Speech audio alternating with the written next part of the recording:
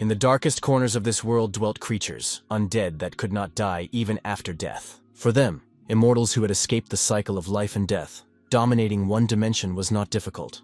Conquering the dimension called Earth was only a matter of time for these monsters. But maybe that was just their cocky thoughts, because this world wasn't going to give up that easily. One of the undead representatives saw that some common man was able to survive his fiery, powerful attack. The Walking Dead couldn't realize how his opponent was able to withstand such a blow. This person, whose skin was completely burned, continued to calmly stand still as if nothing was happening.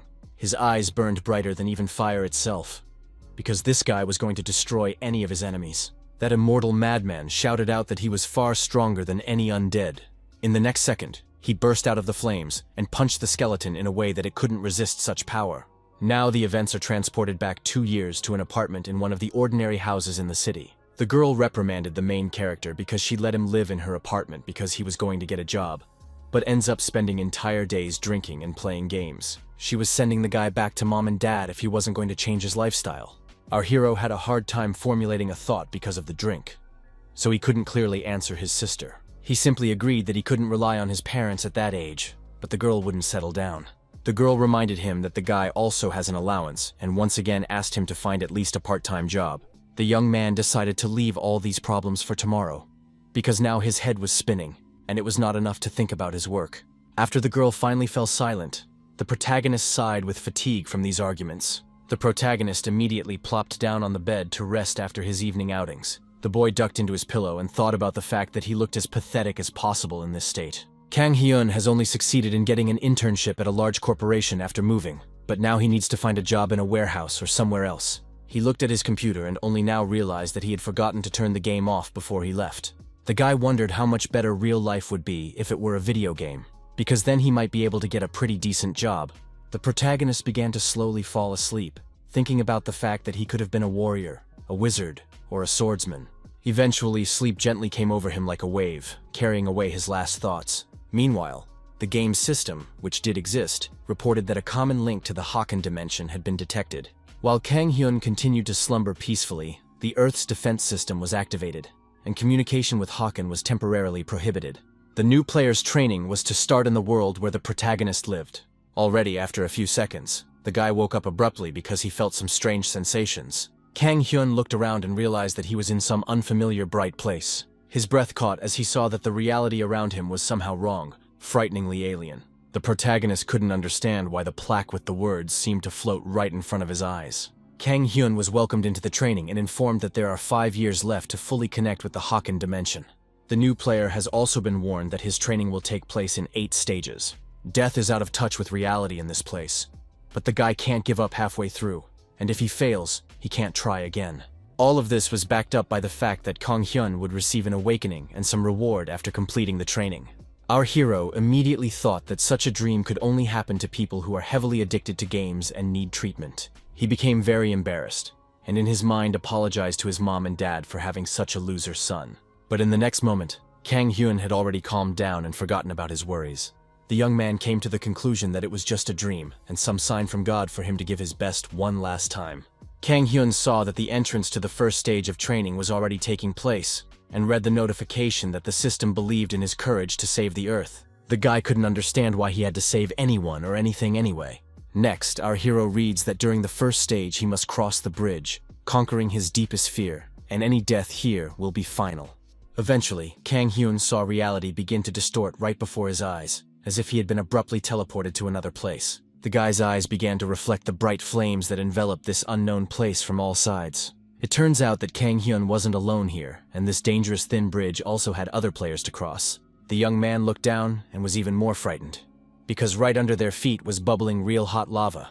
He looked once more at the pale, horror-stricken faces of the other players, who also didn't seem to realize where they were. The protagonist tried to realize how he could have ended up in this place, but all he could remember was that he was definitely in his home. Kang Hyun kept thinking that it was only a bad dream, but he felt the heat from the rocks burning his feet in an all-too-realistic way. At that moment, the boy looked up and saw his sister's familiar face nearby. Kang Ah-hyun was even more frightened when she saw her familiar beside her, so her eyes immediately filled with tears of despair. Our hero immediately resented the fact that the girl was in his dream, but the girl was about to tell him the same thing. Forgetting all the quarrels and grudges, Kang Ah-hyun decided to move on to their main problem, because she didn't have the impression that everything around them was a dream. The girl talked about the system reporting some sort of Earth rescue, but Kang Hyun didn't let her finish. The guy asked her not to pretend like it was her dream, because he was sure he was the one who owned this reality. The girl thought it didn't matter at all, because the heat from the lava was too realistic, and they could hardly have such a natural conversation in a normal dream. Kang Hyun only laughed because he thought the human was very easy to deceive. He admitted that sometimes he dreamed he was peeing in real life, but he woke up relieved that the bed was dry, and Kang Ah-hyun didn't understand why he would say such embarrassing things in front of his sister.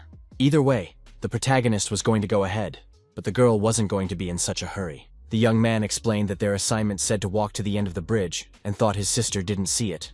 Our hero concluded that it was his dream after all if Kang Ah-hyun didn't know this information. But the annoyed girl immediately emphasized that she had seen these notifications from the system. The girl wondered if her brother was afraid of falling down, but he wasn't afraid of anything because he still thought it was just a dream. Kang Hyun convinced himself that he would just wake up if he suddenly plopped down and fell. At this moment, one of the players who had already failed his task flew between the brother and sister. Watching this horror, the protagonist slowly lost confidence in his past words.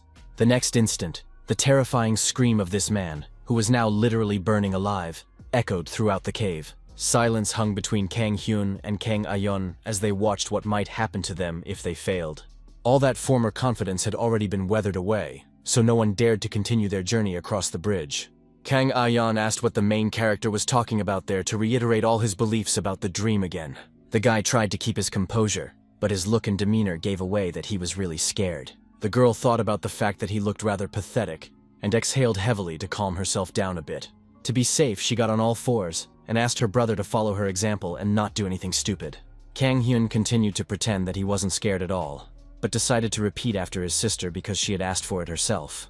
All the players also began their progress towards the end of the bridge, trying to control their fear. The heavy breathing of the people could be heard on all sides, which they could not restrain because of the intense excitement. Kang Ah-hyun couldn't take the tension any longer, so she decided to talk to our hero. She asked how the main character had any ideas about what had happened to them that night. The guy kept telling himself that it was just a very realistic nightmare. Kang Ah-hyun was sure that her brother was actually lying, and had already realized that his guess was wrong. She thought there was definitely something here, and they couldn't even imagine what had happened to them. The sister was afraid that if they died here, perhaps such a fatal outcome would await them in real life. The protagonist wasn't holding back his emotions now, because all this time he had been trying his best to ignore it, but she kept reminding him of it. He fell back on his bridge, because now he just couldn't budge because of fear, and the girl thought he was the most unreliable big brother ever. In the end, Kang Hyun offered to rest for a while before continuing because his legs and arms were shaking a lot. Now the guy was beginning to guess how he could get out of this nightmare after all. He was going to just lie there like that, and assume that then he could finally wake up. But suddenly a notification window appeared in front of his face. The sister and brother immediately fell silent, because they began to read the system alert carefully. The system reported that a certain amount of time had passed since the training had started, so now the difficulty had increased. Kang Ah-hyun and Hyun looked forward in confusion, and couldn't understand what would happen to them now. The other players also tensed up because they felt some strange sensation under their feet. At that moment, the protagonist heard some kind of explosion behind his back, which didn't mean anything good. All the players immediately started running forward to cross this bridge in time, causing some of them to lose their balance and fall down. Eventually, our heroes realized that now was not the time to continue standing still. Kang Ah-hyun rushed forward with all her might, but the guy didn't even have time to react and continued to lie on the bridge. The protagonist rushed forward at the last moment, barely managing to dodge the destruction. Cold sweat poured down Kang Hyun's face, because death was stalking him at point-blank range. The young man, in spite of such danger, tried to calm himself down, insinuating to himself that everything was fine. Our hero realized that the bridge was not too narrow, so if he stumbled, he would reach the end without any problem. All he had to do was look ahead to run straight and control his path. The boy, after covering the last meters, finally caught up with his sister, who was running quite fast. The protagonist realized that he was almost successful, so the fear was slowly receding. Kang Hyun already felt a surge of confidence because he had managed to overcome this difficult path. A smile appeared on his face because the horror was over. At that moment, Kang Hyun saw that something was going on with his sister.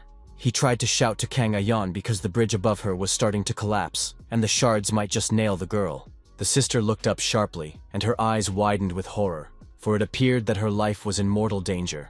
The protagonist realized that he couldn't leave his sister in trouble and tried to come up with a plan of action. He finally decided to take a chance and jump onto her bridge to save Kang Ah-hyun. The young man was just in time to grab the girl by the waist and push her forward, dodging the falling cobblestones. The very next moment, the bridge completely collapsed, but our heroes and some other participants of the test managed to jump to the finish line of their challenge. The players froze in a mute stupor as they watched the last fragments of stone blocks fizzling away into the red-hot lava. At that time, a system notification appeared in front of Kang Ah-hyun and Kang Hyun's eyes that they had passed the first stage and temporarily awakened to receive the reward for passing. The guy was finally able to exhale quietly and relax because he couldn't even move his fingers anymore. Meanwhile, the sister read into these words that spoke of a temporary awakening and began to suspect that this was not the end. Kang Hyun asked if the girl wanted to thank the man who saved her life, but the girl gave a short expression of gratitude and continued reading the notices. The girl could not understand what all these inscriptions meant, but the protagonist was immediately interested because he had seen something like this in video games before. Kang Hyun instantly realized that this was a status window, the #1 thing a man wanted for his birthday. Such information made our hero rise, despite the fact that he had no strength left at all. The guy managed to look up a bit and saw that he had a unique resurrection ability. He continued to move through the force, overcoming the resistance of his own weary body. Eventually, the protagonist abruptly jumped up in his bed, where he had been the whole time. Now the young man sat in complete silence and breathed heavily, trying to comprehend what he had just experienced. For a while, Kang Hyun stared at the ceiling because it all seemed too strange to him. The guy was still trying to convince himself that it was just a weird dream. He decided to immediately post about this nightmare in one of the chat rooms. But as it turned out, Kang Hyun wasn't the only one who had a similar dream that night. Other users also started writing posts about entire families having the same dream where they were dying. Some laughed that their relatives, who used to condemn novel reading and video games, were now listening intently to their opinions on this strange situation. Anonymous published a post saying that a chat room had already been set up for those people who now had unique abilities. Meanwhile, Earth's full connection to the Haken dimension came another day closer. The next morning, Kang Hyun rushed out of his room as quickly as possible to talk to his sister about the strange events of tonight.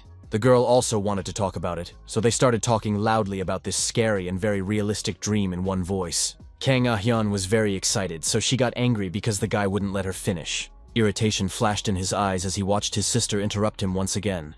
Eventually, the brother and sister went to different sides of the room to calm their emotions a bit and have a normal conversation. Their stomachs both rumbled, signaling that they needed something to eat before such serious conversations first thing in the morning.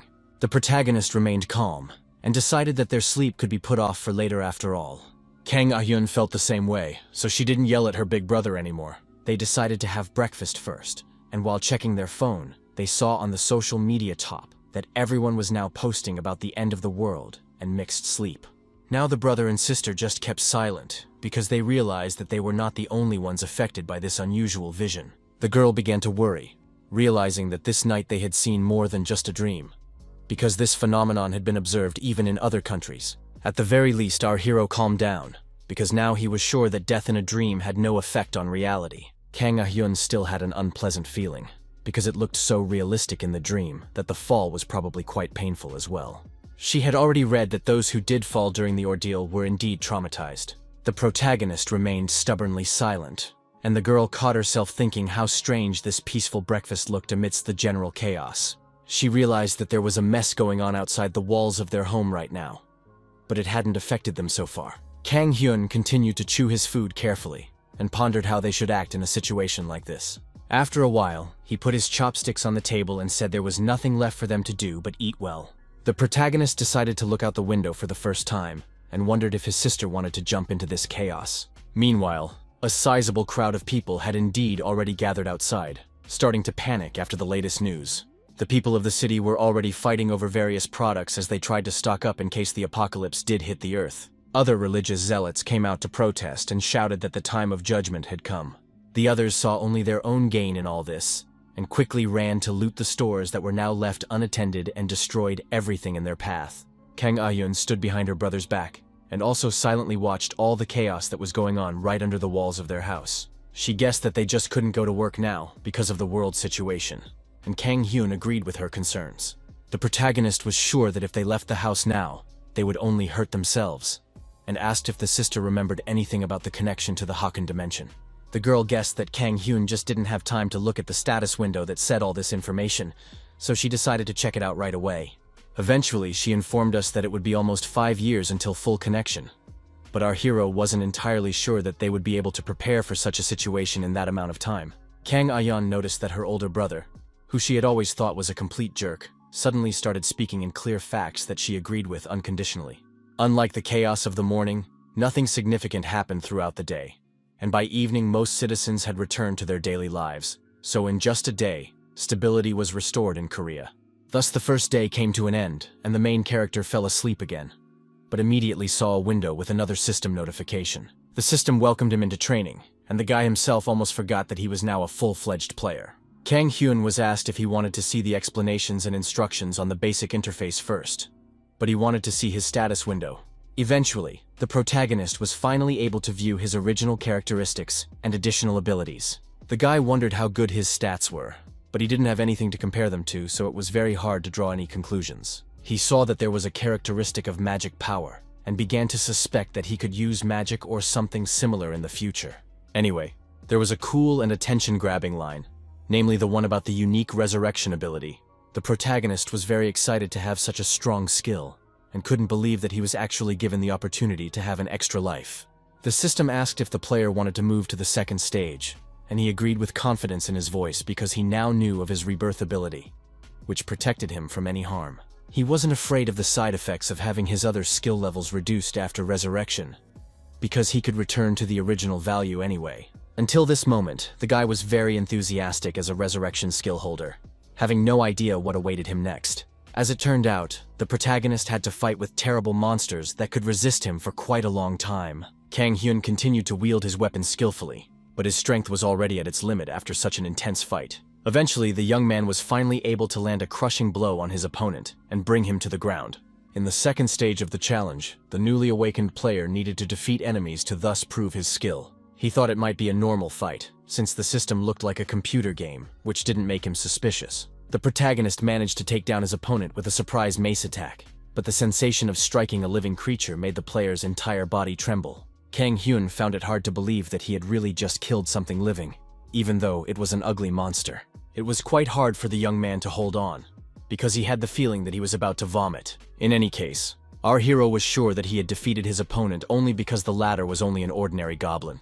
In his thoughts about what happened, the protagonist went to further explore the location, and noticed that another monster was waiting for him around the corner. The guy was scared out of his wits, and immediately put his mace in front of him to defend himself against his new opponent. The huge goblin himself also didn't seem to expect to see a stranger here, so he froze in place for a few seconds. The monster looked behind our hero's back and saw what he had done to one of his allies. The goblin warrior immediately became enraged and was definitely not going to spare the person who had allowed such a thing to happen.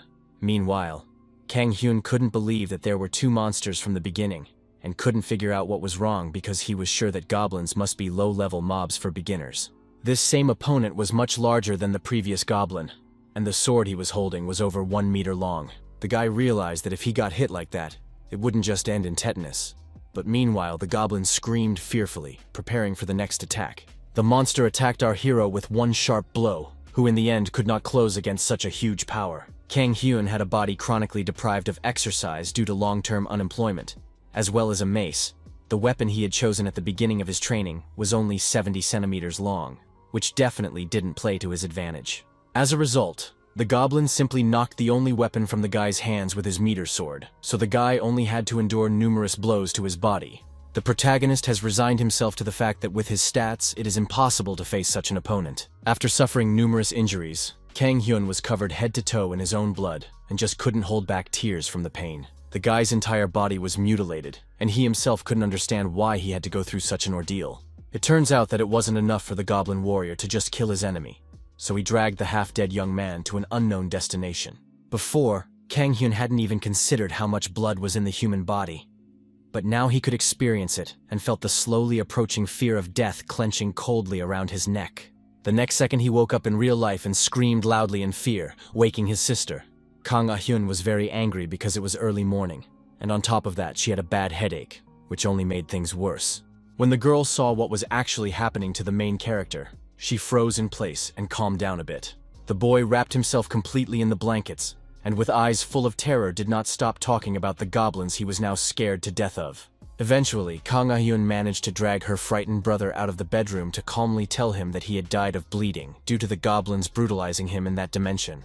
The younger sister covered her ears because she couldn't listen to such horrors and noted that she had also died during the ordeal, but not in such a monstrous way. Now she wasn't surprised that our hero cried out in his sleep, but the young man himself was embarrassed by his reaction to the pain. Kang Hyun suddenly jumped up from his chair and started yelling that the girl wouldn't understand him until she experienced the horror herself, but she immediately tried to calm him down. The nurse asked if the protagonist needed medical attention, because it is still unknown how the death in the game could affect his condition. She said that the news had reported that the number of visitors to the psychiatric ward had doubled in the last 2, and suggested that in another dimension they had also had a similar experience. The protagonist wondered for a few seconds if he needed that kind of help after all. He eventually came to the conclusion that he didn't need it, but the main factor was lack of money. Of the good news, the girl reported the fact that when she died, it was likely that the training would finally be over. She explained that people who died in the first stage did not dream of the second stage, so our hero was able to breathe a sigh of relief. However, after his rebirth, Kang Hyun saw a notification that there was an error in the second step, so it had to be retaken. The system reported that right now the second round of the second stage of training was starting, which made the guy just overflow with anger.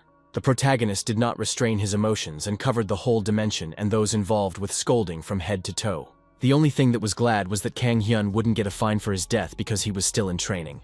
Meanwhile, the guy was in no hurry to fulfill his mission, because the fear made him pass out, fall asleep and pass out again for hours, hoping that he would come out of this horrible dream, but it didn't happen. The young man realized that he had to do what was being asked of him eventually, and began to feel like he was hungry as hell after this long wait. Before the second round, he needed to pick out a new weapon, so he walked over to the stands by the exit. Last time, Kang Hyun had chosen the mace because he thought it would be easier in terms of destructive power and use, but that wasn't the case. Since close combat frightened our hero, his choice was between bow and crossbow, and to help him, he decided to look for a spear. After looking over the entire assortment of weapons, the guy still settled on a set of crossbow and spear. Now the protagonist was going to show his opponents the shooting skills of a South Korean reservist. He quietly snuck through the castle walls behind the monsters' backs, and was already aiming to silently hit his target. In the next second, Kang Hyun fired, but the arrow ended up not hitting either of the 2 goblins. Our hero looked on hopefully, and tried to see if he had succeeded in his plan. The goblin warrior, whose cheek was only slightly scratched, immediately turned around and sensed the presence of the stranger. The brave man realized it was time to change tactics, because his plan wasn't working after all. He guessed things couldn't go smoothly with the weapon he was using for the first time. In any case, Kang Hyun gathered all his strength to attack his enemies, picking up his already prepared spear. The protagonist slew his opponent with his weapon in one precise blow and already made his task half as easy. A smile appeared on the young man's face because his idea had finally worked and opened the way for him to finish this stage. Kang Hyun quickly turned around because the second monster was still behind his back. Suddenly the guy realized that things weren't going that smoothly, and he froze in place with fear. His hands began to shake violently because they no longer had the strength to wield the spear. The goblin warrior didn't hesitate for long and had already jumped high to attack the helpless stranger. The protagonist didn't have time to react, so once again he woke up screaming in real life. The guy wasn't so scared anymore, because this time he died at once, without terrible agony. The next day, he was again met with notifications about the error on the second stage, which began to piss the young man off even more. This time, Kang Hyun decided to choose a sword and shield for himself, but he thought for a second that he should use a weapon he had already tested. Still, the protagonist decided to stick to his plan because he had spent the day before doing X-Tube self-training. The protagonist directly ran out to his opponents and shouted with bravery in his voice for them to attack him. Kang Hyun had already suffered so much that he was no longer afraid of these goblins that he had seen for the 3rd time. The guy ended up waking up in a cold sweat again in the middle of the night because the monsters had come at him after all and won again. The sister immediately came to the screams of the protagonist, who did not even notice the stranger's presence, because he thought only about finally taking revenge on his enemies. He laughed very intimidatingly and only dreamed of killing these monsters that he was already fed up with. Kang Ah-hyun realized that her older brother was getting worse from this ordeal, but she didn't interfere and only watched from behind the door. Before the 4th round, the guy didn't even listen to all the introductory notifications from the system anymore and immediately grabbed his sword to practice a bit. Previously, he had just swung his sword aimlessly, because judging from the status window, it was the standard way of fighting. There was a notification at the end that the hero's stamina had increased by 1 mark due to pushing his limits. But he just collapsed to the ground after spending so much energy on such paltry progress. In addition to that, he saw that he had also gained some extra stats back in the first stage of training. The protagonist has now realized that he was so engrossed the whole time that he temporarily forgot the bonus point. In any case, Kang Hyun invested 1 stat point in strength, gaining a total of 2 increased stats to take revenge on the goblins. The main problem was that the young man was too exhausted, so he couldn't get a single one down and died immediately. The 5th round of the second stage of the challenge came, and Kang Hyun practiced again to increase his stamina. In the 6th round, the guy decided to do some strength training, and 10 hours later, he increased his scores by another point. Now to deal with 2 goblins became even easier, but our hero fundamentally lacks physical strength and fighting ability, so he still failed to pass the test. For this reason, the guy went to the 7th round in the hope that he would still manage to defeat his enemies. He started swinging his sword vigorously again to increase his stamina in battle. After Kang Hyun saw the cherished notification from the system, he shouted loudly to release all his tension after those hard workouts. The guy once again couldn't stay on his feet and fell to the ground due to lack of strength.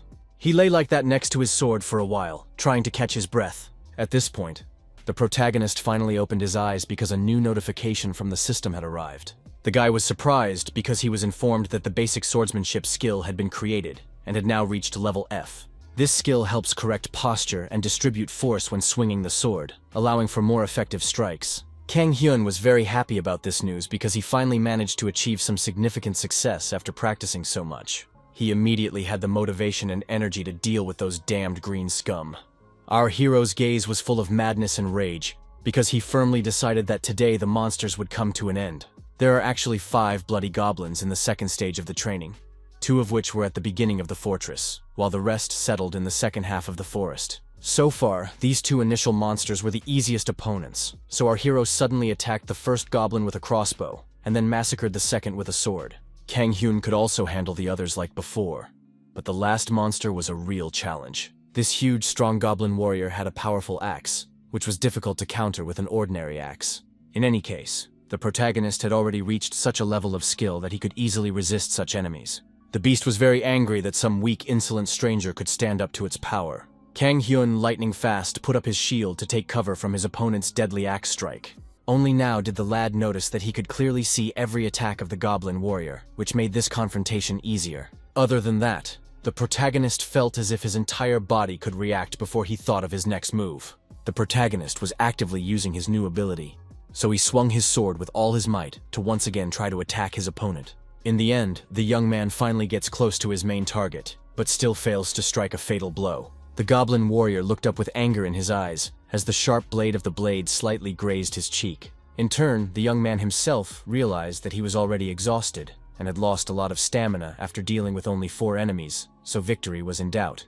Meanwhile, the goblin warrior swung his axe again to get rid of the annoying little boy. As a result, he managed to knock the sword out of the hands of the protagonist, who couldn't believe that his opponent would be able to do it from such a distance. Now Kang Hyun had no choice but to bounce back from the monster's fast attacks in time, because any mistake could cost him his life. But the guy managed it, because he didn't pump his endurance for nothing before facing the final opponent at this level. Goblin Warrior watched with surprise at the actions of our hero, who, as it turned out, was not such a simple guy. At this time, Kang Hyun made sure that this monster really likes to watch torture, so it doesn't kill immediately, but makes the opponent tired. Eventually, the protagonist managed to disorient the goblin by throwing dust at it, after which the guy claimed the monster's movements were too obvious. His opponent immediately began to growl with discomfort in his eyes, and completely lost the ability to control the young man's actions. Kang Hyun didn't waste any time and grabbed a rock that was lying nearby to further attack the monster. He crouched low and aimed directly at the leg of the disoriented goblin warrior, who was unaware of anything. The protagonist swings his improvised weapon as much as possible to inflict the most damage on his opponent. The goblin warrior definitely didn't expect such an underhanded attack to the leg, so he screamed at the entire forest in sharp pain. The monster still couldn't see anything, so he just started swinging his weapon in different directions, hoping that he could hit our hero, who had already managed to run away. The young man moved quite quickly, so in a moment he was behind his opponent's back and preparing for his next move. Only now was the goblin able to open his eyes and realize that something had gone wrong, because the enemy had simply vanished. The protagonist still continued to use the stone he found under his feet as a weapon, and holding it in his hands, pounced on his opponent, screaming that he was much stronger. In the end, the boulder landed exactly on the goblin warrior's head and was fatal to his life. Blood gushed from his severed head, and he began to fall helplessly to the ground. Kang Hyun was finally able to exhale calmly and realized how the real fight was going on. Now the protagonist also found it boring that the goblin was just dying, not resisting his blows in any way. At this point, the system reported that the player had finally managed to complete the second stage of training, for which they would receive 5 stats as rewards, as well as a weapon of their choice. The basic shield skill and the basic crossbow skill were also unlocked, and the guy himself was incredibly happy about his victory. He believed that this was where the power of a supreme being lay, and all these worthless goblins were just ordinary cheapskates. The sword remained in the middle of the forest, and nearby was heard only the mad laughter of the protagonist, who could not stop rejoicing at his success. Meanwhile, it was morning in the real world, so Kang Hyun needed to wake up and leave the game world. Our hero rejoiced at such a beautiful morning, and already prepared to return to his cozy bed. In honor of the fact that the guy was able to pass the second stage of survival, he decided to make himself breakfast in honor of the holiday. The young man thought that everything here was perfectly cooked, despite the fact that he had prepared it all with his own hands. Suddenly, behind his back, the protagonist heard some loud sound, which seemed to mean that his sister was also awake. Kang Ah-hyun was shocked, because she heard her older brother's words that he had managed to pass the second stage of the test. At that moment, they both received a notification that the players were now free to use the system outside of training. The system also reported that the dungeons were now activated, so the brother and sister quickly ran to the balcony to see what was going on outside. They were shocked when they saw the unexpected changes under their windows. A huge door appeared right under the walls of their house, which obviously attracted the attention of all passers-by. Kang Hyun and Ah-yeon realized that it was all due to the recent notification from the system. Our heroes froze in place as they watched the entrance to the unknown dungeon appear right in the middle of a busy city street. The crowd quickly clustered around the mysterious artifact and began to examine it. The main condition was that only the awakened ones could use the dungeons. Players will need to complete the dungeon challenge in a certain amount of time to successfully complete the mission. Meanwhile, the moment of full connection with the Hakken dimension approached for a few more days. After the appearance of the dungeon, the world became even more chaotic. So at first our heroes decided not to leave the house, looked and systematized some information. Kang Hyun suspected that it looked like the training wasn't quite over yet, because recently, those who had just turned 18 were also joining the training. For her part, Kang Ah-yeon saw that there was chaos in the comments section because of the dungeon, as people said that it was a hasty decision to call the trained awakened and send them to mop up the dungeon. The protagonist didn't see this as anything new, and saw a comment about players being able to turn the status window on and off. Sister wanted to talk about how the most important thing was that status windows were beneficial, but Kang Hyun wasn't going to listen to her, and had already tried to summon a status window. In the end, the guy didn't succeed, so an awkward silence hung in the room. After a second, a window popped up notifying him that the training was not yet complete, so he couldn't use the feature. He thought about the fact that the training would be in 8 stages, and concluded that while he had passed the second one in 7 attempts, the others had already completed all the stages. The guy immediately asked his sister if there wasn't a way to skip the whole thing, because he wasn't exactly burning to waste his time and energy. Kang Ah-hyun reminded that patience is gold, and also added that there is no information, because very little is also known about the second stage. Our hero realized that he would have to fight again, but now he was strong enough and would not suffer such an ignominious defeat as before. Night came, and Kang Hyun went to pass the third stage again, where he immediately encountered another monster. The guy had to hide in the bushes, where just the monster decided to spit his need, but the protagonist had to just endure in order not to give away his location. In the third stage, the player needs to prove his perseverance and patience by enduring any situation and destroy the Gurkha's chief, for which he was immediately given a camouflage suit.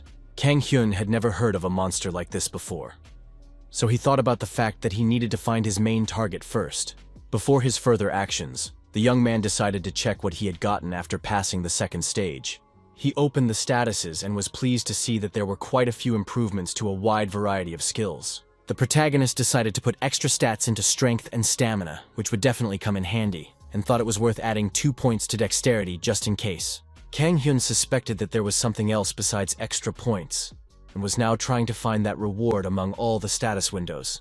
Then the guy found a notification that suggested he check his inventory, which just happened to contain another prize. The sword icon that he was able to obtain from the first stage immediately caught his eye. Right from the inventory window, the protagonist managed to pull out a weapon, which he can now use when completing this challenge. The protagonist was shocked by such possibilities, and now thought it was the most amazing thing he had seen in his entire life. Now the pre-fight inspection is complete, and now Kang Hyun has gone to find this Gorka to fulfill his assignment. During his journey to his goal, Kang Hyun remembered Carlos Hescock, the legendary Marine Corps sniper who successfully killed a general after crawling over a kilometer for days.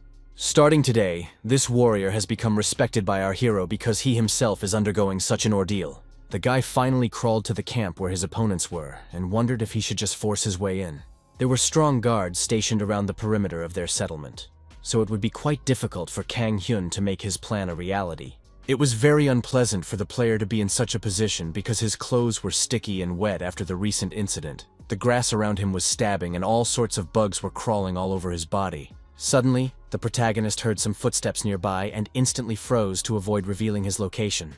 It was one of those huge, powerful guards who for some reason decided to move away from his comrades. In the end, Kang Hyun wasn't covered, so it wasn't the first time he got into an unpleasant situation with a spoil sport right on top of him.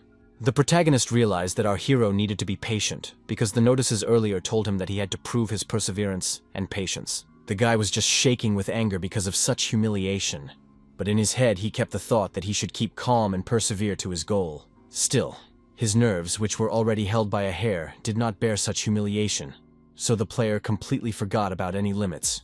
The guy abruptly jumped out of the bushes where he had been hiding all this time and rushed towards the Aborigine, who certainly didn't expect it. Our hero was so angry that he was now directly shouting to his enemy that he was going to cut off his head right here and now. In one swift movement, Kang Hyun shortened the distance with his target and quickly used his weapon before the native had a chance to regain his senses. As a result, the opponent flew far away from such a strong and accurate attack of the young man. The tribe warrior couldn't hold back the tears that were now flying out from under his mask, realizing that he had definitely lost this battle that hadn't even had a chance to begin. Meanwhile, the protagonist was able to successfully regroup after a perfect strike and grinned at his defeated foe. Another guard who had come to his comrade's screams immediately ran to the rescue, but Kang Hyun wasn't as frightened by it. The natives were very angry that an outsider had dared to enter their territory, who had also killed one of the soldiers. Then he shouted to warn his tribesmen of the danger, and news of the invasion quickly spread throughout the settlement. All the residents lit torches and went to the right place to deal with the intruder as quickly as possible. In just a few seconds, the protagonist, who continued to stand near the body of one of the natives, was surrounded on all sides. The guy realized he was in too much trouble, so he could say the phrase he'd always wanted to try. He shouted with glee in his voice for all these scum to attack him one by one, and thus created a new skill called Lion's Roar of Fury. A moment later, the blood and masks of the natives that Kang Hyun had knocked off the enemies were flying in different directions, but there was also a scream from the protagonist himself.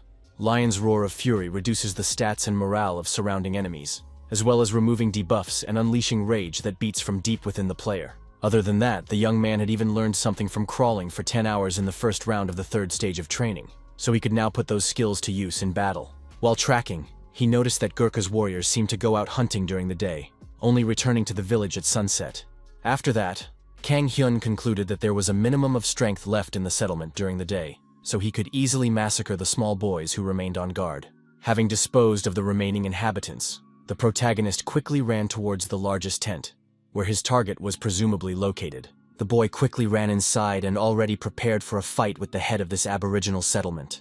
The protagonist turned to the Gurkha chief with a mad grin and stated that he was ready for a serious conversation.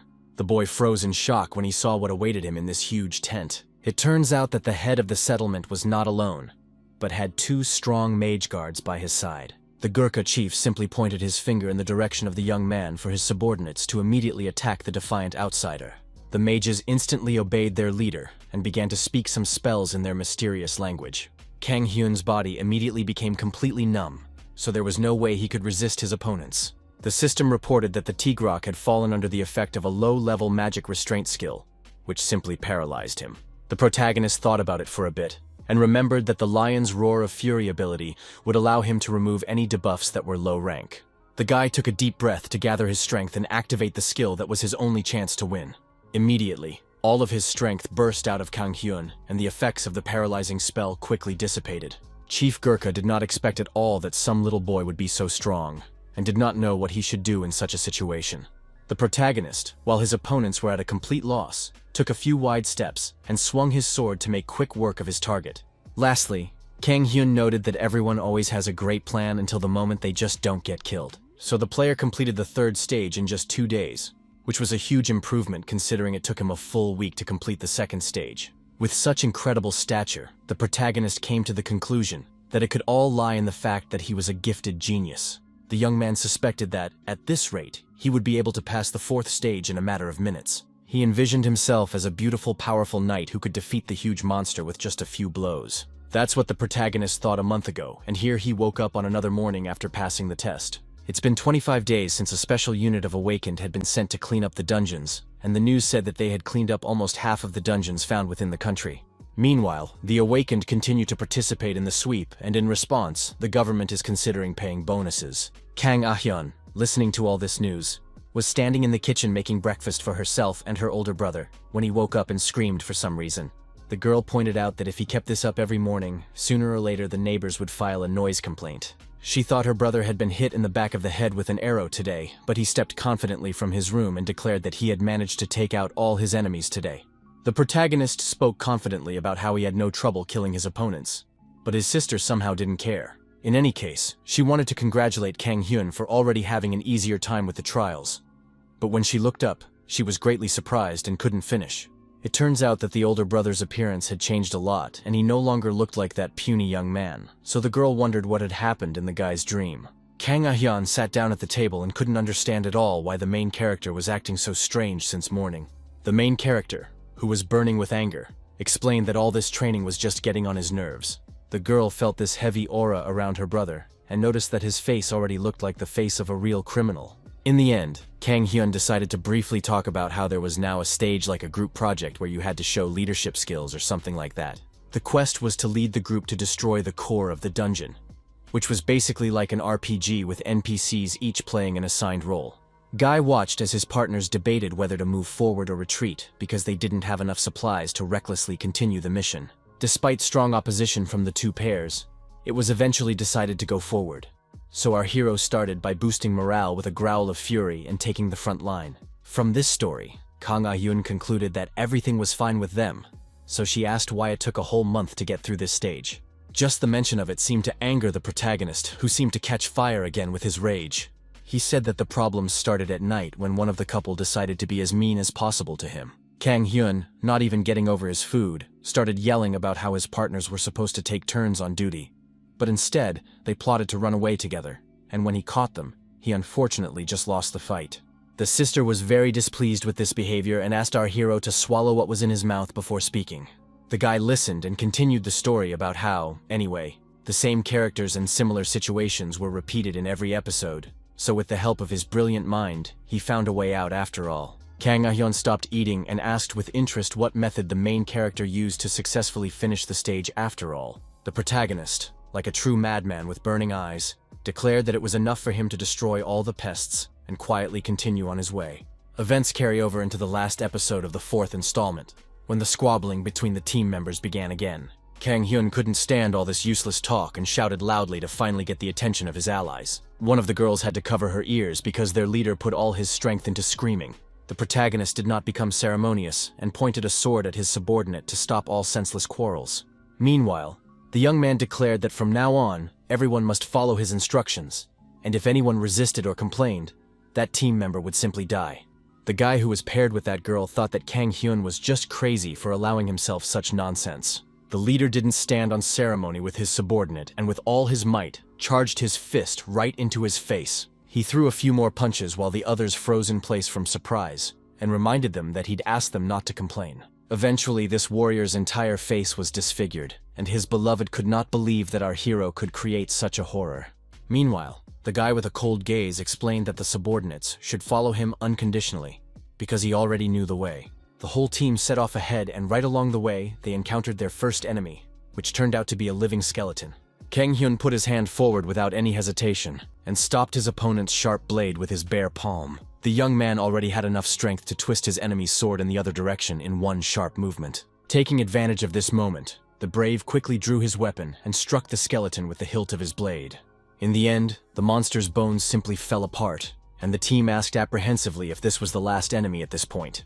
All the subordinates were stunned that the protagonist had actually managed to take out all those monsters. Quite soon, The protagonist and his allies have successfully reached the main goal of the mission. Kang Hyun guessed that this was what the core he needed would look like, and thought that he just had to destroy the pillar to successfully complete the mission. The guy immediately thought that this was too easy a task for him, and gripped the hilt of his sword tightly. One sharp blow was enough to completely destroy the entire installation that contained the core.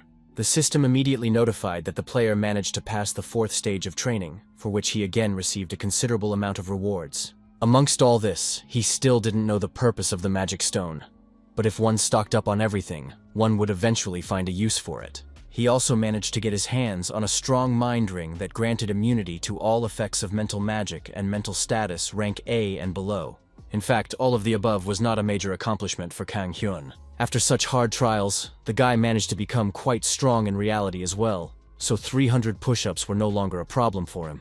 Our hero began to notice that even weight-bearing exercises were now becoming less and less effective. He began to suspect that maybe he should think about starting to go to the gym. At that moment, Kang Hyun's phone suddenly received some strange notification, which immediately caught his attention. Kang Hyun quickly picked up the gadget and at first thought it was just another advertisement. Turns out it was much more serious than that because an emergency alert popped up on the smartphone screen that a dungeon had opened up nearby, so residents should stay home and stay calm. Meanwhile, the horrible screams of the people who were the first victims of this accident were heard outside. Numerous goblins had already made their way out into the real world, groping and killing anyone and anything they could get their hands on. The locals desperately tried to save from the evil monsters, but not everyone managed to save their lives. The protagonist thought that today was a chance to try his hand because he had even applied for a dungeon sweep, but suddenly he remembered about Kang Ah-hyun, who had gone to work and was now in danger. He immediately rushed to look for something he could use as a weapon against all those goblins. The guy looked around in panic and was angry that there wasn't even a regular long sword here. He was able to calm down a bit and finally found something suitable amongst all the homemade utensils. Amidst the mountain of dirty dishes, the blade of a sharp knife gleamed, which could have been of some help to Kang Hyun. The guy immediately ran outside and started screaming at the top of his voice to attract the attention of all the underground monsters. The goblins certainly didn't expect that, after so many defeated people, any of the locals would still dare to oppose them. Meanwhile, the protagonist has already realized that, as expected, he still can't use his skills outside of the training space. In any case, thanks to Kang Hyun's daring prank, he had managed to get the attention of all the goblins. The monsters did not hesitate long and rushed forward to deal with the insolent little man who dared to come out so brazenly against them.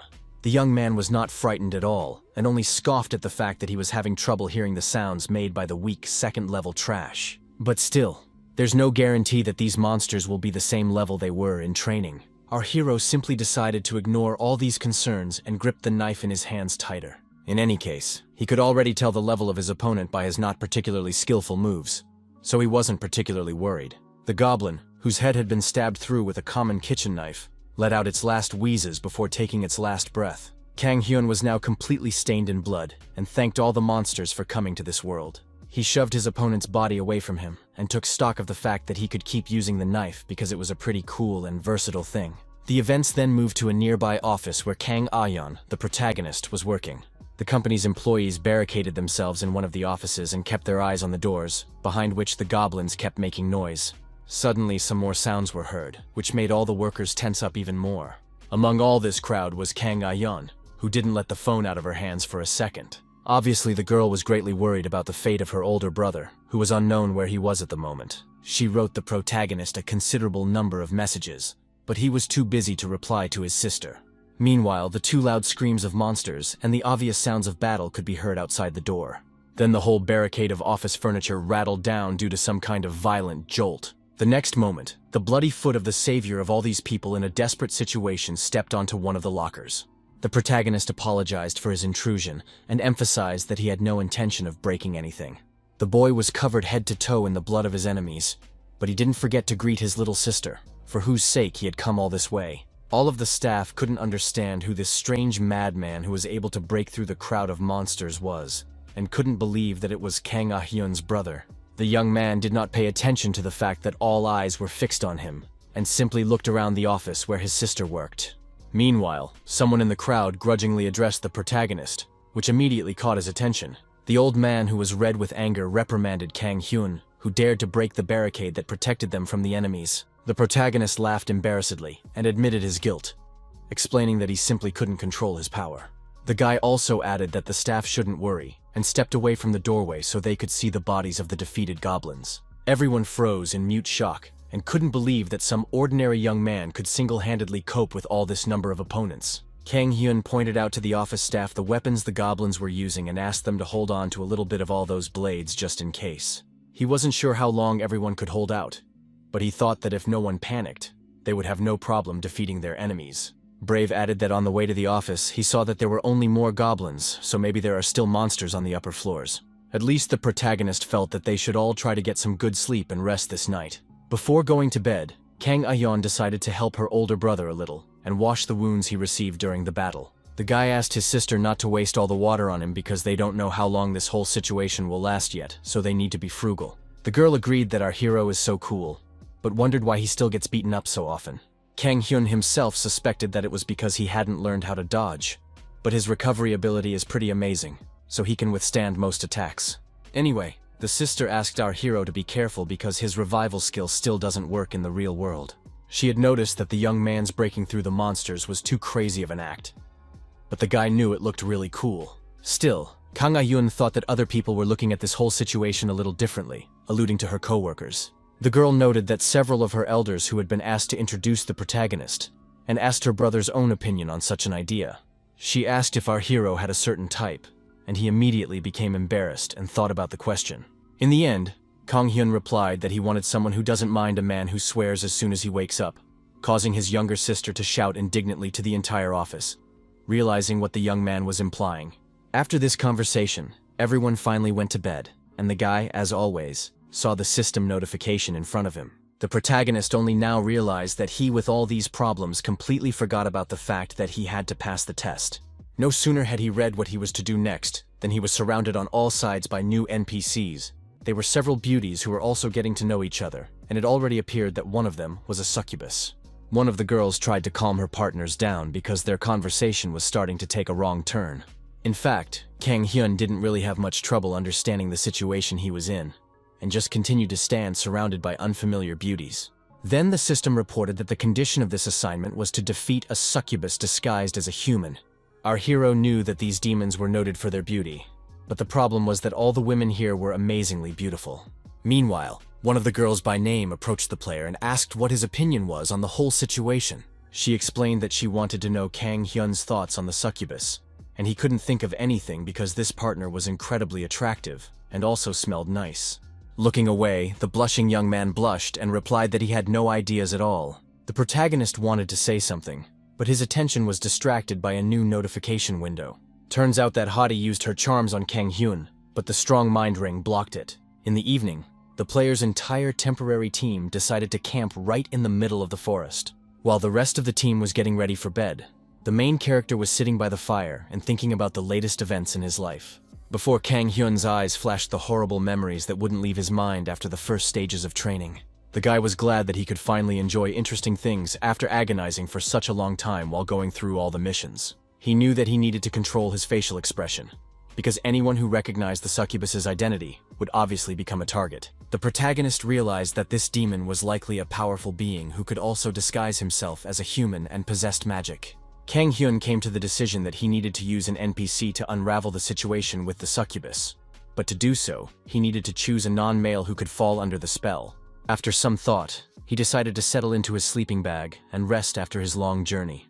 The next second, our hero was already in a different place and could not understand why there was such a familiar ceiling above his head. He jumped up abruptly from his bed and shouted in surprise that he was in Ah-yeon's office. The staff was excited when Kang Hyun finally woke up because they wanted to report that the army had already come to their aid. The protagonist didn't care because all he could think about was that the succubus had figured it all out and killed him in his sleep. The guy realized he needed to focus on the real world after all, and asked again who had come to help them. Meanwhile, the streets were already filled with khaki-colored vehicles, and the city itself now resembled a war zone. Armored trucks braked sharply. Fully equipped soldiers jumped out of the back and immediately occupied the perimeter. Some of them stayed where they were and fired directly from the vehicles, aiming at the goblins, of which there were quite a few left. Of course, the regular monsters couldn't stand up to the firearms from the real world, so they died one by one. The protagonist did not take his eyes off the window because he was closely watching the actions of the military. The employees thought that they were safe now, because these monsters cannot oppose the weapons of the military. For his part, Kang Hyun thought that the end of all this horror wouldn't come quickly and easily. Suddenly, his muscles tensed by themselves, for there was some strange premonition of great distress within. The guy continued to watch the soldiers' actions, but the feeling didn't leave him. All this time, he sensed something very dangerous. Even though the military was successfully accomplishing their task, our hero tried to control the situation all around the perimeter. But it was very difficult, because the opponents were literally everywhere. The soldiers only had time to reload their weapons, so they didn't stop firing at the monsters for a second. Some started to panic because there was no end to the enemies, but either way they had no choice but to keep firing. One of the soldiers was annoyed that this was happening just before his vacation, and felt that this sort of thing should be handled by experts. Meanwhile, the other military man was left one-on-one with a strange goblin that was very different from the other monsters. It turned out that this monster does not take ordinary bullets, so it was able to get close to the guy and brutally kill him. The soldiers who continued to sit in the back of their transport didn't understand why this monster was so strong. The trooper reported that their partners had already been killed, but the others simply could not hear him because of the continuous sound of gunfire. He gingerly looked in that direction and tried to inform his companions that a goblin had appeared that simple weapons would not take. At the same time, this monster continued to prowl onward, completely oblivious to the fact that bullets were flying straight at its head. The monster's skin was as if it was bulletproof, so it could continue to stand on its feet and continue its attack without any problems. The gunshots only made the giant goblin even angrier, who now swarmed with even more force to attack the soldiers who couldn't resist in any way. Meanwhile, the military didn't even realize what kind of creature they were dealing with, so they didn't even know approximately how to defeat it. Either way, they continued to fire at their unified enemy, but the latter was already preparing for a fatal attack. The goblin jumped high and swung his weapon to deal with the small humans that were blocking his path. The soldiers realized that there was nothing more they could do, so they looked at the monster's shadow that was quickly looming over them. Eventually, the monster quickly dealt with the soldiers in one truck, which immediately crashed into its other comrades. The protagonist watched in horror at what his premonition had been telling him all along. The staff also saw this disaster and could not understand at all how they should proceed in such a situation. At the same time, the goblin was massacring the remaining soldiers with the agility of a predator. Kang Hyun had been watching the carnage outside the window the whole time, frozen in place. For a second, the cruel monster finally fell behind the mutilated bodies of its victims. The hobgoblin raised his head sharply and looked directly in the direction from which the protagonist was watching him. Meanwhile, the other group of soldiers didn't even realize what had happened to their fellow soldiers who had gone forward. Many of them were also injured but were still alive, unlike the third squad, which was completely wiped out. The concussed Corporal Jung Jae-hoon tried to find a signalman because they need to send a support request as soon as possible. The soldier grasped his head, which felt like it was splitting apart, and couldn't understand what had happened during the battle that things had turned out this way. He wanted to say something else, but stammered when he saw the hobgoblin who had already found his next victims. The monster licked his lips with animal appetite when he saw the number of people he had yet to slaughter. The corporal immediately asked his signalman about the support situation, and the latter reported that they had sent them one able civilian. The squad leader wasn't particularly happy that their team would be sent such paltry help, and was already thinking that they were simply doomed. In turn, the goblin was already about to attack them, and Jung Jae-hoon was already sure that he would just go crazy from the pitifulness of the situation. He finally came to his senses and raised his automatic rifle to fire the last shots before his death. The soldier realized that the weapon was inoperable and had decided to jam just now, though it had worked without any reproach up to this point. The hobgoblin came closer and closer, waving his weapon, but the corporal was so frightened that he didn't back off even an inch. Eventually, the very capable civilian managed to arrive in time to help and brought a heavy rock with him to use as a weapon. The boy swung and threw the boulder with all his might at the hobgoblin, who certainly did not expect an attack from this side and could not react to such a blow. Even such a tough nut couldn't resist such strength, so his face twisted in pain. The impact was so powerful that the huge monster was carried far away from the truck and literally sealed into the asphalt. After all, the goblin lay dormant after such an attack and was no threat for a while. Corporal Jung Jae-hoon was shocked by the practiced actions of an ordinary civilian, and couldn't realize what had just happened before his eyes. The protagonist only exhaled in relief and asked if the rescued soldier was all right. With a sinister expression on his face, he remarked that the corporal, as a warrior, must have a hard time in such situations. An intimidating smile appeared on Kang Hyun's face, which definitely didn't set the soldier up for a kind conversation. It seems that because of all this, Jung Jae-hoon was even more scared of our hero than the recent monster. He immediately pointed his gun at the protagonist, whom he mistook for a monster, but Kang Hyun instantly tried to stop him and bring him to his senses. The corporal's eyes were so clouded with fear that he asked twice if the man in front of him was really a man. The soldier couldn't believe that the volunteer was capable of such a thing. Even though our hero looked pretty strong, he got up from the floor and apologized to his savior, explaining that the battle had made him a little out of it. Jong Jae-hoon thanked for helping their team, but the protagonist replied that there was no need because he came here because of his sense of justice. At this point, the young man looked behind the warrior's back and noticed that the hobgoblin still found the strength to get to his feet and continue their fight. Also, our hero was sure that this monster was looking him straight in the eye back then. So it was obvious that if the army was destroyed, all these scum would go to Ayan Company. Kang Hyun realized that there was no point in messing around with all of this, so after asking the soldiers not to shoot, he jumped off the back of the truck to deal with the monster right here and now. At the last moment, the guy asked if the army had some sort of tear gas, and Jong Jae-hoon was happy to report that almost all of their operational weapons were loaded. The protagonist asked for a similar help in battle, but the corporal didn't immediately realize what it was all for. The soldier asked the guy to start by taking a gas mask, but the guy didn't see the need for it, and emphasized that he didn't have time to explain his plan. Kang Hyun once again asked the corporal to make sure there was no shooting in his direction, because then all the team members would definitely be finished. Kang Ayan was still in the office and watched from the window as the soldiers began to prepare to help the guy who had already gone into battle. The protagonist was already close enough to his goal and was sure that everything was already prepared for his victory. The young man stated that he just has a lot of animosity towards this hobgoblin, so he needs to deal with the disgusting monster. Meanwhile, the soldiers were preparing to fulfill Kang Hyun's request and preparing gas grenades. The monster and Kang Hyun froze in dead silence, separated by only a few meters. Only now did the hobgoblin notice some object flying in their direction, not realizing what it was. In a moment, the whole place was filled with a colorless gas, which did not immediately show its chief properties. Eventually, the hobgoblin felt an intense burning sensation and tears poured from his eyes. The main character also started coughing because he had no defense against that tear gas. As it turned out, he remembered that in the fight with the regular goblin, it also helped that he had simply disoriented him. Kang Hyun guessed that the hobgoblin wasn't even used to pain because of its endurance. But the guy himself had long ago learned to tolerate any unpleasant sensations, so he rushed to attack the monster. To begin with, the young man decided he needed to confiscate his rival's weapons. As a result, the protagonist managed to knock the spear out of his opponent's hands and toss it far aside to disarm the helpless hobgoblin. After that, the guy didn't waste any time and started delivering strong lightning-fast blows to his opponent, which made him unable to even raise his head. Kang Hyun was already starting to shake due to the tension, because this fight was quite hard for him, because the hobgoblin wasn't such a weak monster.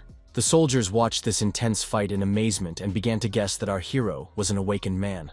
From the back, someone unfamiliar approached the military man and asked what exactly was going on here. It was a special forces man who was a bit stunned because he had previously thought he was the only one who had been called in to support the soldiers. The face of the mysterious warrior was hidden behind a gas mask, so no one guessed his real identity. Meanwhile, the protagonist decided to take a little break, because despite his successes, he still failed to injure his opponent. Tears flowed in rivers, but the protagonist, gritting his teeth, did not give up for a moment.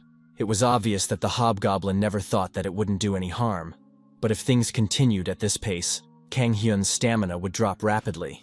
Kang Hyun wondered if he should get some kind of implant because he could only cut so far. Suddenly, some shadow flashed from the side, and someone else intervened in their duel, giving the monster several deep cuts.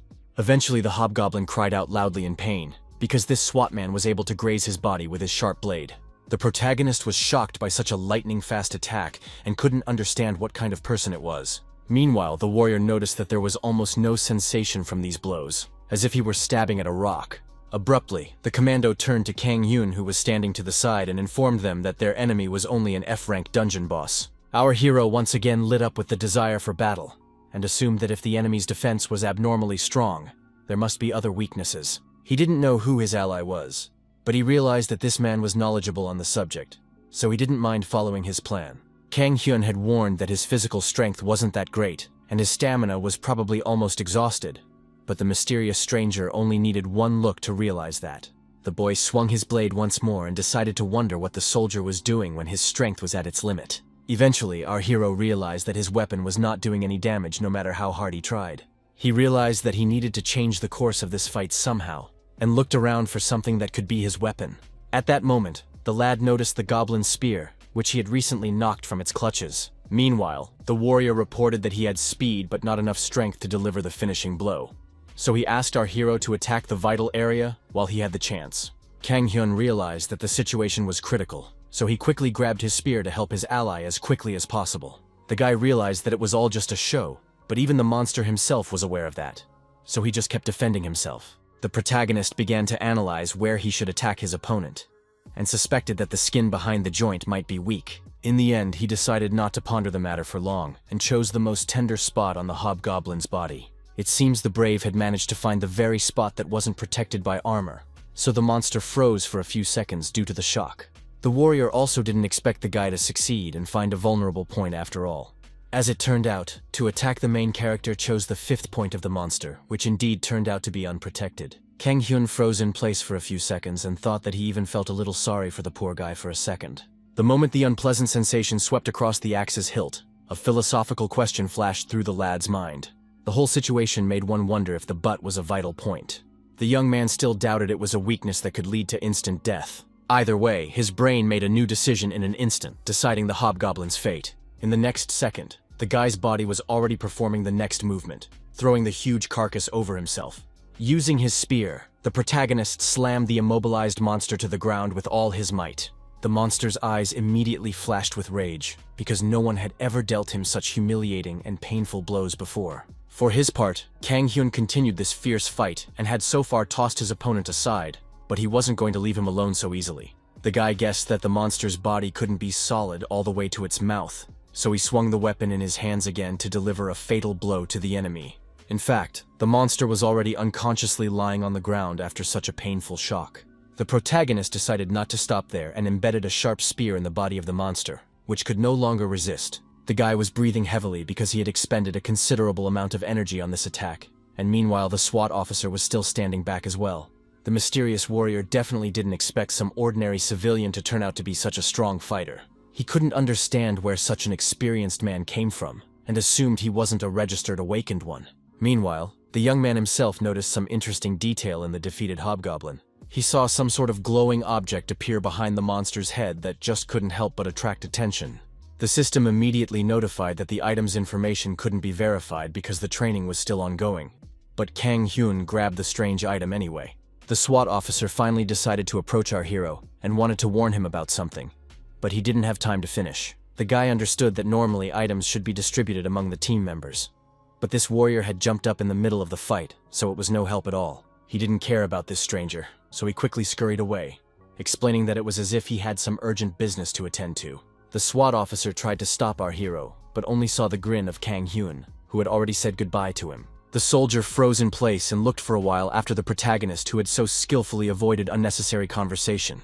He realized that the danger from the tear gas had passed, so he could finally remove the gas mask. Underneath the mask all the time was a handsome young man, who was now tormented by the thought of who the main character was. A few hours after defeating the hobgoblin, as dusk fell, the situation in the city seemed to calm down a bit. After the showdown, our heroes set off through the streets, looking like the ruins from a disaster movie, towards their home.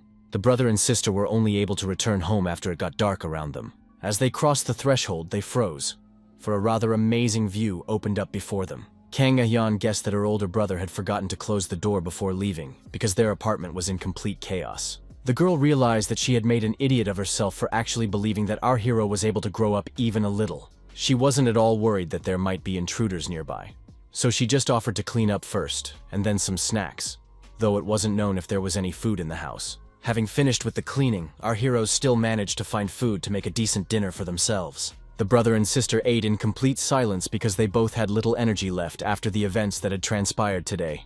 All this time, Kang Hyun has been browsing social media and seems to have seen something quite interesting. She expressed her surprise in her voice, so the guy immediately turned his attention to his sister. Ta didn't bother to explain what caused her reaction, and just turned the phone to the protagonist.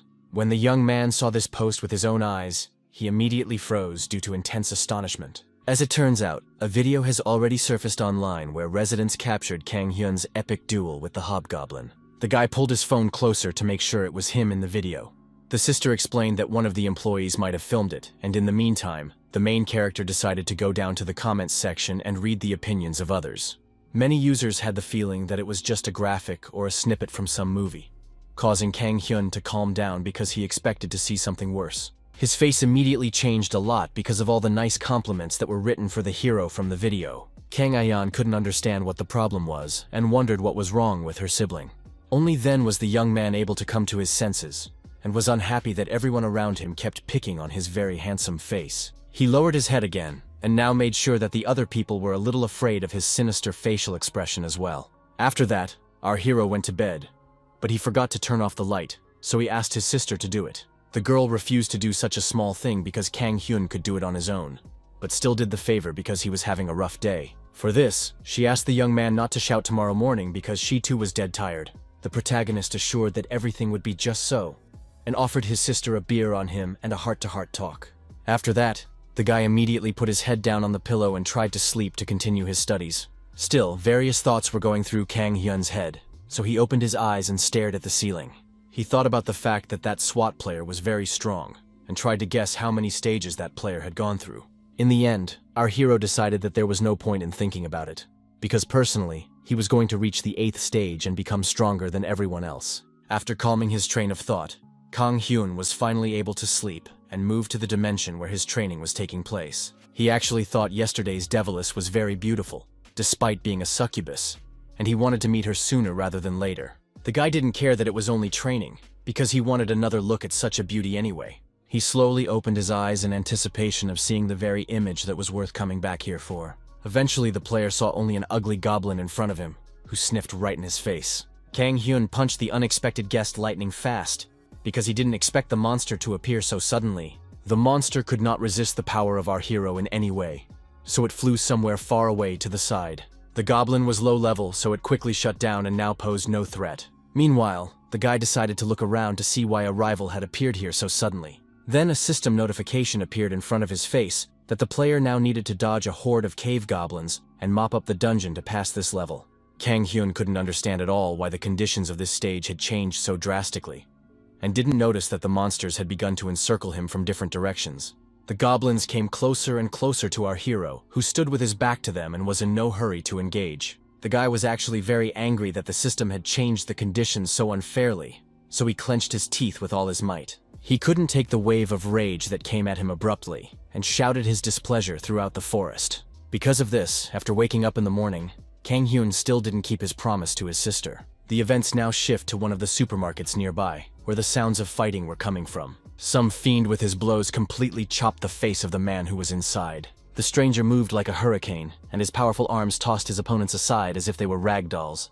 The man who became his next victim was literally choking on his own blood. Still, he found the strength to wonder why this cruel young man had gone to such lengths. Plus, the victim couldn't understand how someone who hadn't even participated in training yet could be stronger than an ability user. The young man gave his victim a squeeze, emphasizing that nothing changes from his words, because there is no use in being stronger if you don't know how to fight. It turns out that this strange guy came to the area specifically because he saw a video of Kang Hyun online. The villain himself was only too happy to see many interesting ability users dwelling here. Meanwhile, the protagonist moved on to the 3rd round of the 5th stage of training, where he had to find a doppelganger monster that hides among humans and eats them every night. He immediately noted that it was very similar to finding a succubus in the 1st round of this challenge. After thinking a bit about the conditions of these 2 missions, the protagonist came to the conclusion that the whole thing was like an ordinary game of Mafia. The young man realized that in a situation like this, he needed to use his wisdom to successfully pass this stage. Now our hero decided to fill his lungs with air to address all the members of his team. He very loudly ordered all the allies to gather in one place to discuss the way forward. The warriors looked over in mute amazement because they didn't expect to have such a loud leader. They all froze in mute shock, each one's eyes staring at the protagonist, waiting to see what he was going to say. Kang Hyun coughed to talk to all the NPCs he needs to find the monster amongst. He declared with an intimidating expression on his face that from now on, anyone who moves becomes guilty. Morning came all too suddenly, leaving behind the night only the bitter residue of an unfulfilled test. The protagonist guessed that, just like in a game of Mafia, it is usually the most talkative who are the first to fly out. After waking up, he immediately thought about the fact that he had never been able to win this game before in his life. In fact, Kang Hyun never thought he would repeat the same failure for a month and a half yet. In the evening, the protagonist dressed up a bit and met up with his little sister, The young man nervously adjusted his thin-rimmed glasses, the deliberately austere suit hanging on him like someone else's armor and looking like a pathetic attempt to look older. Kang Ah-hyun was shocked when she saw her brother who looked too strange. The girl couldn't understand what kind of mess she had to deal with right after work, and our hero explained that he was trying to change his appearance in order to change internally. She earnestly asked that our hero not engage in nonsense, and the guy replied that he was upset about the spectrum of disgust on her face. Kang Hyun didn't understand how he should be because he thought this whole image was the perfect cover for him. The sister also emphasized that the idea that the glasses made our hero smarter was pretty ridiculous, and also pointed out that smart people wouldn't read something like that. She had already decided not to say that the young man was holding the book upside down, and added that the costume was too small on the main character. Only now did the girl realize that her brother had never worn a business suit in his life. Kang Ah-hyun was incredibly angry because they already had no money, and the main character dared to also buy a costume for himself. The protagonist explained that he took a little from his savings, but the girl was already thinking that she would definitely go crazy with a brother like that. She was really upset about the guy being such an idiot, and Kang Hyun tried to make things a little better and asked the girl to listen to him. Kang Hyun explained that he had already died more than 50 times in the 5th stage of training, so he needed to change somehow. My sister sarcastically remarked that it was easier to transplant the hero with a new brain than to wait for him to finally show wisdom in the changing trials. The guy wanted to make a point, but the girl went on to say that he was continuing the same thing as before. She pointed out that our hero had better spend that money on soundproofing his room, because the woman downstairs had already installed a subwoofer. After this conflict, Kang Hyun went to sleep and now finds himself in a cave where he once again needs to prove his wisdom to overcome any difficulties. The guy turned around to see what idiotic tasks the system had prepared for him this time. To pass this stage, he needed to completely clear the F-rank dungeon and destroy the Tarantula hatchery. The protagonist rejoiced because they finally made simple and clear terms for him. It wasn't long before a spitting tarantula appeared, ready to destroy anyone who disturbed its lair. Kang Hyun immediately rushed to attack the huge spider because there were simply no other solutions to this problem. At last, a guy could make a decision that even Aristotle himself wouldn't think about for long. The player couldn't understand what was wrong with this insect because he had never seen spiders spitting before. He looked at his hand, which had come under the influence of this unknown liquid, and began to guess that it was a dangerous poison. The protagonist realized that the situation was too tense, so he decided to put his blade into action. He decided to just cut off the affected arm so the deadness wouldn't affect the rest of his body. Even the venomous tarantula himself didn't expect his opponent to go to such lengths to win this fight. Kang Hyun reacted quickly and decided to get under the spider itself, which would definitely not be able to quickly escape from such an elaborate attack. The young man had already been through such a difficult ordeal that even so serious an injury he hardly felt. At this point, the system gave the player a hint that tip-offs to the spitting tarantula's weaknesses were hidden in the hatchery. Instant decision of the protagonist. A sharp lunge and the blow came exactly on the tarantula. Kang Hyun's strength was at such a level that this move alone was enough to cut the huge spider in half. He finally decided to break through by force, disregarding the advice the system had been giving him all along. The guy believed that considering weaknesses and clues was optional if his main goal was to kill the enemy. Now the protagonist believed that brains were only needed for those with bad bodies, and for passing he gained the power of a giant, as well as an improvement in his characteristics. Immediately thereafter, morning comes and events move to the local school. One of the students was addressing a fellow student named Kwon Min-soo, who just happened to have a birthday today. The guy asked to be left alone for now, because he was already exhausted after the damned all-night training. Only now the classmate realized that his friend had turned 18 and asked how the first stage had gone. Kwon Min-soo felt that the problem was what would happen to him next, because there was no decent advice from the 5th level onwards. Comrade was in possession of the information that passing the 4th stage allowed one to enter the top 1%, and suspected that they were carefully hiding this information. He also added that there are new rumors that say someone passed the 7th stage yesterday and is going to pass the 8th stage. The young man thought it wasn't all true, but pulled out his phone and read that people on the internet had already and truly written about it. This person wrote about destroying enemies and allies in the 6th step, and destroying only enemies in the next step. Kwon Min still didn't believe it, and thought it was all just a bite to gather more comments.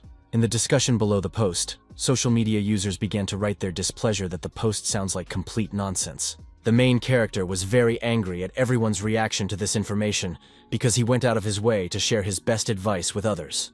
Kang Ah-hyun couldn't understand why her brother was making noise and shouting again, and he complained that he had personally revealed the training strategy, but the other guys didn't believe him.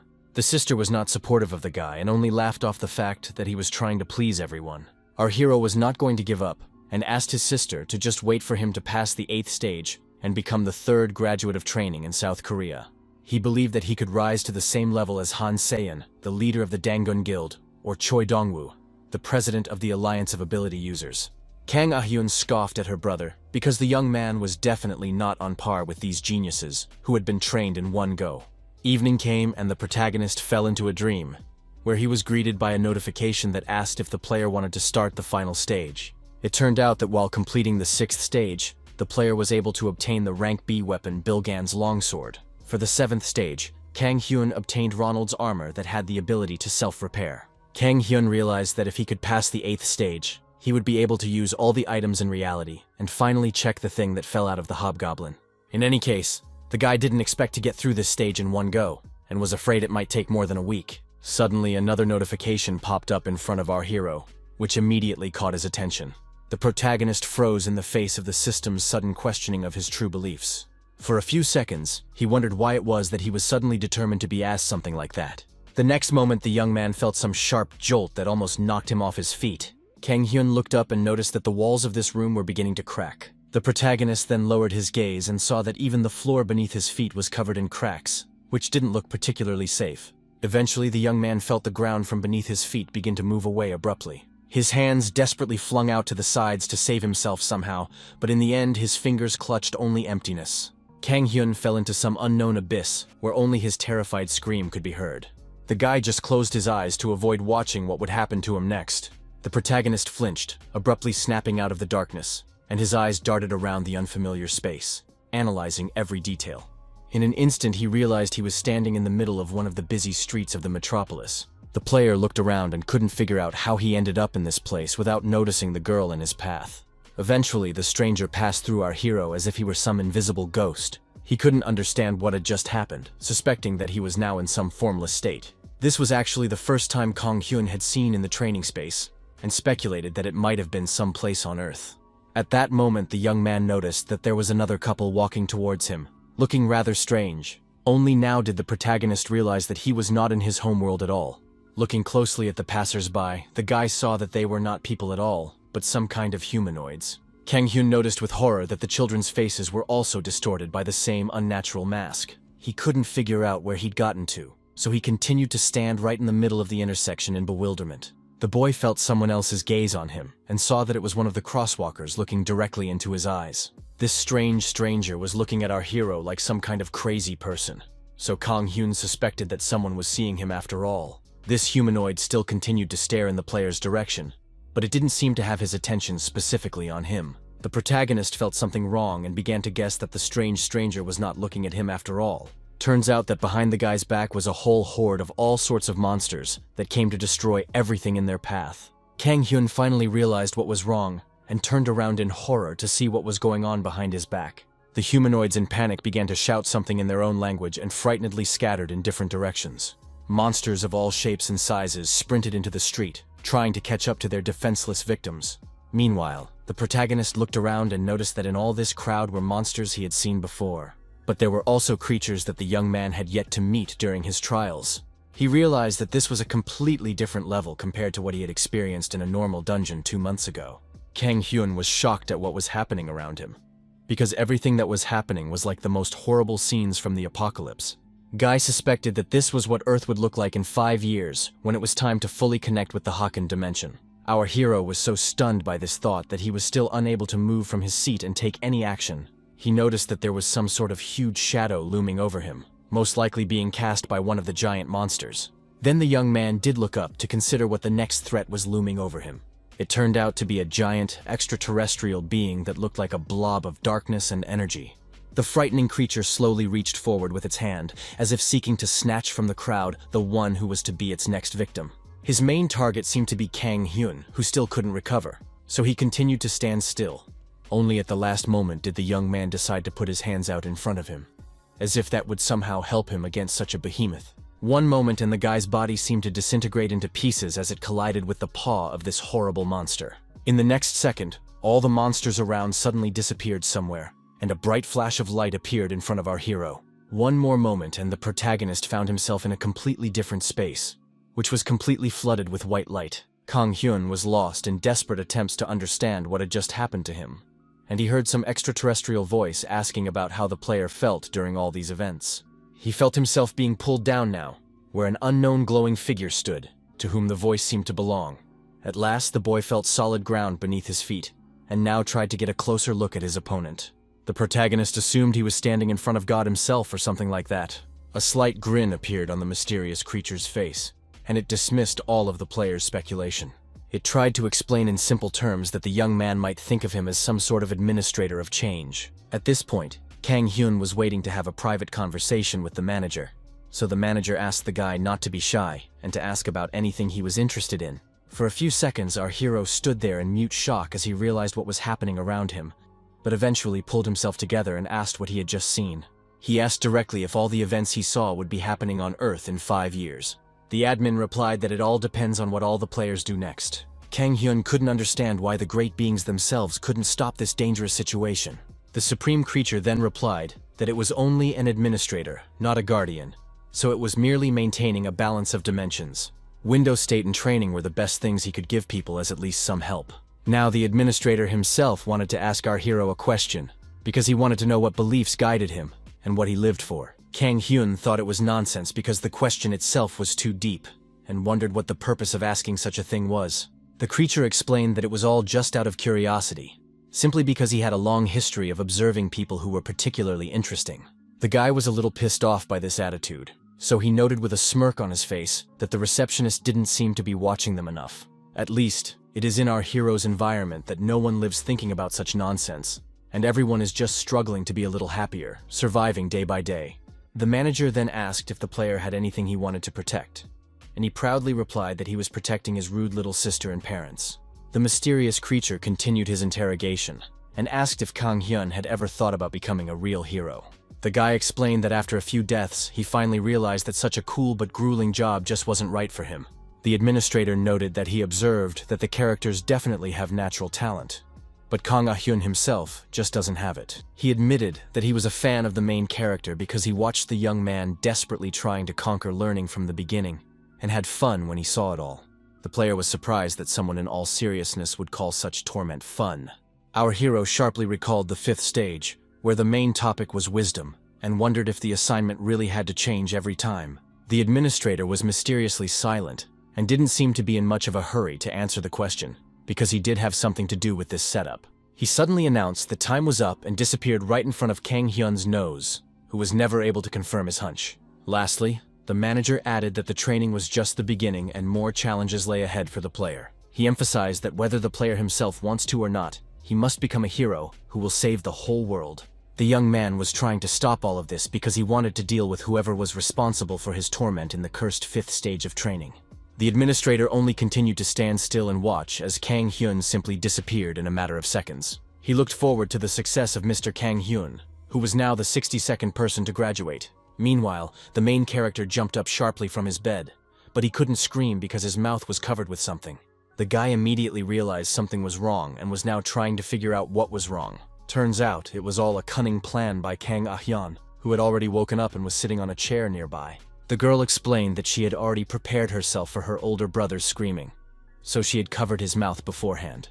She laughed from the fact that she was able to gag Kang Hyun to wake up without making a noise, and from his facial expression, she concluded that he had failed the final stage. A grin immediately appeared on the young man's face, because his sister didn't even realize that he had managed to complete his training the first time. He decided to show his success with a demonstration of a status window that can now be used in the real world as well. The main character started laughing out loud because he was very proud of his powers. Only problem was his sister couldn't see anything. In the end, the girl praised her brother, and immediately suggested that he go earn some money, adding that she even made breakfast for Kang Hyun today as a special treat. The young man took offense at such coldness from his heartless sister, and now wasn't surprised that she still didn't have a soulmate. For such words, a kitchen spatula flew lightning fast into our hero's face. After breakfast, Kang Hyun sat down on the couch to explore his new abilities while his sister went to work. The system informed the player that he now had the title Graduate of Training, which gave him +2 extra points to each characteristic, which was not a particularly meaningful effect. Also, the protagonist noticed that the titles can't be combined, so he has to choose one that gives him more power. The notification confirmed the player's speculation that other than the selected rank, the other effects only apply halfway. It was obvious that the training graduate would provide more benefits, so Kang Hyun applied it and moved on to the very thing he had knocked off the hobgoblin. He carefully opened the box that held the mysterious book all this time. The protagonist took the item in his hands with anticipation and tried to study it a second time. Raising the object above his head, it was as if the young man commanded it to reveal its true nature, and it turned out to be a skill book that allows you to learn the skill Magic Blast. Kang Hyun thought seriously for a few seconds as he realized what kind of thing he had managed to snatch. He clutched the book as if trying to absorb its contents through his skin, shaking with the feelings overwhelming him. The protagonist rejoiced greatly at this acquisition, but did so silently, because after 4 months of screaming in the open, he had finally mastered the art of screaming in silent mode. The system immediately asked if the player wanted to learn the Magic Blast skill right now. Of course, Kang Hyun instantly agreed to this, so the book from his hands slowly began to disappear. Kang Hyun's loot sorting was finished, so he could move on to his other tasks with peace of mind. The young man decided that now that he had dealt with his loot, he could think about applying for admission to the Awakened Training School. Now the events shift to the area of the city where this educational institution was located. A girl named An Myeon, who was also heading to this place, was walking here. She had just recently been appointed as a civil servant, so this was quite a big moment for her. The girl's first job was at the Awakened Training School, where those who had already completed their training were given a certificate of it. The Awakened's training system was rapidly developing in their country and becoming one of the best in the world. An Myeon was excited to watch the gifted people because they were all potential heroes despite just starting out. That's what she had thought just a few hours ago, until she was confronted with the realities of how things work. The girl was receiving another Awakened and could no longer bear the strain of this not particularly easy job. Her self-control had reached its limit, so the poor civil servant could not hold back her tears. Turns out it was all because of the main character, who looked so threatening that he drove the girl to such a state. In turn, on the photo in the documents, the guy looked as friendly and harmless as possible, which did not match the picture in real life. The girl asked Kang Hyun for his ID, but she spoke so quietly that he simply couldn't hear and asked again. She was so startled by the usual question from our hero that she closed in on him and shrieked softly. An Myeon couldn't understand why the Awakened One was doing this to her, but the guy didn't even try to hurt her in any way, so he couldn't understand what the problem was. The protagonist immediately tried to justify himself and asked the school employee herself what was wrong. He heard the people around him turn their attention to their rather tense conversation. Those present thought the young man started threatening the employee or something, causing her to cry. Others silently pulled out their phones and started filming this to share the video on social media. Kang Hyun panicked and tried to rectify the situation because he hadn't even done anything like that to the female employee who was taking his paperwork. Then they were approached by some other person who inquired as to what was even going on here. Turns out it would be instructor Kim Il-hyun, who noticed that the application process was going rather slowly. The supervisor froze in place for a few seconds when he saw the protagonist next to the female employee. Kang Hyun was also surprised because he felt as if the instructor was familiar to him. Kim Il-hyun immediately thought that this awakened man looked somehow familiar, and our hero noted that he had heard that voice somewhere before. The instructor turned to poor An Myeon and asked her to give him the papers of this awakened person. He immediately noted that the main character looks quite different from the photo. Kang Hyun tried to prove that his appearance had changed so much because of his acquired skills, and swore that he wasn't fooling them. The guy even agreed to do a fingerprint or DNA test if the board didn't believe him, but it seemed the instructor was already interested in something else. Kim Il-hyun asked if it was true that our hero had managed to train to the 5th stage, but even that wasn't true because the young man had decided to downplay his accomplishments to avoid attracting attention. The instructor then noted that the guy had a pretty high level and began to suspect that the guy might have made an illegal dungeon raid. Our hero. He tried to lie that he had been there before the law was passed, and Kim Il-hyun believed him, then asked him what was meant by manpower, which he called a unique ability. Kang Hyun replied that this skill doubles his strength, which was enough for the instructor, who thanked the awakened man for his cooperation, but decided to ask one more question. There was a pattern of players getting a skill for completing the 3rd stage, and then respectively an accessory and another skill. The instructor explained that he needed to see all these awards that the protagonist was able to get his hands on. The guy didn't fight back and decided to start by showing off the skill he had learned for passing the 3rd stage. Kang Hyun had to bite the skin on his arm hard to fully demonstrate this skill. The manager didn't seem to have expected such a radical approach from the awakened man. After that, our hero raised his hand higher so that Kim Yi-hyun could fully appreciate what was going to happen next. Kang Hyun concentrated, and with the help of his strength, he quickly began to treat the wound on his body. After only a few seconds, only a small scratch remained from the bite.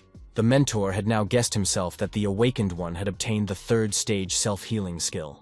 Next, the protagonist quickly demonstrated the ring he was given when he passed the fourth stage. Only now did the guy remember that he had turned the giant's strength into human strength as his unique ability, and asked the instructor for permission to use this skill right here. Kim Yi-hyun asked the young man not to be shy and demonstrate this ability to Directio within the walls of this building.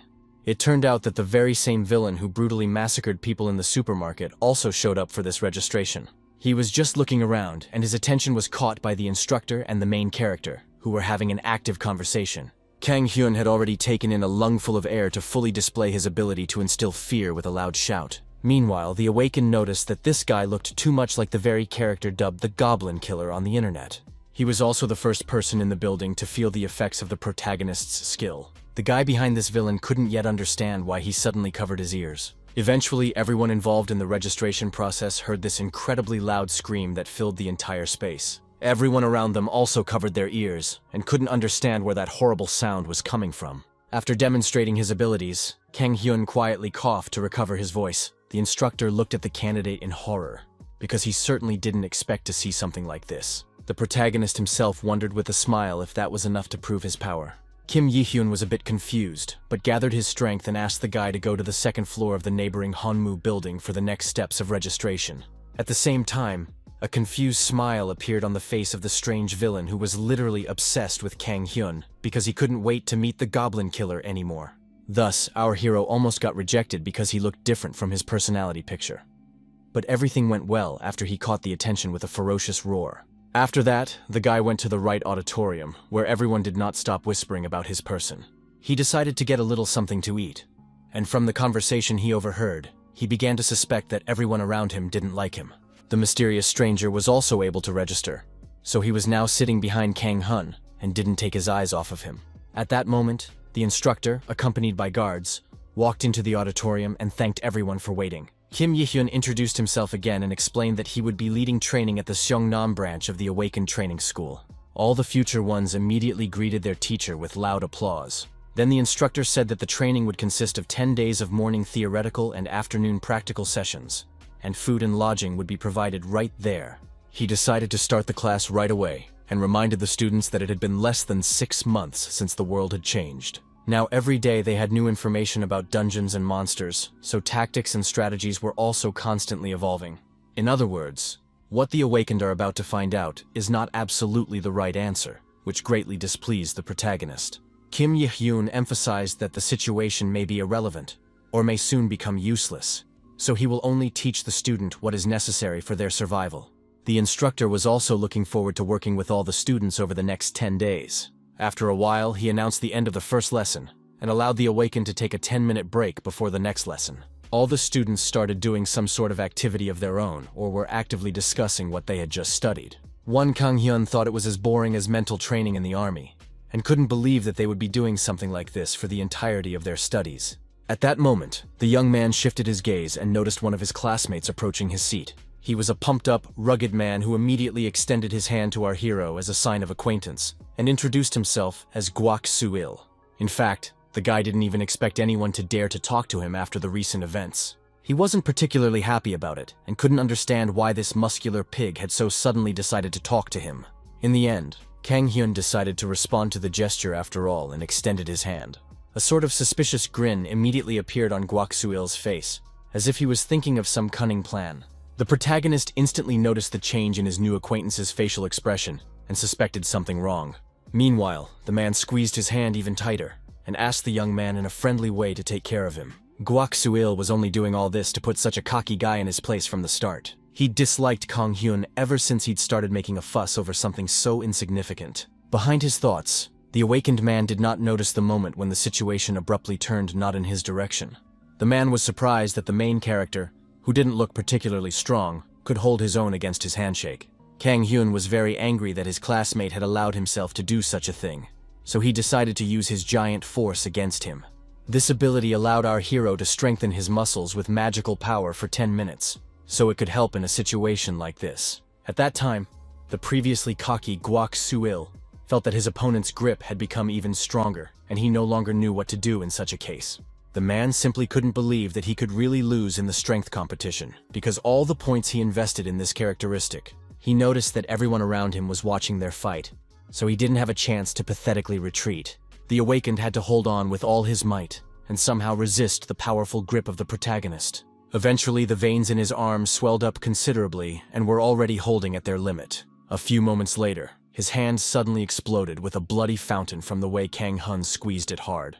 Guok Suil, whose face was now contorted in mute horror, definitely didn't expect his little prank to turn out this way. It seems that even the guy himself didn't plan for this outcome and just didn't calculate the capabilities of his muscles. The students who were sitting nearby were trying to avoid the drops of blood that were flying in different directions, while the guy who was possessed by our hero was only watching it with surprise and interest.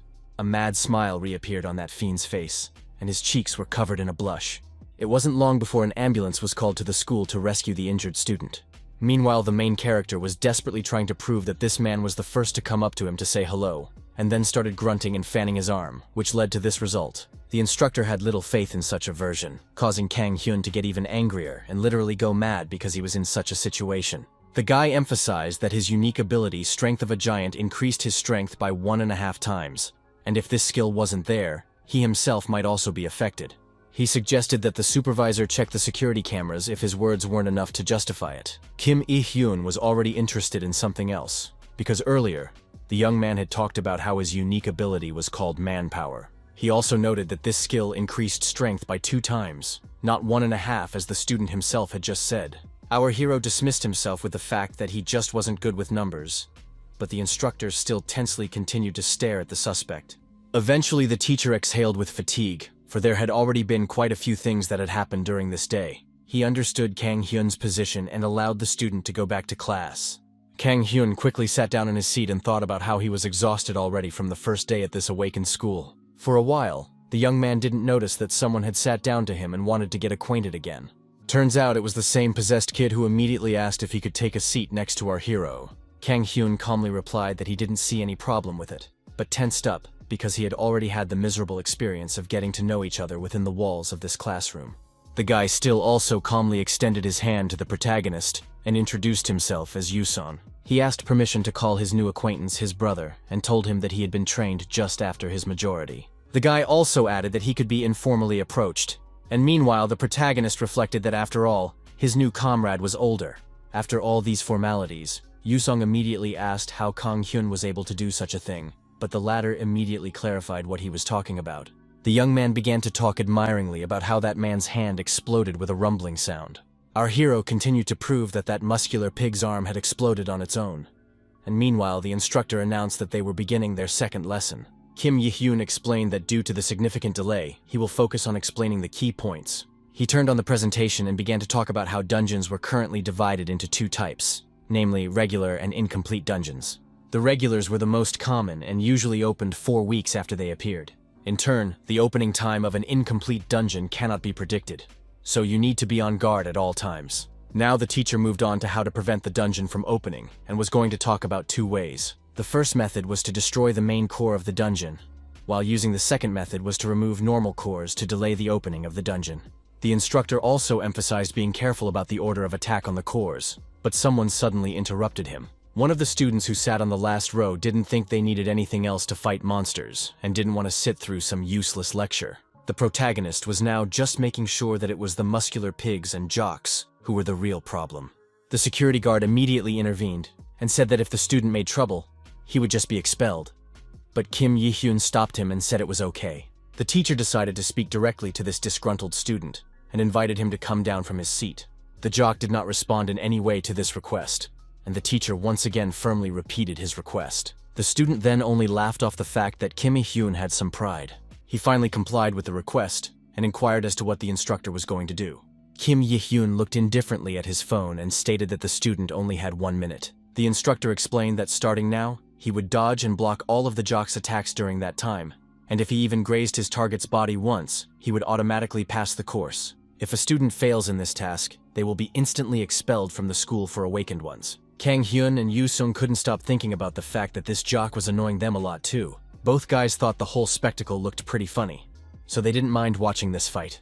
Everyone in the classroom froze in tense silence, waiting to see what would happen next. Kim Yi-hyun re-emphasized what would happen to the student if he loses and asked if he definitely wanted to do the fight. The jock's face contorted with indignation because he thought the teacher was taking him for some kind of weakling.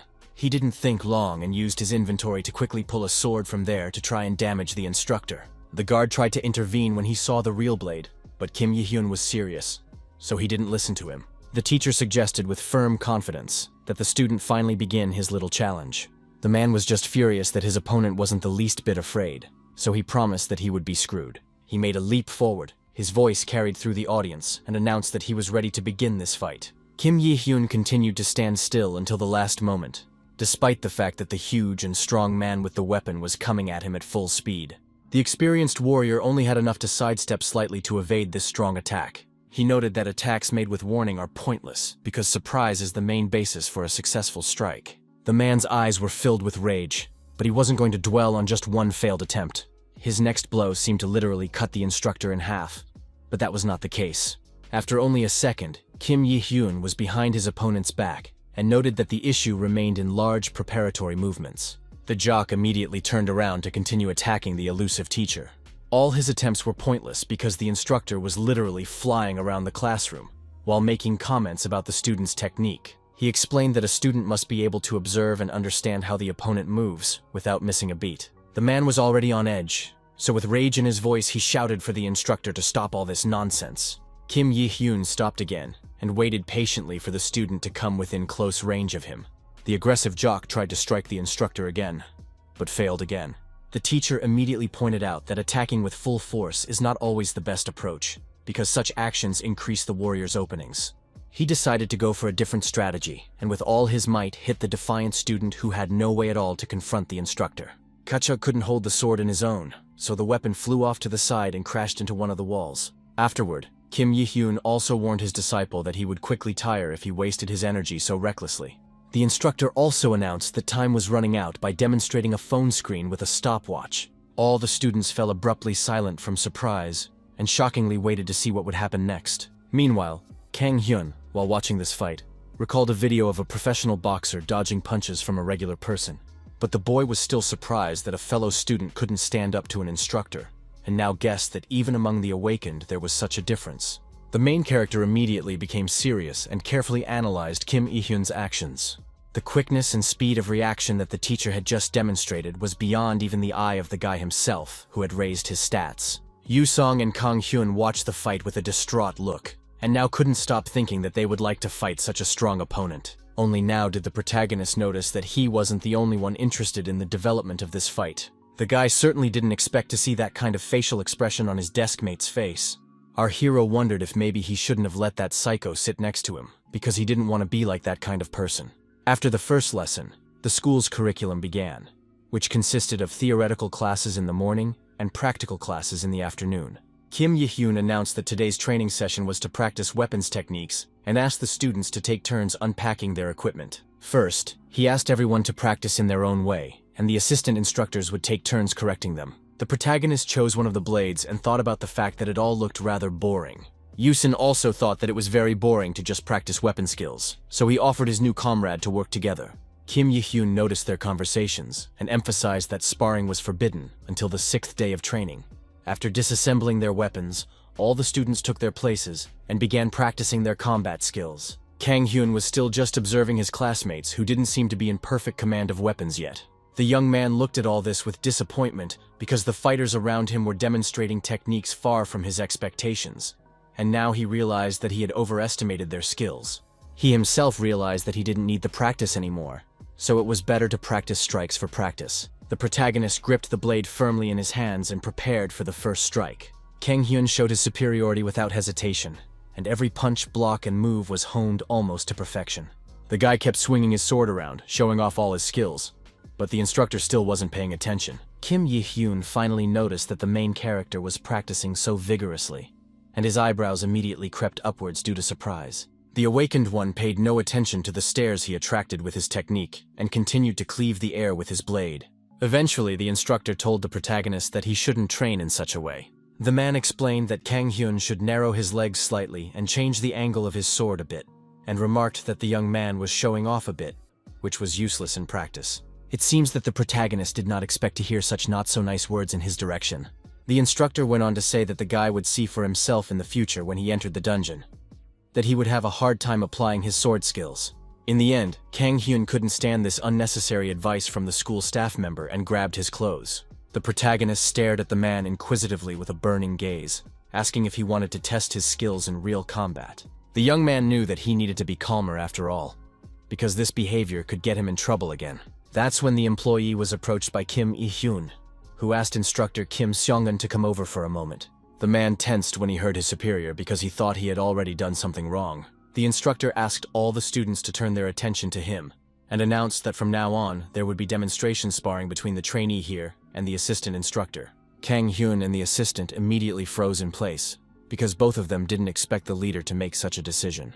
Kim Il-hyun explained that staff member Kim Seon-han should only follow the instructions given, and trainee Kang Hyun will continue to swing his sword as usual. He also added that the contenders will only have one exchange of punches during this fight.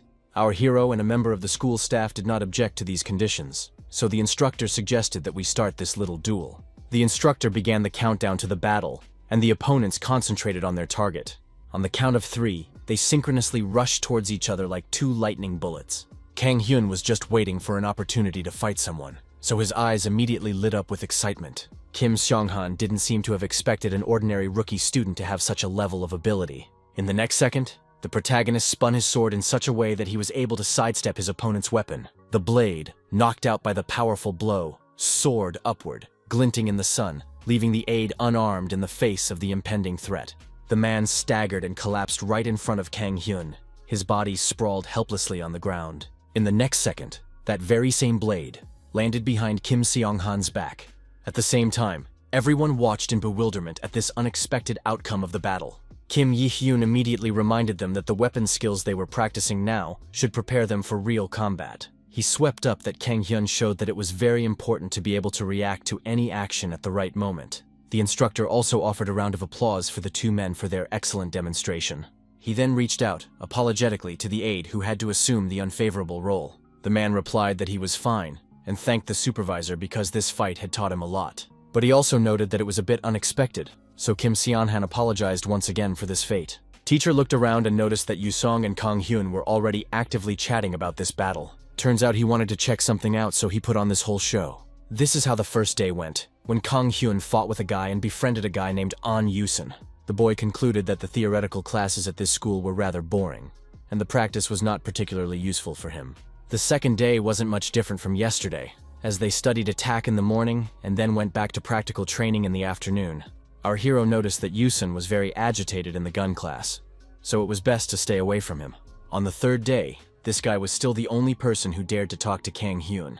In practice, the guys tried to finally engage, but the instructor assistant spotted this inappropriateness in time. During the 4th day, out of boredom, Kang Hyun started doodling in his journal and wrote about how depressed he felt. This time in practice, our hero tried to take 2 blades at once, but the employee stopped him and explained that each person is allowed only 1 weapon. The 5th day was even harder, so he just fell asleep in the middle of class, wishing he could go home sooner. Kang Hyun didn't even have the energy to do the exercises, so he didn't even try to do anything. The next day, the guy still kept complaining that he was incredibly bored. He suggested his comrade arrange a prank to dilute his studies, but Yusun reminded him of his own words about the necessity of good behavior for successful graduation. The protagonist indifferently replied that it wouldn't be his problem if his friend got kicked out of here, and the latter noted that Kang Hyun was good at casually saying some nasty things. In the end, Yusun stated that in general the young man shouldn't worry too much about all of this. He explained that today was the 6th day on which sparring was to begin, so something interesting might happen in the practice sessions. The guy emphasized with a smirk that it was his intuition that was telling him something like that. This time, the afternoon practice moved to the hangar that was on the grounds of the school. Inside, the first sparring was already taking place, and one of the students was dryly losing to his opponent. Turns out his opponent was the main character, who still continued to use his tried-and-true technique and simply knocked the weapon out of his hands. The inspector announced Kang Hyun's victory and asked the next group of students to prepare for their fight. Yusun noted that his comrade fights well, since he was able to knock out not only the student, but also the assistant. But the guy did not consider it his merit, writing it all off to the weakness of opponents. The friend immediately began to talk about the fact that our hero had so abruptly become so modest. But the latter no longer listened to him and plunged into his own thoughts. The problem was that to Kang Hyun himself, it all just seemed like some naive child's play.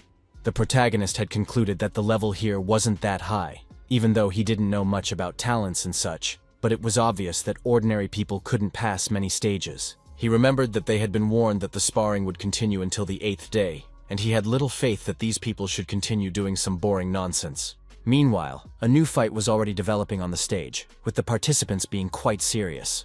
One of the students still failed to react in time to his opponent's attack due to a severe fright. The protagonist and Yusun were finally at least somewhat interested in what was going on, because the situation on the battlefield was getting more and more heated. The sharp blade still stopped a few centimeters from the eyes of the student who had obviously lost this training battle. The boy opened his eyes in surprise because he was already preparing to feel a sharp pain. As it turned out, the instructor himself intervened in the fight, who felt that this fight could end in a deplorable way.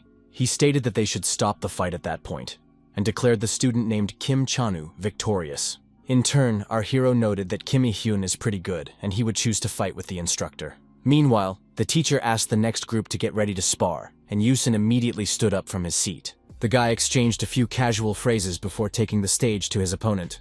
But it wasn't that simple, because the next second a sinister smile appeared on Yusun's face that spoke of nothing good. The protagonist watched his acquaintance closely, and immediately saw this expressive change on his face. From this strange behavior of the guy, Kang Hyun concluded that something interesting must be happening now during the fight.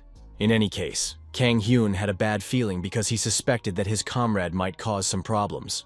The young man tried to remain calm and believed that nothing bad would happen as long as the instructor was around.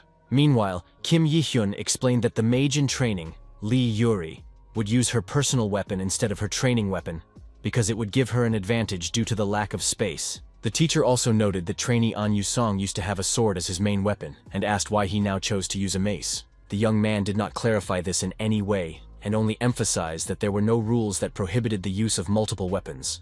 The head instructor agreed with his student, and did not object to his strange choice. He decided to proceed to the fight itself, and asked both sides to take a step back, after which he would count to 3 and announce the start of the fight. The protagonist didn't take his eyes off of his comrade because he was never left with this bad feeling. For his part, Yusun continued to stand still and didn't seem at all worried about the upcoming fight.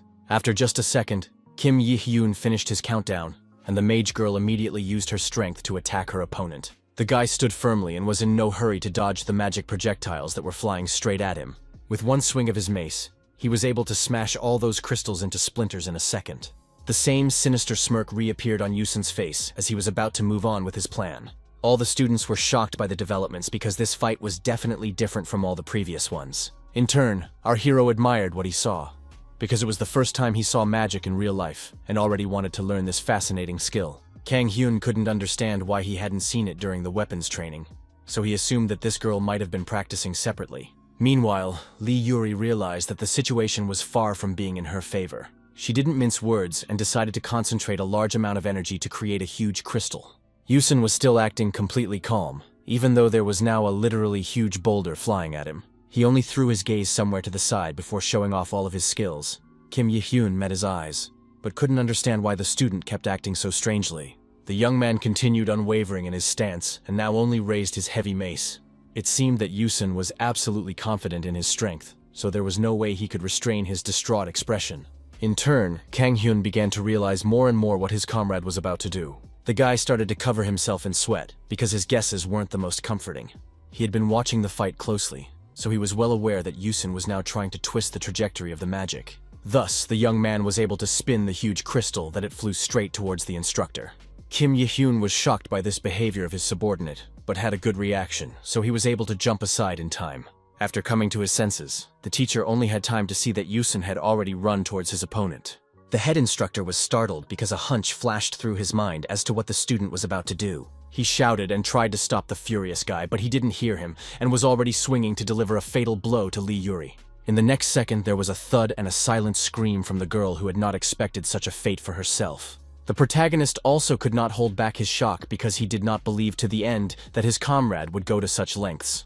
In the next second, The bloody body of Lee Yuri, who was hard to recognize after such a powerful blow, fell to the floor. Yusun proudly raised his hand up, showing that he was the one who had won this fierce battle. There was only a satisfied smile on the madman's face, and a slight blush from the fact that he had managed to put his plan into action. Kim Il-hyun came to his senses and started yelling for Assistant Kim Seon-han to quickly bring a first aid kit, and for Assistant Lee Min-hyuk to call an ambulance. A school staff member explained in a shaky voice over the phone that one of their female students had an open fracture on her right arm, and asked them to hurry. Another deputy began to help the injured woman and asked her to bear the pain a little longer. The smile still didn't disappear from Yusun's face either, even when the instructor started threatening him with his weapon. Kim Il-hyun seriously asked if the guy had thought about the consequences of his actions. The instructor's eyes were full of rage because he couldn't allow such a thing to happen within the walls of the school for the awakened. The young man then put his hands up and admitted it was his mistake, noting that all sorts of things can happen during sparring. It was hard for the leader to believe the madman's words, but he only winked innocently, not at all regretting the outcome of this fight. Kim Il-hyun was actually shocked that this student was so insensitive. In the end, the teacher sighed heavily, realizing that he simply wouldn't be able to change Yusun. He announced that they would now take a 20-minute break and students should be seated by 3 o'clock in the afternoon. In turn, Cadet Yusun was to follow the instructor to discuss this whole situation that occurred during the sparring session. Meanwhile, Kang Hyun didn't take his eyes off of what was happening between the teacher and his comrade. The boy's attention was immediately drawn to the blade that Kim Il-hyun was clutching tightly in his hands. The image of the very same SWAT officer with whom they had destroyed the hobgoblin together immediately popped into his mind. Despite the incident, sparring continued as usual for the next 2 days. An Yusong was also not expelled, and he also continued to participate in training. But it seems he was still marked as a suspect. The instructors and assistants were being more cautious with this guy, and now it felt like there were more forfeit wins than usual. The protagonist noticed that even the healers were now attending classes, though their pay was pretty no-nonsense. All in all, through it all, the 8th day passed without any major incidents, but Kang Hyun suspected that things were going too well. After the training session, the young man decided to visit the head instructor's office right away. The guy was too tedious, so he decided to go directly to the teacher and propose a duel on real swords. Kim Il-hyun was stunned by such a statement from his student, and didn't even know how to respond to such a statement. He emphasized that graduation was only 2 days away, so he asked the young man to let the event pass quietly, and admitted that the course had been grueling for him. The protagonist didn't really appreciate such a reaction to his proposal, and wondered how to turn the situation around. He wondered with a challenge if the teacher had gotten bored with all the childish games. The guy could immediately see that Mr. Kim Il-hyun Kim was feeling restless and bored, and suspected that this wasn't a place where he was just going through documents. Kang Hyun finally decided to talk about what they had previously had a chance to meet with the inspector. Kim Il-hyun tensed up a lot when he heard such a bold statement from the protagonist. After this conversation, the teacher and our hero immediately went to the training room to have a duel with each other. The teacher now realized that his temporary partner was Cadet Kang Hyun, and decided to thank him because the guy had managed to prevent additional destruction. In fact, that wasn't the only thing Kim Il-hyun was interested in. He asked how the cadet had managed to reach level 5, and emphasized that he had a really impressive sword that seemed to be passed off as level 6. The protagonist immediately made up a story about how it was as if he had found this weapon during a sweep, and the instructor thought it was a good excuse. For now, Kim Il-hyun didn't see it as a problem and realized that the guy definitely wouldn't want to answer any further questions. In that case, he decided to act drastically and also took out the blades from his inventory. The instructor was going to answer our hero also with what he managed to find during the sweep. The warrior didn't announce that the duel had already begun, and just abruptly threw himself into the attack. The protagonist tried to keep up with the movements of his opponent, who was already standing behind him a moment later. At the last second, Kang Hyun managed to turn around and see his teacher's shadow behind him. The guy's skills and dexterity were still enough to stand up to such an opponent, so he managed to bring his blade out in time to block the attack. Kim Il-hyun had previously thought that the young man was only focusing on his strength, but his agility was also impressive. The protagonist replied that if a fighter is only good in one aspect, it makes him vulnerable, and asked his opponent to pounce on him with all his might, because the recovery skills would quickly heal all wounds. The instructor immediately declared that he wasn't going to hold back, and lightning jumped somewhere in the air. In the next second, he attacked Kang Hyun from all sides, but Kang Hyun continued to actively block all the blows. Kim Il-hyun was very surprised that the student had such incredible physical strength, but at the same time he had good stamina. The main character got into the flavor because he thought real sparring should look like this. The teacher realized that his opponent's recovery skills were at a high level, so he needed to be more aggressive. It was as if Kang Hyun hadn't expected the inspector's sharp blade to fly towards him so quickly. Kim Yi-hyun was going to create a gap with his inevitable attacks, but it seems our hero had completely different plans. The young man put his arm forward, because he hadn't been afraid of all kinds of pain for a long time now, and thus stalled his opponent's attack. The instructor immediately froze in place because he began to feel that he couldn't free his sword. He began to guess that Kang Hyun had managed to clamp the blade using his bones, which sounded pretty crazy. Our hero felt no pain at all, so with all his might he pulled his opponent, who still couldn't recover from this turn of events. He punched Kim Yi-hyun in the forehead with all his might to disorient the teacher residually. In the end, the guy really couldn't keep his balance after such a precise attack, and ridiculously fell to the floor. The instructor sprawled right at the feet of the protagonist, who stood proudly beside his defeated opponent. For a few seconds, Kim Yi-hyun just stared at the ceiling, realizing that there was a man who could defeat him after all. After that, the guys sat down together at the wall and decided to drink some coke, talking about this duel. The protagonist admitted that this sparring actually ended in a draw because they had previously agreed not to use skills in sparring, but it's like he did it anyway. The instructor decided to joke that in that case he had won that battle, and the cadet himself could be expelled for a foul. Kang Hyun reacted as if it was true, starting to get indignant because he can't do anything with a passive skill. But the guy only laughed with that kind of reaction. In any case, the teacher was going to thank our hero, because now he was feeling a little relieved. He suggested that the young man go to his room and get some rest because they would have dungeon exploration training tomorrow. Events are taken to the door of one such dungeon, where there was some suspicious person hiding behind a cloak. The suspicious-looking man stopped in front of the entrance and looked closely at those tall doors. He seemed to be quite nervous, so he looked around before proceeding with his plan. The mysterious stranger calmed down a bit when he realized that he was alone here. Suddenly the man took a few steps forward and began to seem to dissolve into thin air. After only a few seconds, all that was left of him was a barely visible silhouette that was rapidly approaching the door. In this way, the stranger could stealthily enter the dungeon. In a moment there wasn't a soul on that street, and there was dead silence in the air. In the morning, a group of students headed to these same doors because this place was designated as the training dungeon for their school. Kim Yi-hyun explained that this is a Geiki forest of rank F, and the monsters that appear here are stronger than the monsters in a normal dungeon of the same rank. He emphasized that there were reasons why this place was chosen for study. And the first was that it was a field-type place, and there were various traps present. But other than monsters, there were no threats. The second reasoning was that geeks don't live in groups, so the students could lure them somewhere and massacre their opponents one by one. The instructor finished his story by saying that more details would be explained by her after everyone entered the dungeon. The main character was a bit excited because it was his first time going to a dungeon in real life. Since the training started in the dungeon, the guy had never entered a door like this before. Kang Hyun immediately felt a slight sensation of levitation as he passed through this mysterious passage. A moment later, when he opened his eyes, a whole different world opened before him. In just a few seconds, the entire group of students were transported to a dense forest with a wide river running through it. Our hero immediately started questioning his comrade about whether it was some sort of portal or gate, but the latter only explained that they had gone over all of this in class, reassuring the guy that they would be able to return to the starting point. Kang Hyun didn't want to be thought of as crazy, so he asked his friend not to talk to him, but Yusung pointed out that he was the first one to talk to him.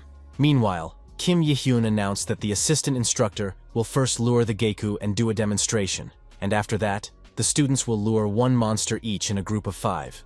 He immediately turned and motioned for his assistant to proceed with their plan. At the same time, the teacher explained that while the students were luring the monsters, they should move to an open space where it was easier to fight. The instructor said that the Geikas were a bird-type monster, a little over 2 meters tall, and similar in appearance to an ostrich. The distinguishing features of these monsters were fast legs and a strong beak, so their attack could penetrate even plastic armor. The standard strategy was that they simply surround the bird with several people tying his legs together. Suddenly, Kim Yi-hyun stopped the theoretical part of the class, because a notification appeared in front of his eyes that the central core of the dungeon had been removed, causing a portal to the outside to open. The students also turned their attention to the sudden message that you had already made them pretty much tense up. The sky of the dungeon began to crack as if it were made of glass, and everything around it gradually collapsed. The instructor asked the students not to panic and to slowly go through the portal one at a time, because they must get out before the dungeon completely collapses. He tried to reassure them that they had plenty of time, so everyone had to move in an organized manner. When the students came outside, they immediately began discussing what had just happened, and could not understand how the main core could have been removed. A slightly startled Kim Yi-hyun tried to carefully count all of his charges, and came to the conclusion that everyone had gotten out without delay. He was trying to figure out who had managed to sweep the dungeon. Meanwhile, his assistant was trying to get his supervisor's attention. As it turned out, some destructive force was already trying to escape from the dungeon. When the instructor saw with his own eyes what was happening to the entrance, he was immediately taken off guard by the thought of what had caused the recent incident. He immediately turned to his assistant to urgently request support for their team, and asked the trainees to leave the dungeon. Kim Yi-hyun warned that there was a dungeon breakthrough happening right now, which was a very dangerous phenomenon. The terrified protagonist would run up to him, who couldn't understand what was going on, and the instructor was glad that the cadet had come to his aid in time. The teacher explained to the lad what was just happening, and added that he was just about to have the cadets help me with this disaster. He also said that if you destroy the core right now without killing the boss monster, when the dungeon collapses, the remaining monsters will jump out through the portal. Kim Yi-hyun was surprised that the student didn't know such obvious information, because they were just going over it in theory class. Our hero turned away embarrassed, and pretended it was as if it was a test to see how well the instructor knew his business. The instructor will emphasize that he has no time for jokes because the geika is about to come out, so he will already lead to the cadets' fight. Turns out it was already too late, because one of the bird-like monsters had broken free. Hearing animal squeals behind his back, Kim Yi-hyun realized that it was already too late. Eventually, the instructor stated that he was leaving this opponent for the main character, but the latter wasn't even ready to fight. The teacher could no longer hear the boy, and turned to the cadets to quickly gather in groups of 5, and clearly follow his instructions. In fact, Kang Hyun was glad for this opportunity to show his strength, so a confident smirk immediately appeared on his face. Kang Hyun saw that there were more and more enemies, so he was already beginning to doubt that he could handle so many monsters. In the end, the young man decided not to think about all these aspects, and just ran forward to straighten out each geika. He didn't even realize that Yusun, who also couldn't resist the opportunity to fight, would come to his aid. The comrade was faster than the protagonist, so he overtook him and hit one of the monsters in the head with all his might. His eyes burned with hellfire, and a mad smile played on his lips as he tasted the sweetness of killing, savoring every moment of the life he took. Geika herself could do nothing against such power, so only cried out helplessly. The main character still stood still and watched in surprise as An Yusong took the lead in this fight. He noticed that after the first monster he killed, Yusun began to chicken out strangely. It turned out that the crazy guy was just happy that, as expected, the best way to crush these monsters was with the head he had recently started using. In turn, Kang Hyun was disgusted to see his only comrade in school behaving so disgustingly. The madman didn't stop at just one opponent, and had already thrown himself into the crowd of monsters, inviting our hero, who was thinking more and more about how much he hated it all. The guy realized that he had no other choice, so he began to prepare for the clash and pulled out his blade from his inventory. He was beginning to notice some confidence emerging when there was a real psycho on backup. In just a second, the protagonist began masterfully wielding his weapon and massacring the numerical geeks. He was literally surrounded, but his attacks were so precise and fast that they simply prevented the monsters from doing anything. The guy decided to use his special skill, so he stopped for a second and asked An Yusong to cover his ears. Kang Hyun activated the lion's roar of fury and shouted loudly to weaken all the chicken-headed monsters. Geeks immediately froze in place because they could withstand such a loud sound, causing their stats and morale to decrease significantly. The head hero's shout reached even Kim Yi-hyun, who was standing far away. All the warriors immediately began to notice that the creatures were suddenly weaker, and the instructor himself guessed that it was Kang Hyun's skill that was able to impose a group debuff effect. The instructor realized that support would be arriving very soon and began to calm down a bit because he believed that everything could go without a loss. Meanwhile, the protagonist decided to use the magic blast, which he learned with the help of a book he got from a goblin. This way of fighting was even stronger than the usual use of the ball, so the geeks could not resist the brave. After the first attack, the guy saw that his arm was completely burned, and was surprised that the skill worked in such a way. Our hero realized that he could use this skill, the way it was personally his, but other people couldn't use it. Yusong kept watching his friend, so he immediately noticed that he was using magic, and Kang Hyun explained that he had acquired the skill some time ago and wouldn't reveal his secret.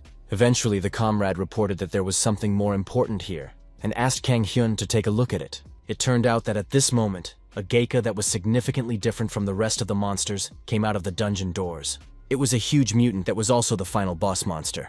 Kim Yi-hyun tensed up at this turn of events because the reinforcements hadn't arrived yet, but the main monster had already shown itself. But he also didn't panic because he realized that Kang Hyun, who had already dealt with bosses as well as his crazy friend, was around.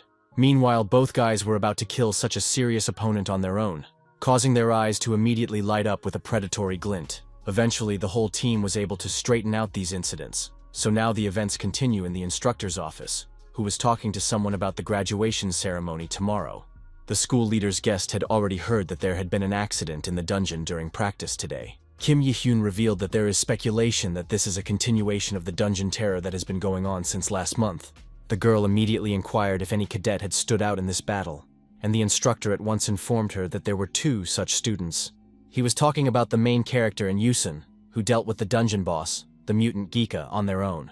His familiar wasn't verbose, but it was obvious from her reaction that she was immediately interested in such strong warriors. Kim Yi-hyun said that one of these cadets had tremendous physical strength, speed, agility. The guy's main feature was his incredible healing and endurance abilities, allowing him to fight recklessly without fear of injury, making his tactics unpredictable. The second, however, was of a completely different type, and it was quite difficult to call him a genius, because he was only a cadet with excellent combat sense. Yusun's quick reflexes and technical skill are truly outstanding, but his overkill was a huge flaw. The girl pointed out that if they were paying attention to the last line, the height of the story was pretty amazing because Kim Yi-hyun rarely praises someone like that. She asked if he had made them a job offer, but the teacher immediately emphasized that it was forbidden to sell students as an instructor. A co-worker immediately pointed out that Kim Yi-hyun was always so stubborn, but the latter replied with a smile that employees are always like their boss. It turned out that all this time, the guy had been talking to a Dagon guild leader named Han Se-young. The girl realized that being an instructor was pretty good, but she asked him to hurry back to the guild because this incident had already shown that something strange was going on. The next day, the graduation ceremony began, where the principal blessed the students for their work over the past 10 days and expressed his hope that they would all become wonderful people. Finally, he announced that this was the end of the ceremonial part, and a wave of applause immediately erupted in the hall. The main character saw the headmaster for the first time, and was surprised because all this time he thought Kim Yi-hyun was the most important person here. After they left the assembly hall, the guy was met by someone's bodyguard on the way out. Kang Hyun was shocked because he had never felt like he was treated so respectfully before. Turns out it was Yusun's servant who, in addition, also had a fancy white limousine. The guy was about to get into his transportation and offered our hero a ride with him. Kang Hyun was very excited about this kind of opportunity because he had never had to be in a car like this before. Suddenly, someone called out to the protagonist, so he delayed before climbing inside the limo. The young man once again called the instructor Park Yi-hyun, and the latter, as usual, corrected him without further ado. He immediately thought that the teacher had come to say goodbye to him, although that wasn't the case. But Kim Yi-hyun simply agreed with his student's words. The tutor explained that the reward for mopping up yesterday's dungeon would be given to the 2 fighters who had managed to be late for the big help, and warned that the guild would be contacting them shortly. After that, Kim Yi-hyun just turned around and was about to leave, but the protagonist couldn't believe that he really came here to just say these simple things. The guy couldn't understand why the instructor was so cold to them, and didn't say at least a few words of thanks. Then Teacher 4 took a deep breath and recognized that Kang Hyun was indeed very strong. He assumed that the protagonist would become even stronger, and was sure that they would meet in the dungeon very soon. But he asked the young man not to forget his responsibility as a man with abilities. Kang Hyun was so happy about his status as an awakened one that he didn't want to part with his license. He pestered his little sister and kept yelling about his potential.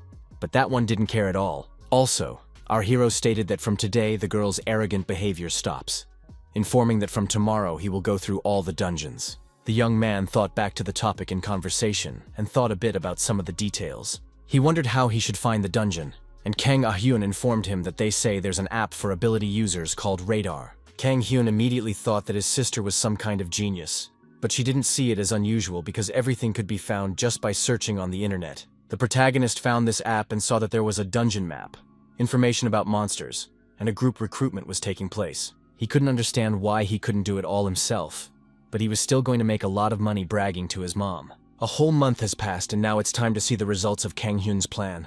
The news was just talking about the fact that they give 20 million won for completing a rank F dungeon. And the items that fall out of monsters are also highly prized.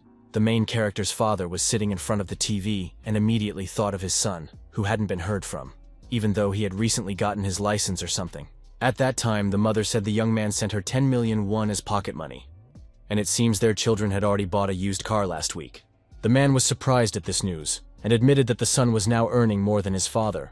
In fact, the woman was still worried about the fate of our hero, because she had heard that many people get injured and die while going through the dungeon. My father didn't see it as a problem because he thought it was a better solution than being unemployed at that age. Plus, they say on TV that you have to make your own team when you get into a dungeon, and Hyun himself was definitely not the type to do rash things. It was at this point that the guy was just working to further receive fabulous sums of money. The protagonist was getting better at wielding his weapon, so some small monsters weren't a hindrance to him. Even serious injuries were nothing to him, so he used magic against his opponents again. Kang Hyun was not afraid of the outcome of this fierce fight, so he waved his sword in all directions and laughed loudly. All this time, the Bentley that the protagonist bought was parked right outside the dungeon. The guy didn't bring his cell phone with him, so someone was calling him in the middle of the night. Turns out, it was just Mom who wanted to check on Kang Hyun, but he didn't pick up the phone, which made her worried. The father thought the kid was just sleeping, so he asked his wife not to take the kid for no reason and to call him tomorrow. The man also asked his wife to inform their son about a case when she calls him tomorrow, but she didn't understand what it was about. Then he explained that he was talking about an unknown thing that had appeared near the local supermarket. The mother couldn't understand why their son should be told about it because the country should take care of the problem. But the father thought they would wait too long for help.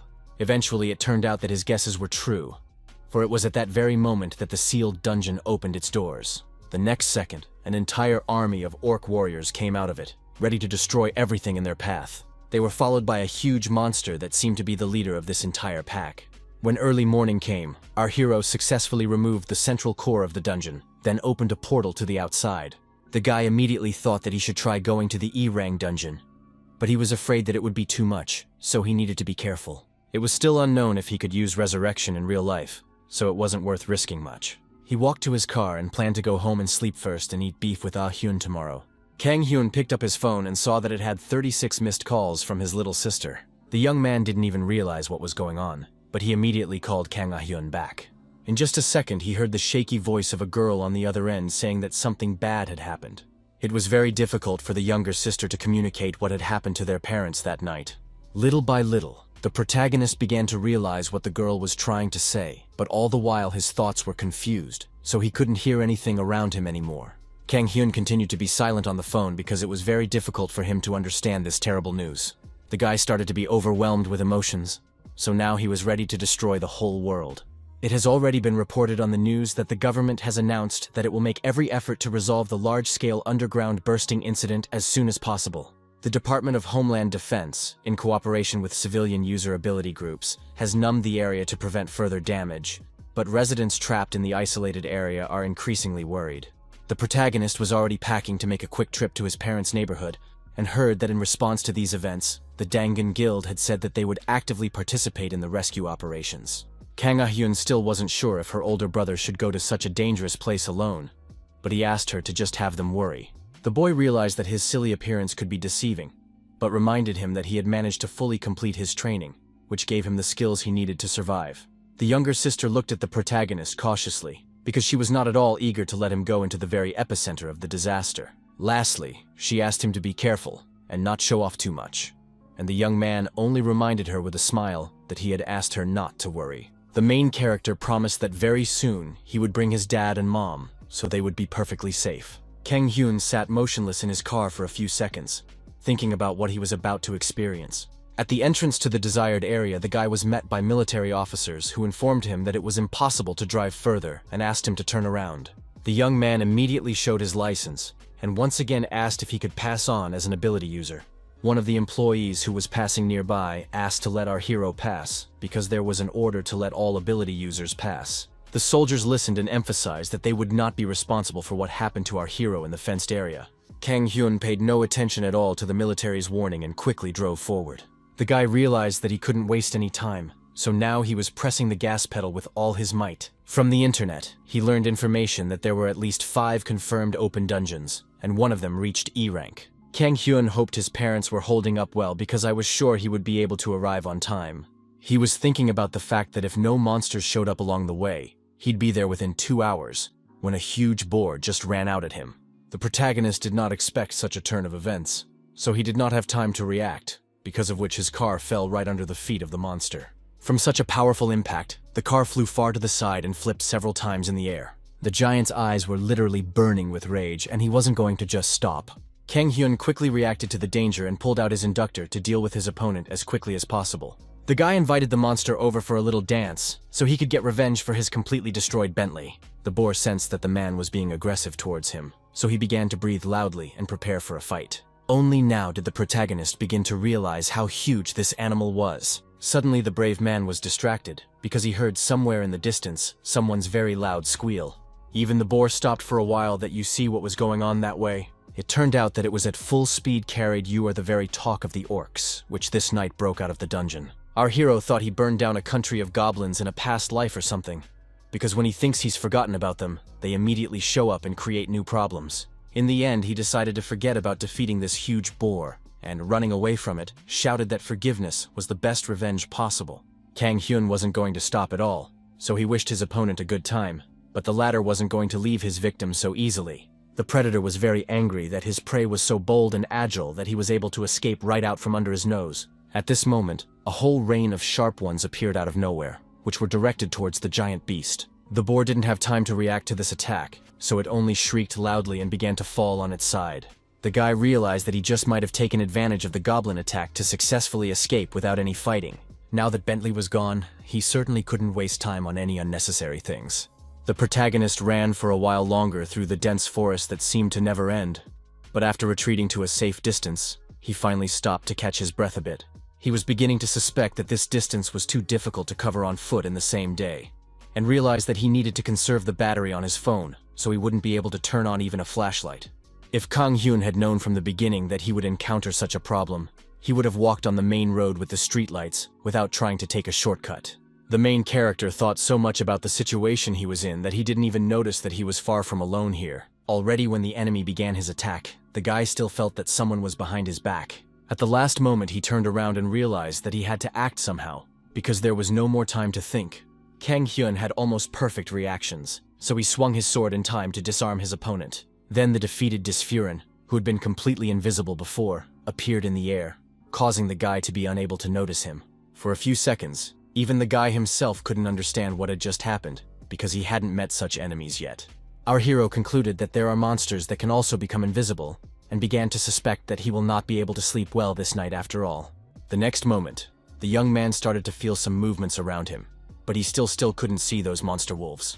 The Disfurines quickly encircled the lad on all sides and began growling menacingly. Of course, Kang Hyun was not confused, and quickly prepared himself to face all these predators. He only needed a few sharp movements to inflict fatal wounds on each monster in just a moment. All of the guy's muscles tensed hard to keep his balance after such a sharp attack. The protagonist, who was now completely covered in the blood of defeated enemies, only exhaled quietly to release all the tension. Recent events had increasingly raised the morale of the brave man, who now wanted to see what all these scum were capable of. In the end, the young man decided to stay at the place where the fight with the wolves took place until the morning. Kang Hyun was well aware of the dangers of staying overnight right in the middle of the forest, so he climbed high into a tree to take a short nap. He couldn't really sleep well after fighting all night, and the place to sleep itself wasn't particularly comfortable either. The protagonist quickly rubbed his eyes and immediately thought about the fact that he needed to hurry. In the meantime, the mother kept her phone on, where all this time there was an open correspondence with her son, who asked his parents to lock the door and wait for him to arrive. She wanted to say something to her husband, but he gestured for her to be quiet so as not to attract unnecessary attention. The woman asked in a whisper if Hyun could really come to their rescue, and noted that they were having communication problems, so they couldn't reach him. Dad immediately remembered him saying that everything would be okay, but now he wasn't so sure of his words. That orc monster that appeared yesterday didn't seem that strong to him because it was said to be F-rank dungeon monsters before. But now the man realized that such opponents were definitely beyond him. He carefully looked out the window and something outside seemed to catch his eye. The man was very worried about whether Kang Hyun would be able to defeat the monster that had just appeared. The father froze in horror, mistaking his son's bloody figure for the monster that had just slaughtered all the orcs. The protagonist was the kind of warrior who goes through an F-rank dungeon alone, so dealing with dozens of orcs wasn't a particularly difficult task for him. He could hear that the enemies kept coming, but he wasn't tired yet and could continue the battle. The boy turned around to see who was approaching him, and noticed a certain peculiarity about these opponents. It turned out that these orcs were much stronger and were already reaching the boss monster level. Kang Hyun couldn't understand where such strong opponents came from here, if this was an E-rank dungeon. To begin with, the young man decided to warn his parents that he had come for them, and asked them to stay in hiding without making a sound. They immediately recognized her voice as their son's, and now they had some hope of rescue. His mother and father couldn't believe that the man was really Hyun, and were now afraid to speculate what had happened to him over the past few months.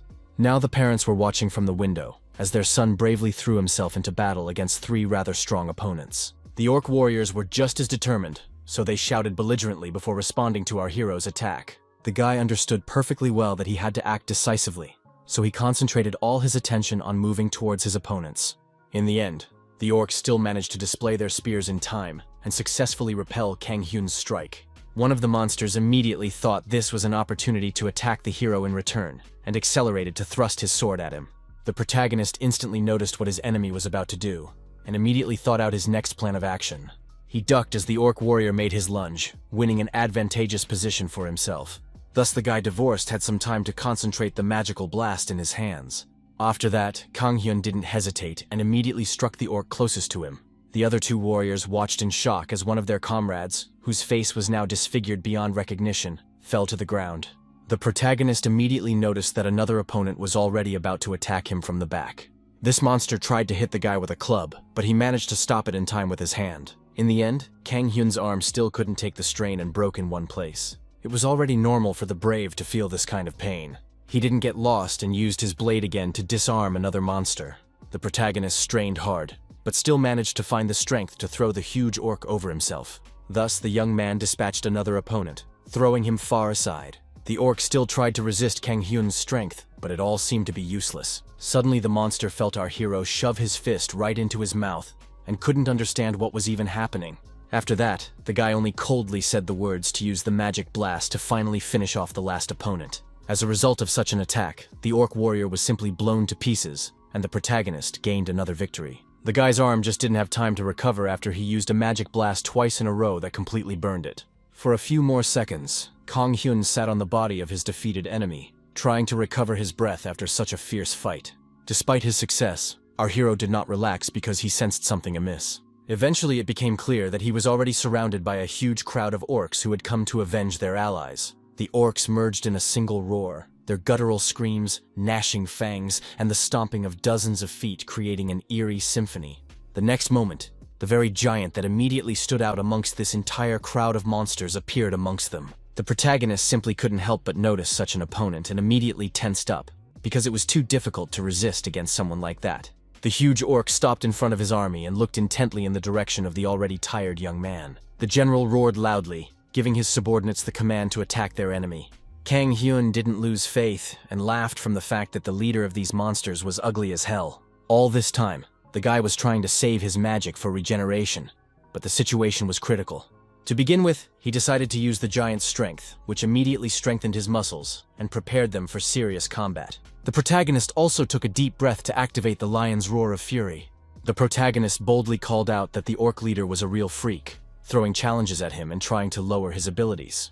In just a second, an incredibly strong blow flew straight into the young man's face, completely destroying his former confidence. Kang Hyun definitely didn't expect to receive such an attack, so there was no way he had time to react to the orc general's actions. Our brave couldn't stay on his feet, so he flew off towards the other monsters.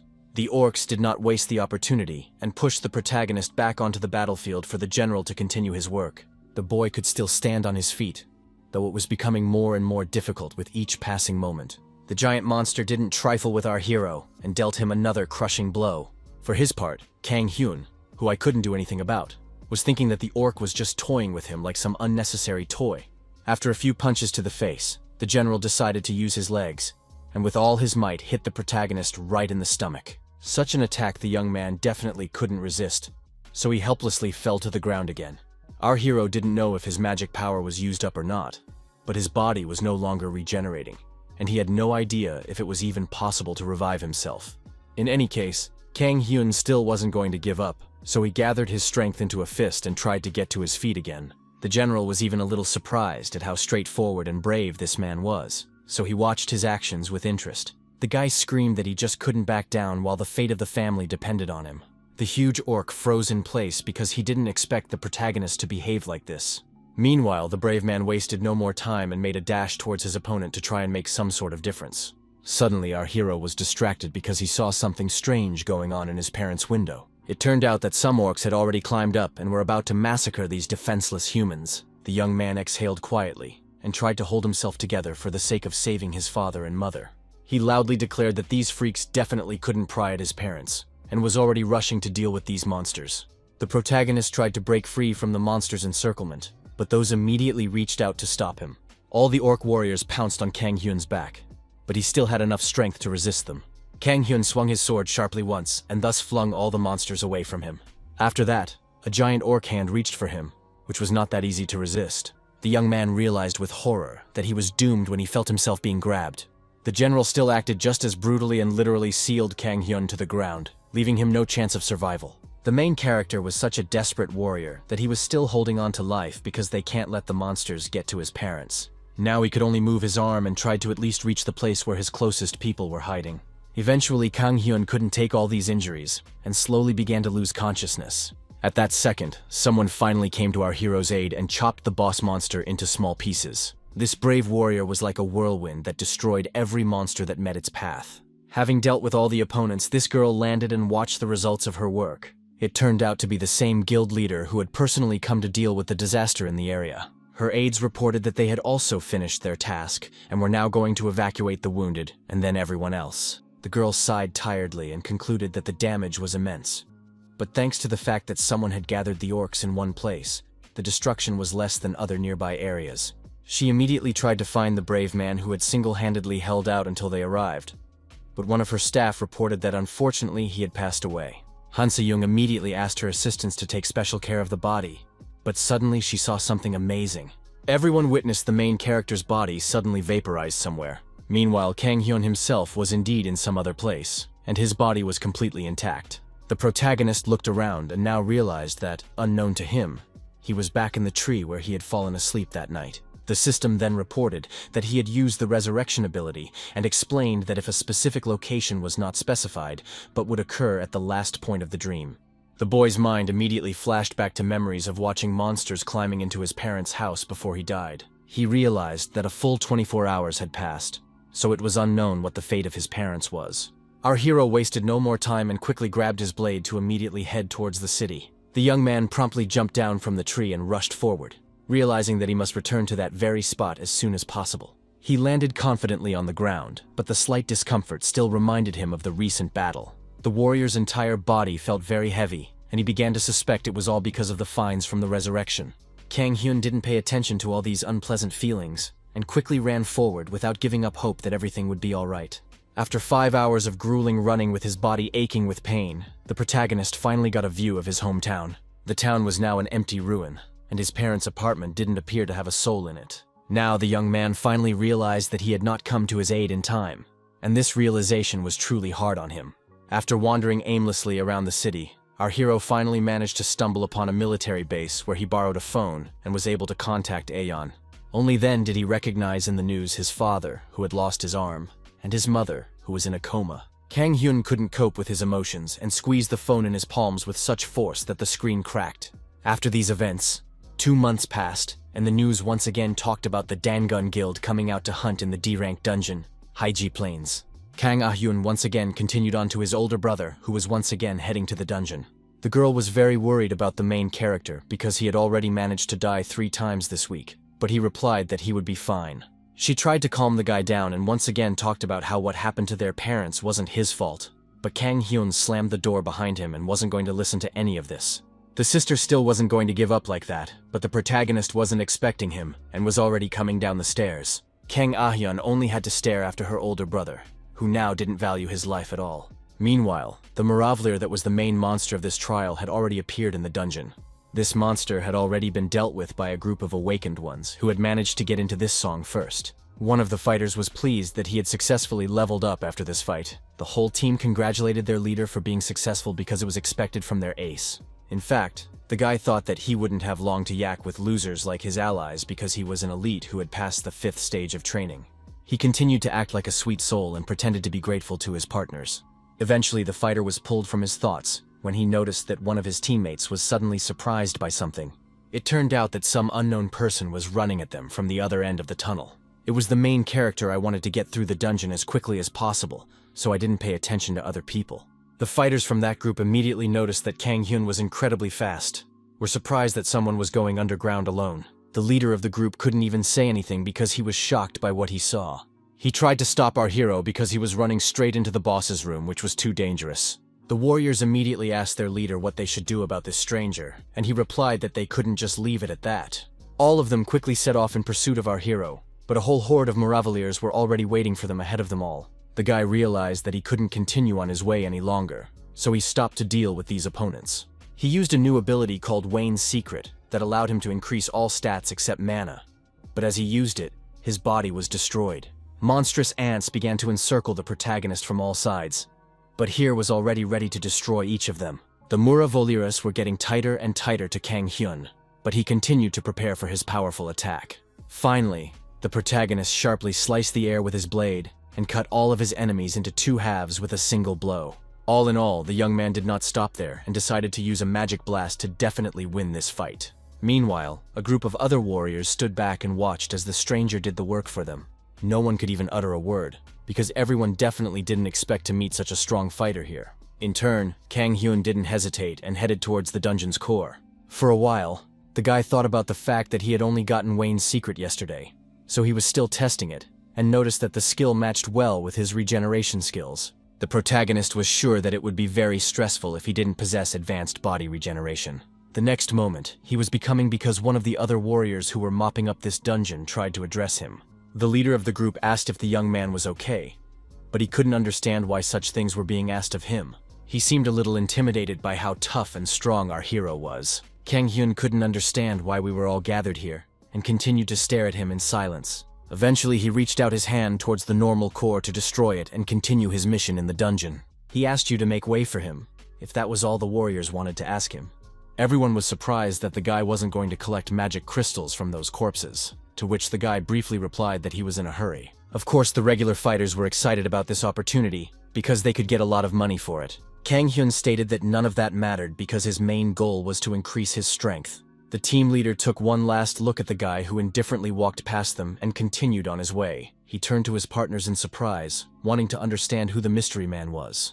In the end, the guy decided it didn't make any difference because the most important thing was that they would make a lot of money from it. They decided not to pay much attention to the meeting with this strange man, because there were enough of them.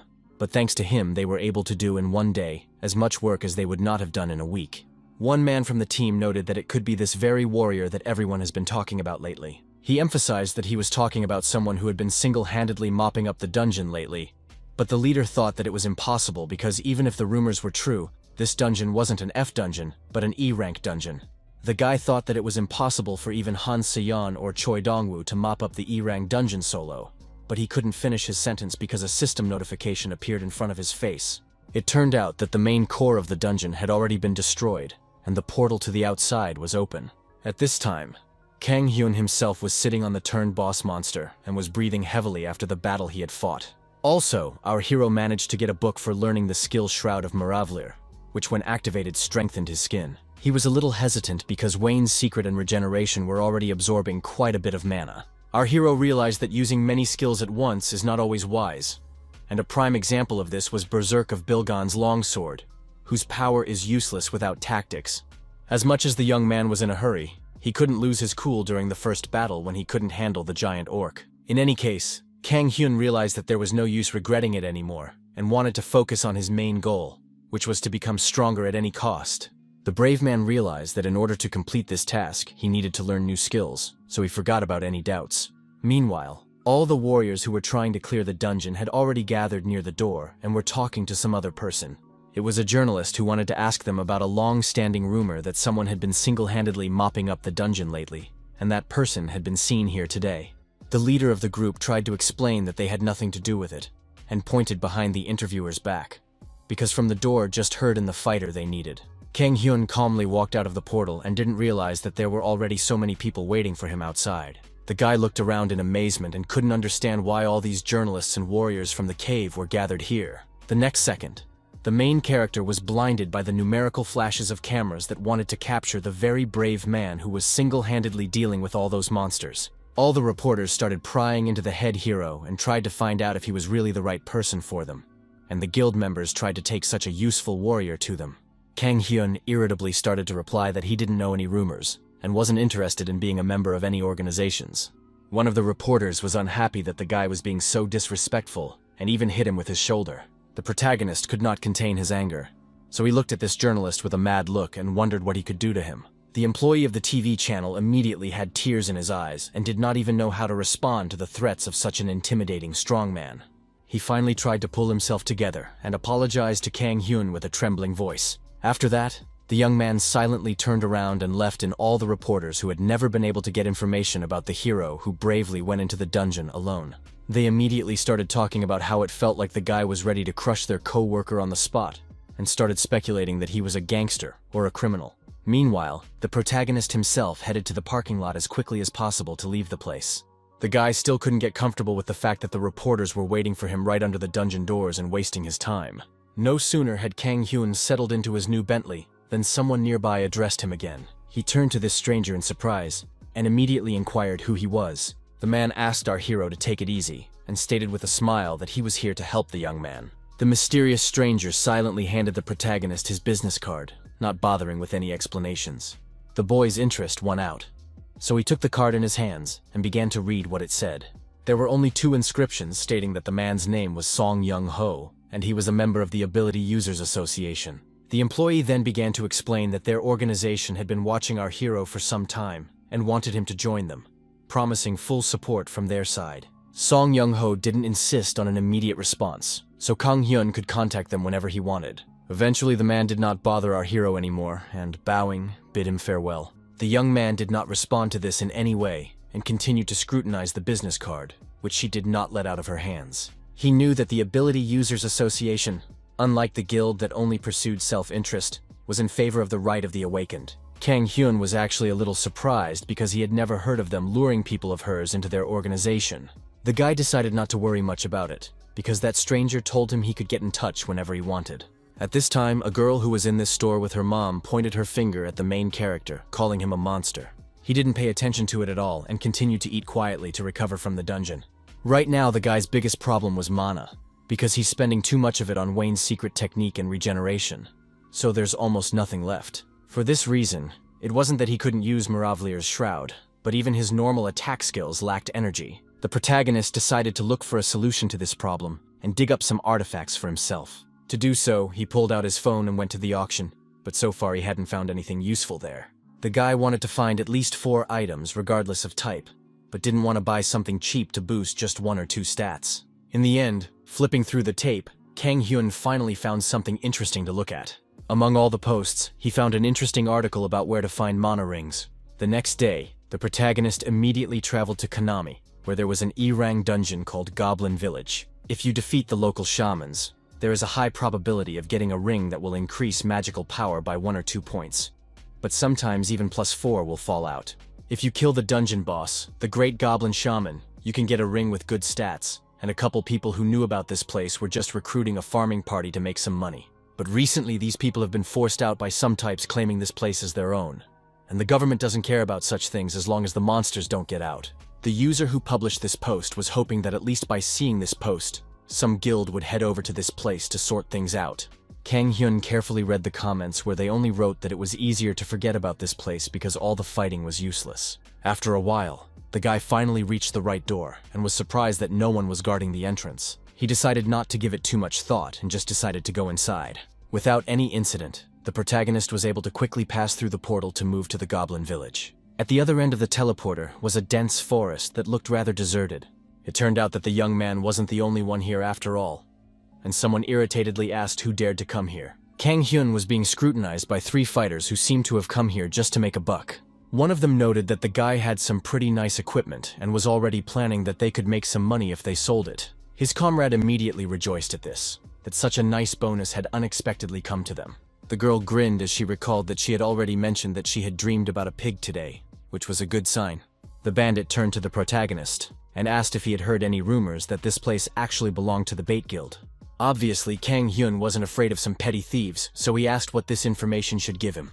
Then they explained that when you enter someone else's territory, you have to pay, and suggested that the young man give everything he had, and then maybe they would spare him. The very next second, their comrade flew between the guy and the girl, who couldn't resist the power of our hero at all. It crashed to the ground with a clatter and flew off into the bushes nearby as the bandits continued to stand still, realizing what had just happened.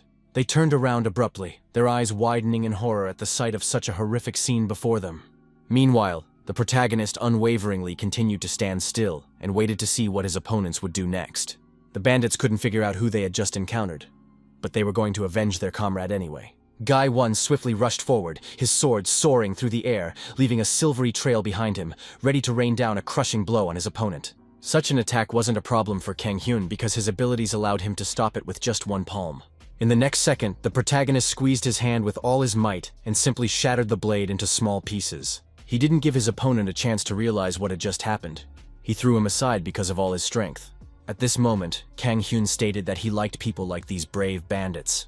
He reasoned that it was not shameful to kick such people, but even enjoyable. Suddenly, someone else used a magic blast and directed it towards our hero who was dealing with his opponent. The guy's armor was enough to keep him safe from the blast, so he only felt a slight jolt to his back.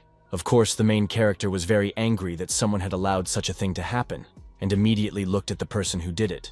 It turned out to be a gang girl who had tried to stop Kang Hyun this way, but he was only thinking about the fact that he had only just now learned that this skill was a long-range skill. The guy finally looked away from his victim and thanked the bandit for teaching him something. He ran swiftly up to the girl and suddenly squeezed her hand tightly. Our hero declared with burning eyes that he could also impart some knowledge to her. And meanwhile, the girl herself didn't even have time to do anything about it because of fear and shock. Kang Hyun began to concentrate the mana in his hand little by little, and noted that things would look much more spectacular this way. The next moment, the forest was filled with the bandit's heart-rending scream, a mixture of rage and unbearable pain.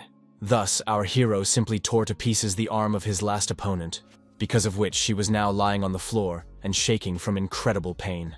The guy looked at the bandit with disgust and emphasized that this was still flowers. He then shifted his gaze and wondered who the rest of the group of fighters that had come literally out of nowhere were. From the faces of all these strangers, one could immediately deduce that they were not particularly happy about Kang Hyun's presence. One of them had already reached into his inventory to pull out his weapon and asked why some stranger dared to trespass on their territory. This guy with a smirk advised our hero not to even think about getting out of here alive. Kang Hyun was surprised by this development because he hadn't expected that he would have to fight someone else. The boy's eyes lit up with madness again, and he was glad to meet these people, for he was just in need of a guide.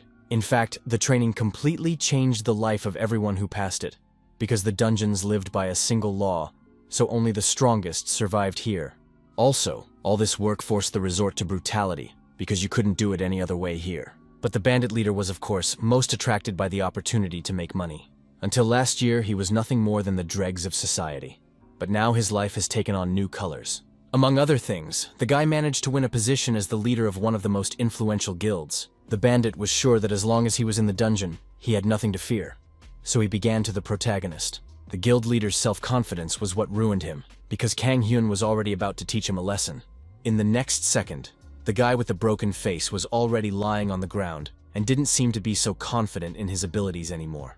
After a while, the protagonist had already dealt with every guild member who tried to block his path. Still, he got stabbed, but still managed to deal with all the enemies even without a weapon. The guy didn't care about such injuries anymore, so he silently pulled the sharp blade from his body. He then turned to the defeated bandits and gave them 5 seconds to line up. Kang Hyun licked the knife like a true madman and explained that there was going to be an interview for the role of a guide right now. All guild members had to obey our hero, who had already drawn conclusions from this particular little dialogue. After a rigorous selection process, the guy chose a thug named Kim Seonu and asked his partners to applaud him. The bandits couldn't tell if the protagonist was being completely serious, so they didn't follow his orders. Kang Hyun started threatening their leader with a knife, so he immediately obeyed and started clapping his hands. The bandit then asked what would happen to everyone else he didn't choose to be the main character. For a few seconds, he wondered what he would do with this group of villains. The guy asked if they all promised to live righteous lives from now on and to stop doing bad things. And in every way they affirmed that they would be good from now on. Eventually, he started beating up the thugs again because he had absolutely no faith in what they were saying. Our hero believed that deception was commonplace for the killer, so he proceeded to massacre the gang leader while the others watched in horror. Kim Sunwoo, who was chosen by Kang Hyun, chickened in fear as he watched this horrible sight. Kang Hyun, after dealing with all the bandits, took his new guide with him and went to explore the dungeon. It can't really be said that all dungeons are like this, but individual types may well reach the size of an entire city. Our hero remarked that the place was very huge, beginning to suspect that the young man was in one of his circles. But the latter objected to such accusations. Kim Sung explained that he was just taking the best route to avoid the monsters, but Kang Hyun didn't appreciate that kind of approach. The guy ended up pointing a gun at his guide, and that he was getting bored because it would have been a lot more fun with monsters. The young man was eager to lead his new leader to the monsters immediately, but the protagonist thought it was madness in the pitch darkness, and Kim Sung was left wondering what they wanted him to do. Kang Hyun decided that they could set up a shelter right there and asked if his partner had any food to eat. Pretty soon they made a fire, and our hero could not wait for food, and the guide wondered why he had so many swords. Meanwhile, fragrant ramen was boiling in the woks, its aroma enveloping everything around. It had been a long time since our hero had eaten something like this, so he quickly grabbed the food with his bare hands, and Kim Sunwoo was surprised that he wasn't hurt at all. The guy also told his partner to treat himself, but that seemed pretty weird because he didn't even cook that dinner. While the guys were eating hot ramen, Kang Hyun decided to ask how old the young man was. The guide replied that he was 25 years old, at which point the guy asked if he had gone to college before he awakened.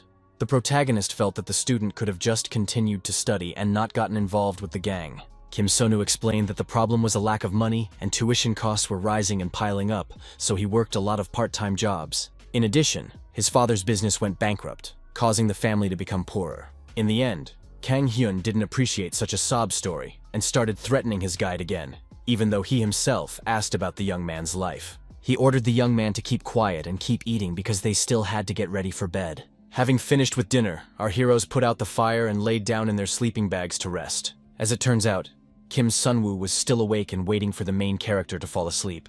The boy quickly jumped up from his makeshift resting place and prepared to execute his plan. He cautiously watched the sleeping Kang Hyun, who was scaring him even in his sleep. The bandit's mind immediately conjured up memories of the main character brutally beating all of his comrades.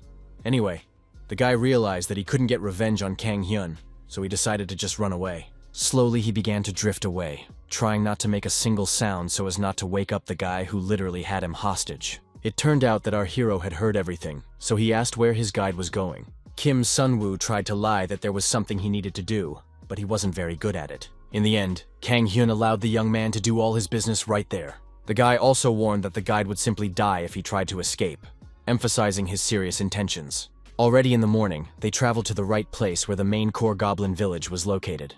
The protagonist felt that Kim Sung because he already smelled the concentration of magic power in one place. In fact, the young man couldn't understand what Kang Hyun was talking about, and he was surprised because he thought his partner was feeling it too. In the end, the guy called the guide a dumbass since he doesn't even understand such simple things. Kim Sonu was desperately trying to be calm because he was sure that it would all be over very soon. The young man was just sure that in a place where there were so many monsters, our hero would simply die, and he himself would escape. In the Goblin Village, all the monsters are centered around the core, but every now and then they send out scouting parties, and the Bayo Guild attacks them specifically. The guide realized that they hadn't run into any groups yet, so it was safe to conclude that everyone was now in the village. He wanted to see how Kang Hyun was going to survive in the E-Rang dungeon. The protagonist was only glad for the opportunity to fight, because he already considered himself a master goblin slicer. The guy ran at the huge crowd of monsters that were about to pounce on him. A predatory gleam flashed in his eyes that betrayed a desire to slaughter each of them. Suddenly, the brave warrior felt some strange jolt to his back that nearly knocked him off his feet. Kang Hyun turned back in a flash to see what had caused this. Turns out it was Kim Sonu, who had already escaped and yelled that he wasn't happy about the encounter and hoped they would never see each other again. For a while, the protagonist continued to stand still and watch his guide rapidly flee into the forest. The guy was especially worried about it because you're sure that Kim Seonu won't get out of here alive anyway. After running a fair distance away, the young man stopped near a tree for a little rest and to calm down. He was 100% sure that no matter how much of a monster Kang Hyun was, there was still no way he could get out of here. At this moment, notifications appeared in front of the young man's eyes that the core had already been extracted and the dungeon portal had been activated to exit. The guy couldn't believe that the main character had managed to do that and thought it was just a dream. He was aware that in this dungeon, all monsters in this dungeon were around a central core. There were no regular cores. Kim Seonu froze in front of the portal that led to the exit and couldn't understand how Kang Hyun had cleared this entire dungeon so quickly and solo. For some more time, the lad reread the notices before his eyes in awe. He absolutely could not guess how the protagonist managed to overcome the goblin's numerical advantage. The young man assumed that Kang Hyun had scorched his opponents with fire, but that was far from the case. Kim Sonu realized that he was a strong warrior, but he was still clueless as to what exactly he was capable of. He rejoiced that our hero might just have great strength and fortitude, though that wasn't the only key to success. Indeed, despite the numerical wounds, the warrior continued to stand on his feet and fight the remaining enemies. But in any case against the crowd, it is important to be able to competently keep the defense and not to tremble before the onslaught of enemies. If you withstand all attacks and get to the boss via the direct path, this outcome is quite possible. This was how Kang Hyun was able to reach the Goblin Shaman, who was the main boss of this dungeon. Kim Sonu still doubted his guesses, because this is a dangerous strategy, and even one moment of delay could lead to failure. From the beginning, he thought our hero was a good fighter. But now he was even more frightened because he didn't realize who they were messing with.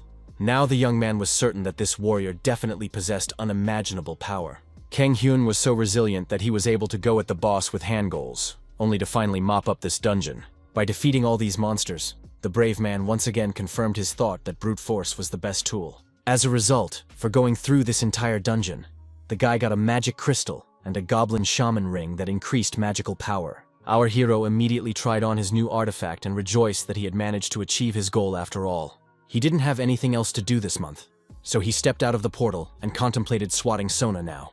Moving into the real world, the guy marveled at what had been waiting for him to come out all this time.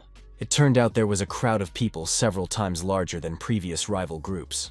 The protagonist thought they had decided their entire guild was going to come down on him, and was surprised that it was all just for him alone. The guy started to scrutinize this whole crowd of thugs to find the right person for himself. As a result, he did see Kim Sona, who had obviously brought all these people here. Kang Hyun immediately started warming up and stated that he could handle all the enemies in just 30 minutes. Suddenly, someone in the crowd announced that there had been a slight misunderstanding between them. The man who stepped forward explained that they had no intention of fighting and had come here to negotiate, apologizing for the guild members treating the noble warrior so badly. He introduced himself as Jong Hyun, the head of the Bait Guild, and asked what the guy's own name was. The leader reached out his hand to Kang Hyun, but he wasn't going to make contact because he didn't trust the bandits at all. Our hero asked the man to stop being nice and finally get to the point, but this behavior was starting to annoy Jong Hyun. The guild leader felt that he would have a hard time communicating with such a person, so he decided to say everything straightforwardly. It turns out that everyone is here to invite Kang Hyun into the Mafia, guaranteeing everyone's respect and support with resources, as well as a position of leadership. Jong Hyun's main goal was to get this strong man at any cost because with his help, they would be able to grow to one of the strongest guilds. The boy remained silent, only sighed heavily, and in that sigh he read all his emotions about the proposal. In the end, Kang Hyun replied briefly that he didn't want to join the organization. But the leader wasn't going to give up because he had guessed this outcome from the beginning. The head of the guild handed our hero his business card, which gleamed gold in the sun. The guy held the business card in his hands for a few seconds and scrutinized it. To fully demonstrate his intentions, our hero tore the business card into small pieces. He recognized that he wasn't the greatest guy, but he still wasn't going to join such scum. The protagonist felt that such third-rate rabble dared not recruit him into their pathetic organization. Kang Hyun, sensing the guild leader's fury, smirked and offered him a normal fight. The man continued to keep his cool and re-emphasized that they had come to make a deal, so he suggested the guy discuss it all another time if he introduced himself. The young man rudely sent all the bandits away and was outraged that they had crawled out like cockroaches from all over the place, which was why he was now in this situation. Jong Hyun made sure that this fighter was somehow abnormal. In turn, Kim Seonu even admired him a bit.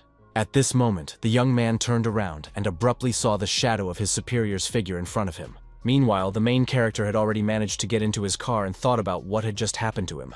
He noticed that a full 100 from the guild had gathered there, so he might as well pop there given his depleted mana. The guy only now realized that he had even forgotten about Sona because of that freak Jong Hyun. Kang Hyun decided that he could go home now, because he would definitely still have a chance to finish off the traitor the next time he saw him. At the same time, the battered leader of one of the squads was telling Jong Hyun about the guildmaster who had volunteered to see our hero off. The guild leader asked Kim Sunwoo with coldness in his voice if it was all true. There was no way the young man could explain his action, so the leader reached for his sword. The subordinate began to suspect what the boss was about to do, causing him to shake and unable to utter a word. He started begging for mercy and promised to do whatever it took to get Jong Hyun to have mercy on him. The guild leader inquired if the guy really wanted to live that much, and then reiterated that he was willing to do any task to regain his trust back. Suddenly, Kim Sonu felt a sharp pain and realized that all his begging was useless.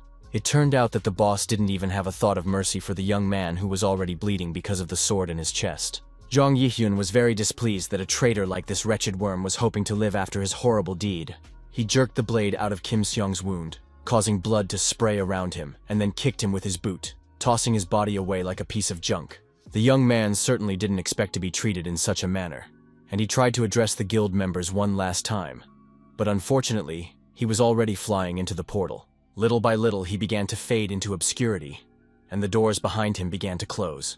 The doors slammed shut with a clatter, burying Kim Sona forever in the icy darkness. For a while, all the guild members stood still and watched as the portal to the dungeon turned into ash and scattered around. The silence was broken by Jung Yihyun, who, holding his sword in his hands, turned to his deputy. Now the guild leader was only interested in the question that concerned the identity of the protagonist. It turns out that the man had already introduced surveillance to Kang Hyun, who was just on his way to his house. A white car was already speeding behind the guy, with one of Bates' agents sitting in it. Jung Yihyun was furious that some guy dared to reject his lucrative offer. Now he thought our hero had better be as impenetrable as his arrogance to remain whole. The boss was already thinking about how the guy would sing when he found out something bad had happened to his loved ones. The man simply decided to use the language of force, if in other ways the protagonist did not understand his terms. Meanwhile, Hyun and Ayan didn't realize that the hunt for them had already begun and planned with dinner while paying their mom's hospital bills in parallel. They didn't hesitate long and went to a barbecue restaurant to have dinner together. In fact, the girl was still surprised that an unemployed college graduate could afford to buy beef so often. The protagonist didn't see it as something amazing because he didn't see anything else he could spend his money on. The sister decided to help her big brother out a bit and offered to fry him some meat. Kang Hyun inquired if she had been to the hospital and asked about their mother's condition. The girl said that according to the doctor, she is already on the mend and will probably wake up soon. Kang Ah-hyun immediately noticed that even a cold-blooded guy like her brother smiled when he heard the good news. She noted that the young man hadn't smiled in a long time and had been walking around with a scowl lately, which wasn't like him at all. The protagonist didn't see the problem because he remembered that he smiled a lot. But the younger sister immediately emphasized that she wasn't talking about his psychotic smile. Suddenly, Kang Hyun grabbed his stomach because he felt some strange sensations in it. He said he had to make an emergency trip to the restroom, but the girl said the meat was just about ready. The boy understood that perfectly well, but he was too huffy, so he paid no attention to his sister's words. Having disposed of all important matters, the protagonist came to the conclusion that this was payback for the 2 days he had spent in the dungeon. When he came out of the restroom, he immediately noticed something that caught his attention. Kang Hyun was greatly surprised because he saw some unfamiliar man standing next to their table. When the sister saw our hero, she immediately pointed in his direction, as if this stranger was looking for him. The weirdo then quickly turned around and bowed to the young man in greeting. In the end, the strange man, without saying a word, simply left the establishment, and the girl never took her eyes off him. The protagonist thought his sister was just picking on the boys, but she was sure it was his acquaintance. The boy asked in surprise if it was really about him, but in the meantime, Kang Ah-hyun held out a note that she was asked to give to her brother. For his part, Kang Hyun felt that if it was someone he knew, he wouldn't leave so immediately, and would at least say hello. He finally fell abruptly silent as he read into what was written in that cryptic note. It turned out to be a letter from the head of the Bait Guild, reminding him of an invitation for the young man. After eating at the restaurant, our heroes headed home, but Kang Hyun also wanted to stop by the convenience store. My sister immediately thought the guy wanted to grab another beer, but that's not what he was going for at all. The girl was still thirsty, so she was only going to buy one for herself and get drunk alone. Her older brother didn't really want to let her in by herself, so he asked Ayan herself to go home while he ran to the store. In just a few minutes, the young man was already in the right place and quickly made the purchases he needed to make. The main character was walking down a devastated street and thought about all the events that had been happening to him lately. He was afraid of what shenanigans these baities might be up to, and afraid that they might eat at his family. The young man was already thinking that he should stop going to the dungeon for now and stay at home. But he also realized that he wouldn't be able to control Ah-hyun during her working hours. At that moment, the flow of his thoughts was interrupted by the sound of the phone ringing. His father's name popped up on the screen, which made Kang Hyun tense up a bit. The man immediately inquired if his son was home, but the man replied that he had gone out for a while. Turns out that Dad called to deliver the incredibly wonderful news that Mom had finally woken up.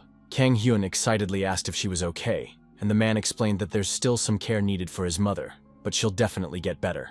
Our hero immediately breathed a sigh of relief because there was one less problem in his life. Meanwhile, the father reported that someone had come to visit his mother and introduced himself as a friend of the young man. The guy had no idea at all who it could be, because he had no such friends who could come to the hospital. The man himself also vaguely remembered the name, but eventually called this visitor Jong Il-hyun. He also added that the man asked to say hi to his son, and assumed it was some friend from the neighborhood because he couldn't recall seeing the guy before. Little by little, the protagonist began to realize the situation he was in.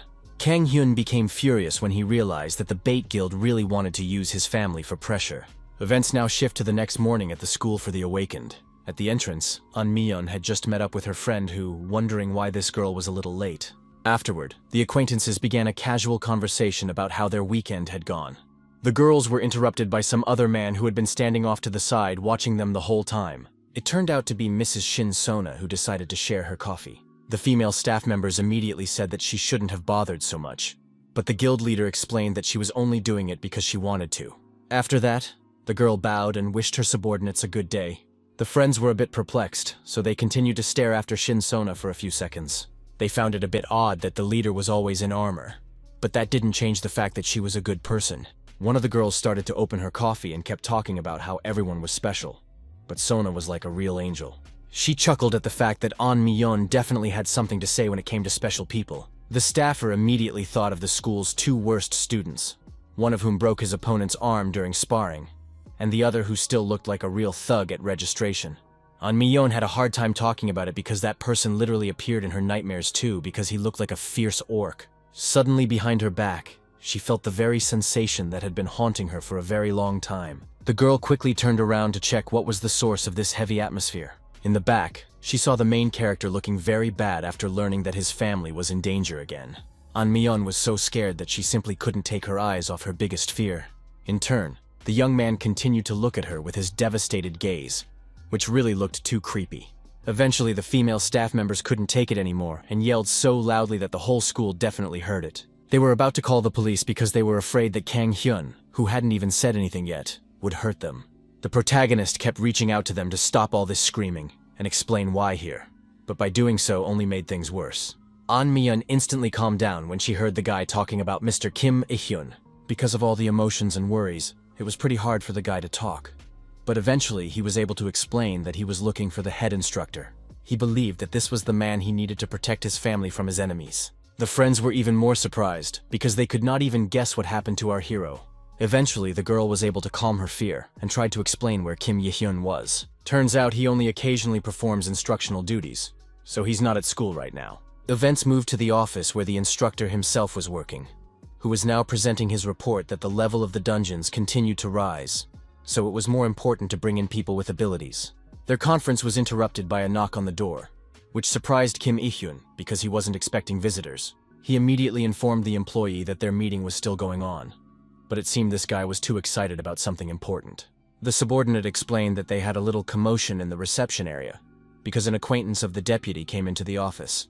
Kim Il-hyun was even more surprised to hear such unexpected news, and even tensed up a bit because he started to guess who it could be. Eventually they met with this guest and went to the meeting room to discuss all the problems. Obviously it was the main character, but the instructor didn't expect them to meet like this when she talked about them seeing each other very soon. Now Kim Il-hyun asked what business his former student had come to see him about. The young man replied briefly that he would require the services of an instructor, and he was about to listen to what had happened. Sipping a drink from his cup, Kim Il-hyun asked his student to elaborate on everything that had happened to him. Kang Hyun was finally able to share that the people from the Bait Guild started pestering his loved ones to push him around. He explained that he needed someone who could protect his family, while the guy himself got rid of those rats. The instructor was shocked by such news, so he asked what the young man had done. He himself was aware that the guild had quite a bad reputation, but there was no evidence as such against them, so there was nothing they could do. In turn, the protagonist has already decided that he will deal with these bandits with the ends, because it will only be to the benefit of the others. Kim Il-hyun suspected that he wasn't chosen just because he belonged to the Dangun Guild, and the guy confirmed his speculation because he simply thought his instructor was the strongest person. The teacher had suggested An Yu-song because he was also a capable martial artist, but the young man wouldn't trust his family to such a psychopath, and he didn't have his number. In the end, Kang Hyun asked the instructor to protect his family for just 1 week, for which he promised to pay generously. The instructor hesitated for a moment, clearly uncomfortable with the possible impression of bragging. He said that he already earns quite a lot, even much more than the protagonist imagined, because he holds the position of deputy guild leader. That's why, if a guy does want something from an instructor, you need to offer something more interesting, not money. After thinking for a bit, Kang Hyun came to a shocking conclusion about his acquaintance's desires. He thought that Kim Yi-hyun had hinted that he wanted to get his hands on the young man's body. But the instructor certainly hadn't planned something like that. The teacher was even afraid to imagine what else our hero could think of, so he decided to assume something like a business deal himself. He asked to meet with their leader if everything went well, because that way they could help the guy at the guild level. Of course our hero agreed to such conditions, so already 5 guards were on duty outside and inside his parents' room. There are also 5 security guards patrolling at his younger sister's place of employment for reasonable cause. Kang Hyun appreciated such a responsible approach to this case, but Kim Yi-hyun felt it was better to be reassured so that nothing would happen. The guys were already standing near the Bait Guild building, and the instructor wasn't sure if our hero really needed to go there alone, because there were definitely quite a few people inside. The young man thought for a few seconds, but immediately compared their organization to the Dangan Guild, which was larger. Kim Yi-hyun immediately emphasized that the strength of the group was not determined by the size of the building, but let's just say that these guys had taken over quite a few dungeons. He believed that such results of their work accurately signified something and showed their strength. Plus, Kang Hyun contacted them as soon as he got the note, so they've probably gathered all the forces they have, making a surprise attack likely to work. The protagonist immediately remembered how he had called the number on the letter in a panic. Still, that call was inevitable because the safety of the guy's family came first, and because of that, he was able to buy time to hire an instructor. After finishing this conversation, Kang Hyun handed his partner some small object, asking him to keep it. Kim Yi-hyun had no idea what our hero had passed on to him, and even started to get a little worried. The guy was already in a hurry to get out of the car and go on his mission, so he asked his companion to park the car at the house. He asked not to speculate and added that he couldn't explain everything yet, but he would be back alive and well by tomorrow. The protagonist didn't want to waste any more of his time and left Kim Yi-hyun alone with his speculation. It wasn't long before Kang Hyun found himself outside the Bait Guild's main office building. Jung Yi-hyun had been waiting all this time for the guy to arrive, so he greeted him with a smile. Behind his back was a considerable army of guild members that could attack our hero at any moment. Kang Hyun laughed when he saw that the leader of the organization was so wary of his strength. He immediately noted that there seemed to be too many people meeting here, and assumed that they were all going to give him a test. The leader still continued to hold his smile as well and emphasized that Mr. Kang Hyun was now part of the Bait family, causing all of its members to come to greet him. Hearing all of this, the main character literally couldn't contain his laughter, causing Jung Yi-hyun to look at him indignantly and stop his speech. Kang Hyun became furious when he heard that such thugs could say anything at all about family. He wondered if the guild leader knew what would result if the syllables of the word were reversed. The main character explained with madness in his voice that you could make up the word jaka, meaning shackles, if you changed the kjok a little bit, which meant family. The guy didn't feel sorry for himself at all, so he activated Lion's Roar of Fury to begin with, and then prepared to use Magic Blast. He directed all of his strength into the floor, something that all of the guild members had definitely not expected, so they were unable to react to such an attack in time. For his part, Kang Hyun was enjoying the fact that his plan seemed to be starting to work. All the warriors were trying to dodge the shards that were flying in different directions, and once again made sure that the main character was somehow insane. No one around could understand what this young man was doing, because from the outside this punch looked quite strange. Eventually, after a while, everyone started screaming in fear because the floor beneath their feet started to collapse little by little. Jung Yi-hyun also began to guess about the head character's zdum, causing him to once again call him crazy. Beneath them was a metal rebar. Its intertwining could cushion the fall, saving the guild members from imminent doom. The protagonist was well aware of this fact, so he prepared to destroy this metal mesh as well. In an instant, he used the secret Wayne technique, the power of a giant, and an ability called One Strike, Two Halves. Only a few blows were enough to destroy the bandit's only hope of any salvation. At that time, all the guild members tried to flee somewhere for cover, but there was too little time left. Eventually, the floor beneath their feet did collapse, and they fell helplessly into a room that was in the basement of their office. All the warriors were now definitely unable to fight, because they were lying mixed with the asphalt debris that had just crushed them. The main character also fell down, but his strength was enough to keep him unharmed. He finally used Muravlir's Shroud, which had performed quite well during his first test. Kang Hyun immediately heard the voice of the guild leader behind his back, who had also managed to survive this fall. The boy watched cautiously to see what the bait leader would want to do. The man asked our hero to be prudent before it was too late and there was a chance to become good partners after all. The protagonist thought he was being completely delusional because Jung Il-hyun himself had crossed the line a long time ago. The guild leader began to guess that the young man didn't like the fact that they were visiting his family, so he apologized for that and advised Kang Hyun to think hard again. He was sure that if they joined forces, they could even overthrow Dangun and show the nosy Han Seon where she belonged. The man asked if our hero realized the depth of these words, but the man boldly replied that he only realized the depth of his dementia. Then the leader began to threaten that there were over 200 of his subordinates inside this building alone. And there were many times that number all over the country. Jung Il-hyun stressed that they were missing only one thing, the face of their organization. He was looking for a strong man who would lead the people. And then the guild could even go beyond Korea and expand to the whole world. The protagonist had no respect for the head of bait, so he spat right in his face. For a few seconds there was a sepulchral silence between them that did not bode well. To Kang Hyun, all of these plans sounded as delusional as possible, so he suggested that the leader record all of his wants on video to make all of YouTube laugh. Meanwhile, Jung Il-hyun still hasn't commented on this situation in any way, and only gently wiped the saliva from his cheek. In the end, he literally started shaking with anger. But still, such an act was expected on the part of the main character. The leader of the organization concluded that such low-grade scum was incapable of understanding his great designs. For a few seconds, our hero continued to stand still and watch as his opponent simply began to spew insults in his direction over his refusal to join the organization. Kang Hyun had a hard time holding back his laughter, because the man looked rather pathetic from the outside. Then he decided to ask the guys who stayed upstairs if they had heard all the nonsense their leader was talking in complete seriousness. The guy kept laughing with Jung Il-hyun to get him emotional and called the man a medieval nobleman. Our hero managed to do it quite well, because the guild leader had already become ashen purple from the rage that overwhelmed him. The man realized that there was no way he could sway Kang Hyun to his side, so he ordered his subordinates to kill him right now.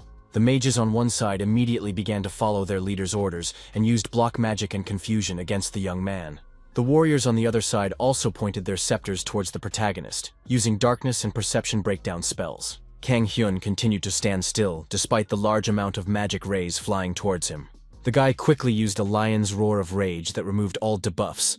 The ring of strong mind protected him from mental attacks. In the next second, all the opponents froze because they felt that their performance and morale had been drastically lowered. Jung Il-hyun couldn't understand why his subordinates had stopped abruptly and irritably looked up to find out the reason. He shouted for them to start doing his bidding and finally finish this guy off. Hearing their enraged leader, all the warriors quickly came to their senses and began concentrating mana again to attack our hero. Kang Hyun was only happy that some more weaklings would try to defeat him. He'd just like to see how the Shroud of Maravlir would stand up to magic. A violent explosion sounded, and everyone watched carefully to see if he had managed to handle the young man. All the guild members realized that he could still survive, so they rushed to the mage's aid. More and more members of the organization began to descend from above to definitely prevent Kang Hyun from escaping. All of them were heading straight for the epicenter of the explosion. The magicians had already prepared new attacks. It turned out that the protagonist was completely unharmed, and with a few precise blows destroyed every enemy in his path. Jung Il-hyun couldn't hold back any longer, so a low, animalistic growl escaped from his throat. Meanwhile, the protagonist began to inhale full lungs of air again to use the lion's roar of fury. He yelled for everyone to attack him again, and the explosions were so strong that they hit the building itself. After a while, the smoke cleared and the charred hull of the guild's main base could be seen behind it. Kang Hyun tried to calm his breathing after dealing with another group of opponents again. Numerous corpses of warriors lay around, who were also unable to resist the young man. Despite such a fierce fight, the protagonist continued to stand on his feet and was ready to continue the confrontation. Jung Il-hyun panicked, causing him to laugh nervously, and asked what Kang Hyun's problem was. He pointed his finger at him and confidently stated that our hero was also a murderer, just like everyone else in their organization. The protagonist was not at all affected by such pressure on his sense of justice, and he himself believed that the leader should be willing to die himself if he was already bent on killing people. Jung Il-hyun wasn't scared of threats from the guy, because he was sure that Kang Hyun was the one who was going to die here. Meanwhile, the shards beneath my feet began to shake strangely, as if an unknown force wanted to lift them. The guild leader had already seen that our hero was running low, so he decided to use his powers to finally finish him off. A large number of tentacles erupted from the ground and bound Kang Hyun in an instant. The young man wanted to say that he wouldn't be taken in by such a trick, but he didn't even realize that he also had an opponent behind him. The next second, The protagonist saw his reflection in the blade that had pierced through his body. Kang Hyun froze, his eyes empty from such a sharp pain because even he hadn't anticipated such a turn of events. Now the guy realized that his end had come, although he had been able to hold out against so many opponents for quite some time. In turn, Jung Yi-hyun, with a smile on his face, praised his deputy, who had so successfully attacked their main target, and asked him to leave the guy behind so he could personally finish him off. The deputy, leaving the sword in the protagonist's body, took a step back so the boss could do his thing. The guild leader was still surprised that our hero had received so many wounds, but continued to breathe, showing incredible resilience, and was ready to trade all his staff for such a fighter. He needed to give up such a desire anyway, because beasts that couldn't be controlled were completely useless. The man asked if Kang Hyun wanted to say something last, but the man only wished he could choke on it every time he ate a gukbap. Jung Yi-hyun was no longer at all surprised that Kang Hyun had decided to ruffle his feathers until the very end. He finally decided to proceed to massacre the protagonist and took him firmly by the head. As it turned out, the guild leader chose the cruelest path and intended to literally burn out Kang Hyun's face, not giving him the slightest chance for mercy. The guy couldn't stand such terrible pain, so he screamed furiously, feeling his skin begin to burn. Jung Yi-hyun didn't react in any way to the heartbreaking screams behind his back and indifferently lit a cigarette. He asked his subordinate how they were doing, and the latter reported that there were over 30 dead and about 50 wounded. The guild leader wasn't at all pleased that they had suffered such serious losses because of just one person. He asked the employee to at least remove the equipment from our hero, because it looked pretty good and could make up for some of the losses. Suddenly, one of the guild members shrieked strangely somehow, and called out to the leader. He exclaimed with shock in his voice that Kang Hyun's body suddenly disappeared, as if it had vanished into thin air right before their eyes. It was evening, and our hero had already returned to his rebirth point and received a death penalty. Kang Ah-hyun was surprised to see her brother, who was still not supposed to be home. The girl immediately noted that her older brother was somehow delayed in his assignment. Judging from where the guy came out from, she concluded that he had managed to die after all. But Kang Hyun didn't explain anything, and only asked if they had anything to eat. The younger sister was in no hurry to let our hero pass on, because she noticed one infuriating detail. It turns out that the young man once again forgot to take off his shoes and soiled the floors of their apartment, so he had to apologize to Ah-hyun. This isn't the first time the girl has asked Kang Hyun to take off his armor after he resurrects because she makes sure their house is clean.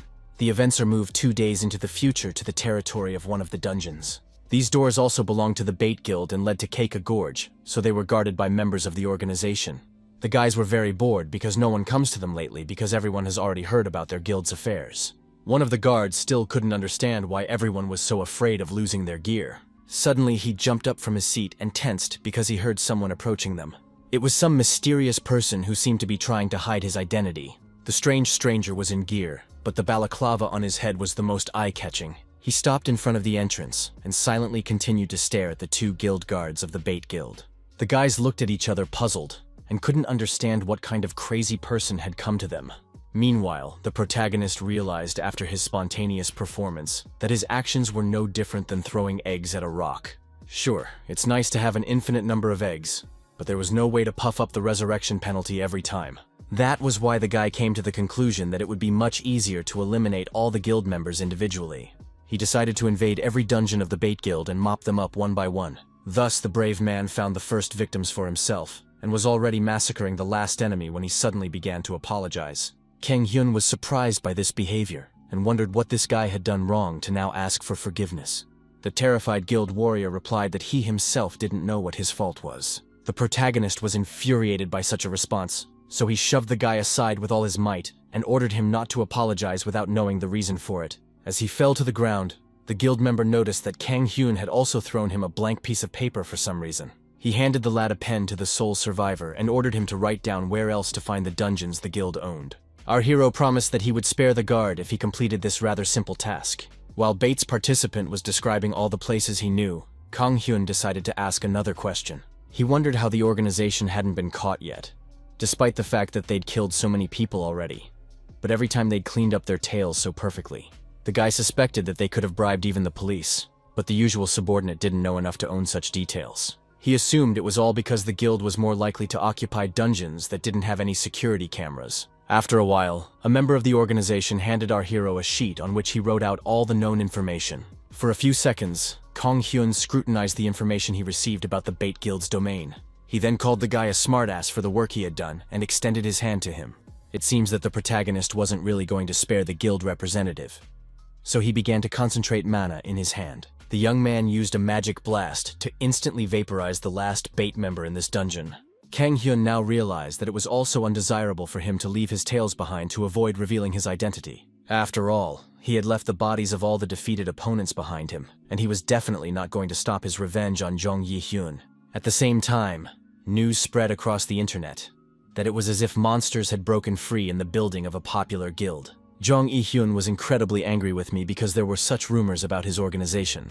All the while, he was monitoring the news on the internet and continued to sit at the computer in his office. The man was not content to have to use such an excuse to cover up the incident with that deranged man, as he called our hero.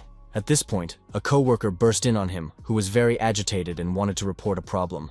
Before the subordinate could say anything at all, Jong Yi-hyun threw something heavy at his head. It turned out to be an ashtray, which now fell to the floor with a clatter. The boss, who was already in a lousy mood, wondered who let the guy just walk in like that. The employee immediately bowed low and apologized to his supervisor for such unacceptable behavior. Turns out he just wanted to report that the weirdo had reappeared. Jong Yi-hyun couldn't believe that the bastard who had robbed all the dungeons and killed hundreds of guild members was still active. The man couldn't understand what this inadequate man was up to, and was worried about him showing up at such an inopportune time.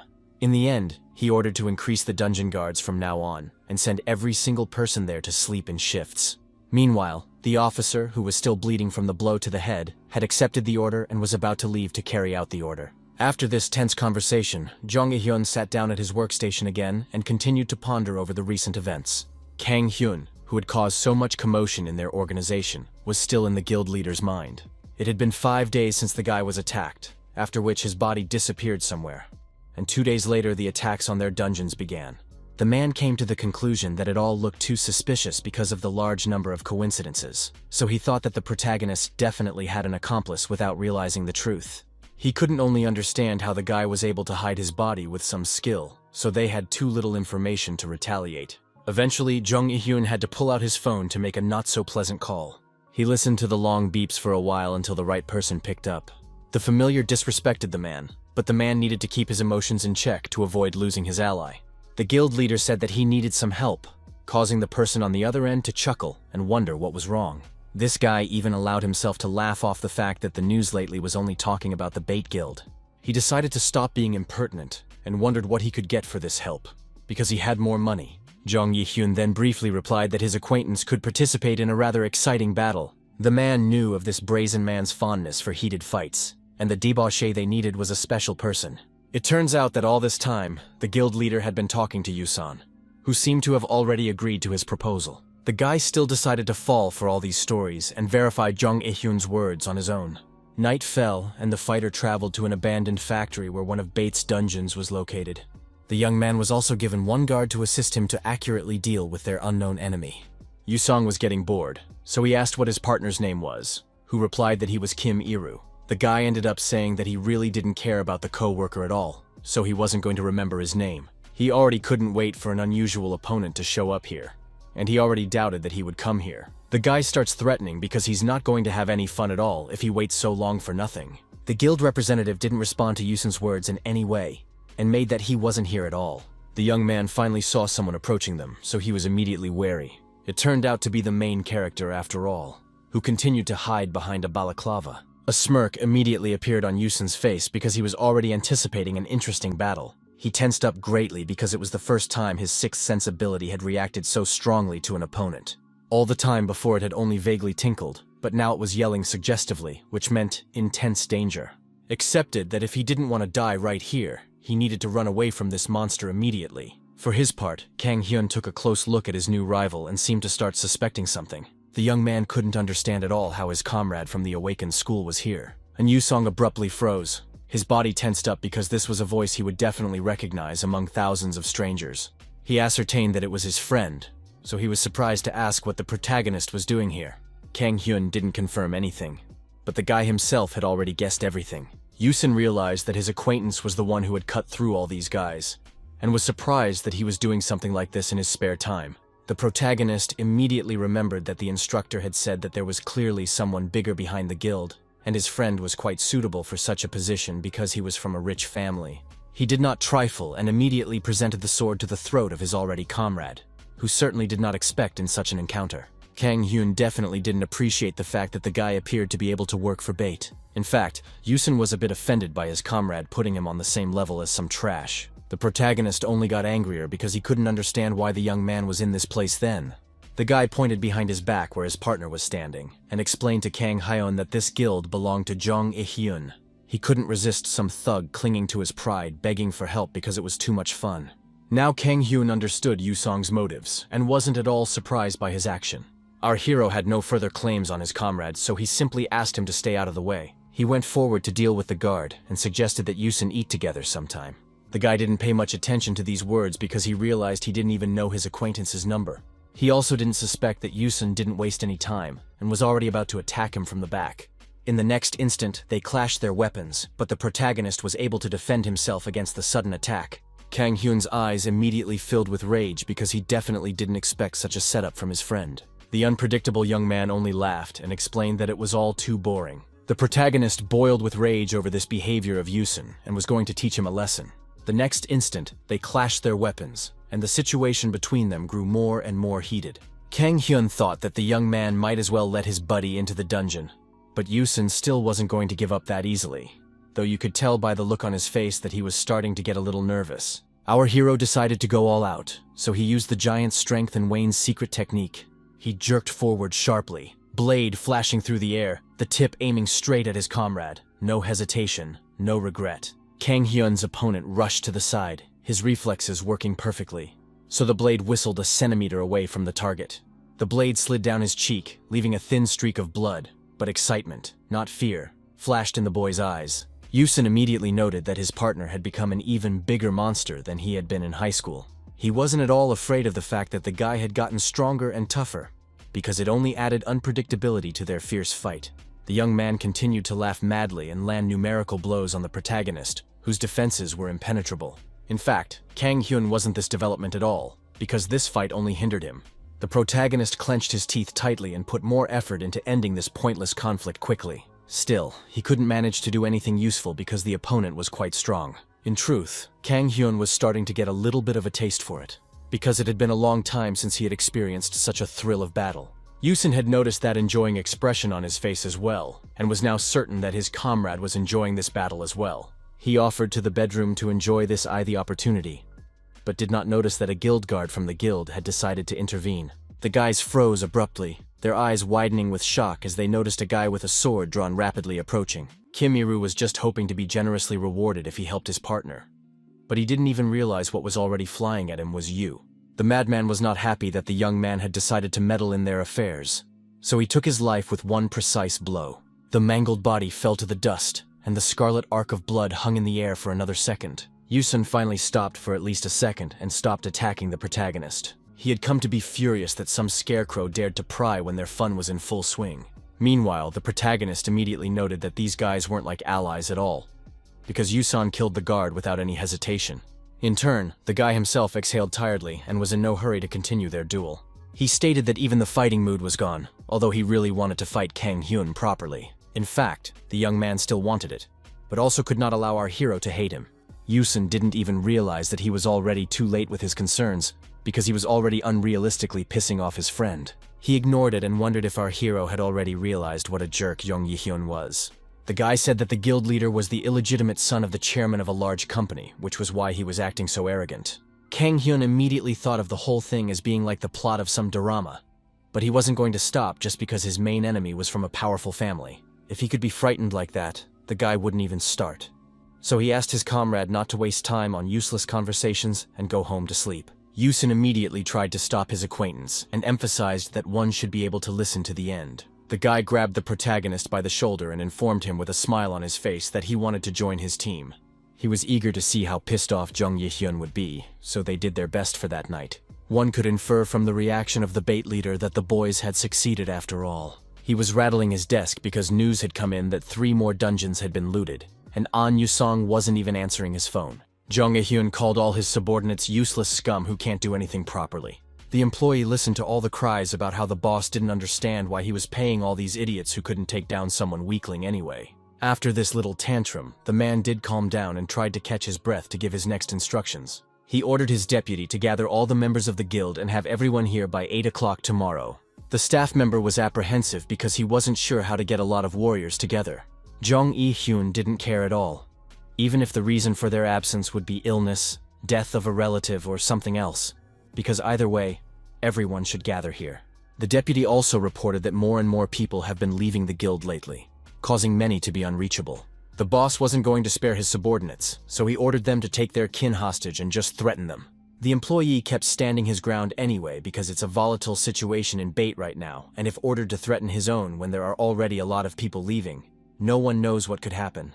The guild leader started to lose his temper again because he couldn't deal with all the problems that had so suddenly come upon him. He was distracted by the fact that his phone suddenly received an incoming call from a subscriber whose number was hidden. The person on the other end immediately started talking about how Jong Il-hyun seemed to be having a lot of troubles lately. The man immediately thought the voice sounded familiar, so he calmed down, because it might be even simpler than he expected. Meanwhile, everyone on the internet was wondering what happened to the Bait Guild because no one had seen them in the dungeons lately.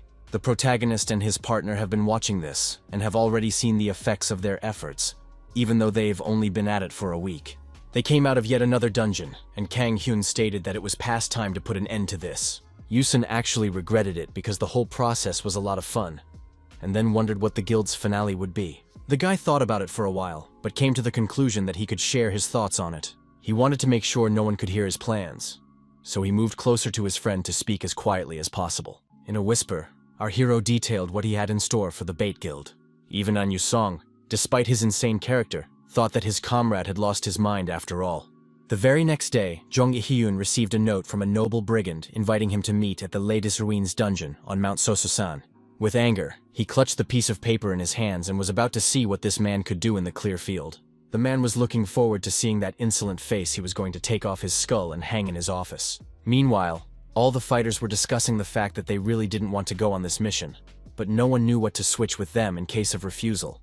Jong Il-hyun heard all this talk and still couldn't believe that he had to take such scum with him on the case, but he was most angry at the very scumbag who was making him so tense. The man immediately recalled the events when he received an incoming call while standing in the middle of a trashed office. His acquaintance on the other end of the line explained that he had called to lend a hand if needed.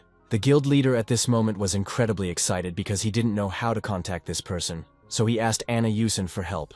He even chuckled and remarked that this guy had made a very timely call. Jong Il-hyun promised to repay the help, and his father would also take care of everything, but the acquaintance didn't seem to particularly like that detail. This mysterious guy didn't understand who was going to take care of who, and concluded that the man just didn't understand him. In the end, he simply hung up the phone, cutting off the Bait leader's last hopes. Jong Il-hyun was very angry at his acquaintance, and thought that he had behaved worse than even An Yusong himself. He was so angry that he had just burned the letter in his hands, and now he wanted to observe how much longer his buddy would last. Now events shift to a building that just happened to house a mysterious guy who was intimately acquainted with guild leader Bait. The subordinate reported to him that the organization had already summoned all its members, and even Jong Il-hyun personally came to the meeting. He thought that they were supposedly allies, so it would be possible to send some help after all.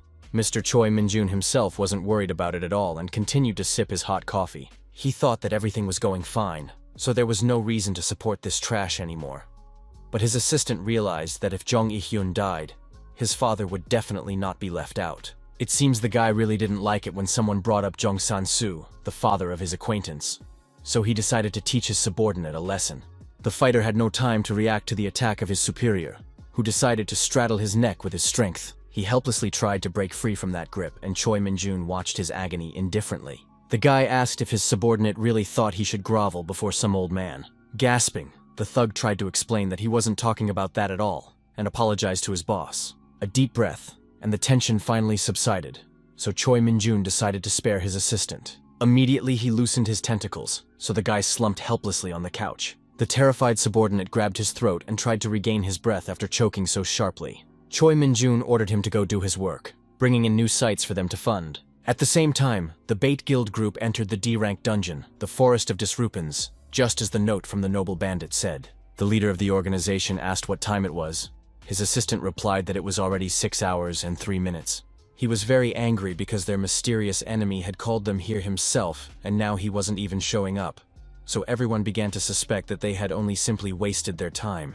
In any case, Jung Yi-hyun ordered everyone to be on guard because they don't know how many enemies are here, or if there's an ambush. Suddenly, the assistant saw something ahead and asked the leader to pay attention to it.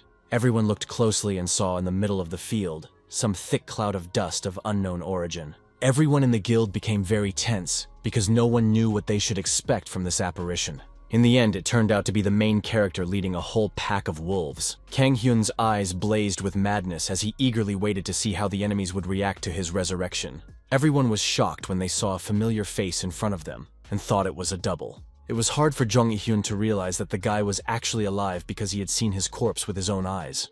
Meanwhile, the main character noted that they hadn't seen him in a while and reached into his huge bag. Eventually, the young man pulled something out of there and stated that he had a little gift here.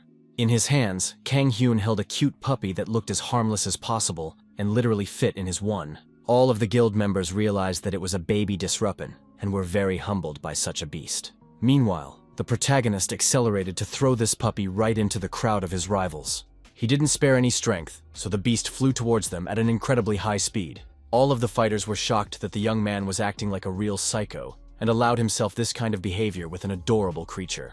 One of them couldn't stand by after all and threw his weapon to the ground in time to help the doggy. He ran forward and already prepared to catch the poor puppy. Meanwhile, the baby Disrupin himself couldn't understand what was even happening to him. Eventually, he did land right into the arms of the sturdy man who had been so concerned about his fate. The warrior exhaled in relief and was now glad that he had managed to save the beast after all. The rest of the guild members also couldn't take their eyes off the cutest creature because they couldn't fight their desire to pet it. They were very displeased that the protagonist was doing this to a living being. But Jung Yi-hyun ordered all of his subordinates to shut their mouths. The guild leader now realized that he had messed with a true psycho who was willing to do anything. Looking at the bag, he realized that the guy had decided to steal the baby raptors to get their attention. Of course, the bloody evil Disrupins weren't going to just hand over their kids. Now all of them and rushed after the main character, who at full speed flew straight into the crowd of his enemies. Kang Hyun didn't change his mind and threw forward an entire bag that was filled to the top with cubs. Now the warriors looked up in surprise and watched as the helpless pups were on the verge of crashing to the ground. Everyone prepared to save a few more lives of the little Disrupins that were falling on them like rain. Apparently, the protagonist took advantage of the fact that he managed to distract all of his opponents and jumped high up to attack his target. He tried to land a crushing blow on Jung Yi-hyun, but he managed to jump aside in time. At the same time, the huge wolves had already reached the people from whom they needed to take their children, and were about to tear them into small pieces. They were literally attacking from all sides, so it would be very difficult for the guild warriors to stand against such a pack. The leader of the organization had to be the first to take the hit, but he managed to make a fire shield in time. Meanwhile, Kang Hyun had managed to slip between the enemies unnoticed, so he was now heading towards the portal without any problems. Jung Yi-hyun realized that he would have to let the guy go after all, because his life was more important at the moment. Eventually, he had completely burned the muzzle of one of the Disrupins, and could now watch what his most important enemy was doing. It was very well thought out, because these wolves are already difficult to deal with because of their invisibility. But our hero also destroyed the entire formation with his sudden burst. The boss began to shake with anger again with his whole body, because he realized that his defeat was inevitable. He finally made the decision to retreat and ordered all of his men to leave the dungeon now. The warriors who were in the back row were very happy about this fact, because they were the first to run for the exit. Most of them were already thinking about leaving the guild tomorrow because the situation was getting worse. Turns out it wasn't that simple, because waiting for them at the exit was Yusun, who was hardly here with good intentions. Everyone froze in a stupor because they couldn't figure out what to do next. But in the meantime, the guy pulled out his mace to deal with his opponents. So far, no one had thought to counter in any way, so our hero's ally was able to swing for his first strike with no problem. Yusun continued to skillfully wield his mace left and right, destroying every opponent in his path. The young man's crazed eyes only occasionally flashed in the streams of blood he left behind after each slain guild member. Jung Yi-hyun watched in shock as his acquaintance sided with the enemy and began destroying his men. The man couldn't believe that this guy had betrayed the guild, and couldn't even understand at what point it happened. He was already sure it was a failure, but he was still desperately trying to find some way to escape. Carefully looking around at all the chaos that was going on around him, Jung Yi-hyun tried to think of some plan of action for himself. His eyes darted wildly from side to side. His breathing became ragged. Panic clutched his throat, not letting go for a second. Looking in the other direction, the man only saw the way Kang Hyun and Yusong were brutally killing all of his allies. he still continued to stand like a stumbling block, because it seemed that nothing could be done here. In the end, Jung Il-hyun came to the conclusion that it was worth using extreme measures if things had already turned out this way. He clenched his fist tightly and began to use my fire, burning his own body. Meanwhile, the guild members were thrown back by the powerful blows, unable to fight back, only moaning in pain, taking blow after blow. In turn, the protagonist was absolutely not going to stop, so everyone who fell under his hand was very unlucky. He was surprised that there were so many warriors, as if they were some kind of cockroaches. The guy wanted to complain about how tired he was already, but he suddenly heard an enraged Jung Il-hyun behind his back. Kang Hyun was even a little startled by the surprise, so he abruptly turned back around. The guild leader decided to literally set his entire body on fire, because he already realized that this was the end for him anyway. He used self-immolation, and thus was going to take his main enemy with him. At the last moment, the young man managed to put his arm out to defend himself, but it was all useless. The explosion came suddenly, and everyone scattered, fleeing from the wave of fire that tore down everything in its path. This new one is dangerous to Jung Il-hyun's own life because of the colossal power, but he didn't mind sacrificing himself if he could get Kang Hyun. It seems the man's plan wasn't that perfect, so in the flames he was able to make out his opponent, who was still alive. From the flames, the hand of our hero reached out to him, who was not going to give up so easily. The guy was all flaming, his skin burned in many places, but he still grabbed Jung Il-hyun to deliver the final blow. The guild leader was stunned. His mind refused to understand what was happening, because even at the cost of his own life, victory seemed impossible. In turn, the protagonist was frustrated that it was all the abilities of his seemingly immensely powerful opponent. He didn't waste any more time and struck at Jung Il-hyun, who no longer had any strength at all to fight back in any way. The bait leader immediately coughed up blood because the wound inflicted was too serious. Kang Hyun didn't stop there and kicked the man with all his might, causing him to fly off to the side, crashing into one of the dead wolves' bodies. Hunched over, he sat in the dust, groaning, clutching his injured side as every movement caused a new wave of excruciating pain. The young man motioned for his rival to sit here and watch him take out the others. He emphasized that after everything that happened, they can't just part ways peacefully. So now Jung Il-hyun will watch all of his henchmen die one by one. With a single leap, the protagonist rushed forward and, raising a cloud of dust around him, began mowing down all the remaining members of the Bait Guild. Hearing the screams of his subordinates, the leader realized that they were all finished. Everything was blown out of proportion just because they got involved with some one scum who turned out to be a real psycho. In despair, the man began to laugh quietly, because there was definitely nothing else to do in a situation like this.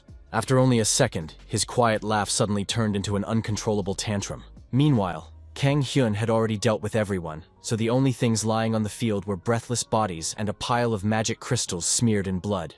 In the other direction also lay the dead Disrupins who had never managed to protect their babies. Kang Hyun and his companion walked over to the last survivor, Jung Il-hyun, who was still laughing hysterically. His eyes became glassy and empty, reflecting only the hopelessness of his situation. Yusin was surprised that the scumbag kept laughing, and our hero asked to just leave the man alone, because it was already clear that he had literally lost his mind. The only thoughts in the guild leader's mind were that it was finally over. But then the thought flashed through his mind that there was still some chance of salvation. Jung Il-hyun thought that it was impossible that he would really come to such a meaningless end. The protagonist immediately saw that it seemed that his enemy hadn't completely lost his mind yet, and still wasn't going to give up.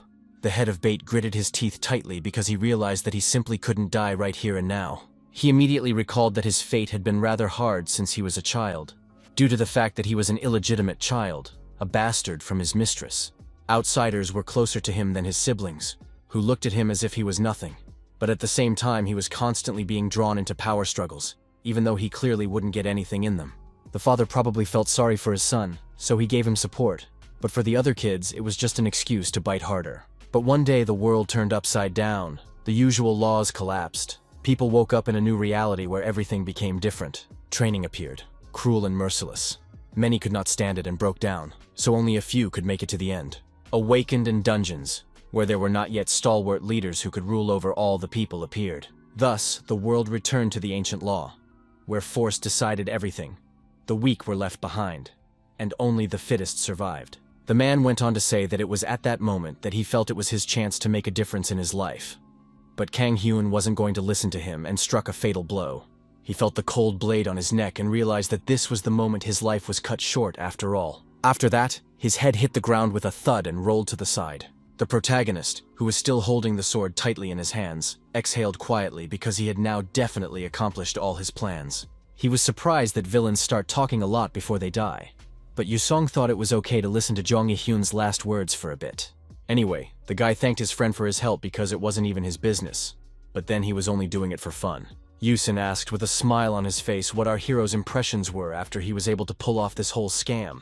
His question hung in the air. He wanted to know how the guy felt about accomplishing his revenge. In fact, Kang Hyun didn't even know how to answer that question, because he had already heard of people saying that when a month was accomplished, a person usually felt empty. He thought he was just taking out garbage that belonged in a landfill, so the sensation was no different than when you pull a stuck piece of sulfur out of your ear. Kang Hyun didn't seem to have done anything serious, but he felt somewhat relieved. He finally decided to end the subject, and inquired about what they were going to do with all this stuff. But Yusun wasn't interested, because he had enough money as it was. The young man was surprised that his comrade really wasn't interested, and independently began to examine various weapons, of which there were quite a few.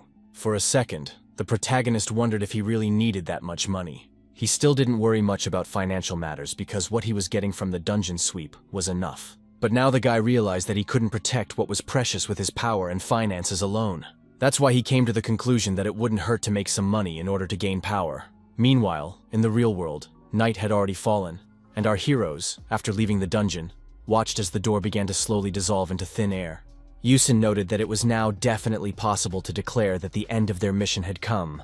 The protagonist was quite serious, so he thought about talking over his ideas with his comrade. The guy wanted to talk about the fact that he was thinking about starting a guild. But Yusin didn't even bother to listen and immediately agreed to any suggestions. Kang Hyun emphasized that he wasn't even done yet, but the friend already felt that the guild this particular guy would create would definitely be fun. There was already a smile on our hero's face here, because he didn't even offer his buddy to join his organization. Yusin wasn't going to believe the guy's words, because it was obvious he was only probing the ground. Back then, no one suspected that a small guild created by two men as a joke would become the most famous guild in Korea. Certainly in a bad way. Now the events moved to the office of the chairman of a large company, who just learned the terrible news about Jong Il-hyun. Jong Sansu yelled at his subordinate who had the responsibility of promoting his son, so he blatantly violated their agreement. Choi Min-jun sat with his back to his boss and didn't seem to react in any way to his furious shouting. He finally turned around and smiled indifferently, because he wasn't worried about the situation at all. He thought the old man was joking when he spoke of some violation of their treaty. It was hard for Jong Sansu to contain his emotions, seeing the guy making a fool of himself even in such a serious situation when it had already been a week since the connection with his son and the guild members had been lost.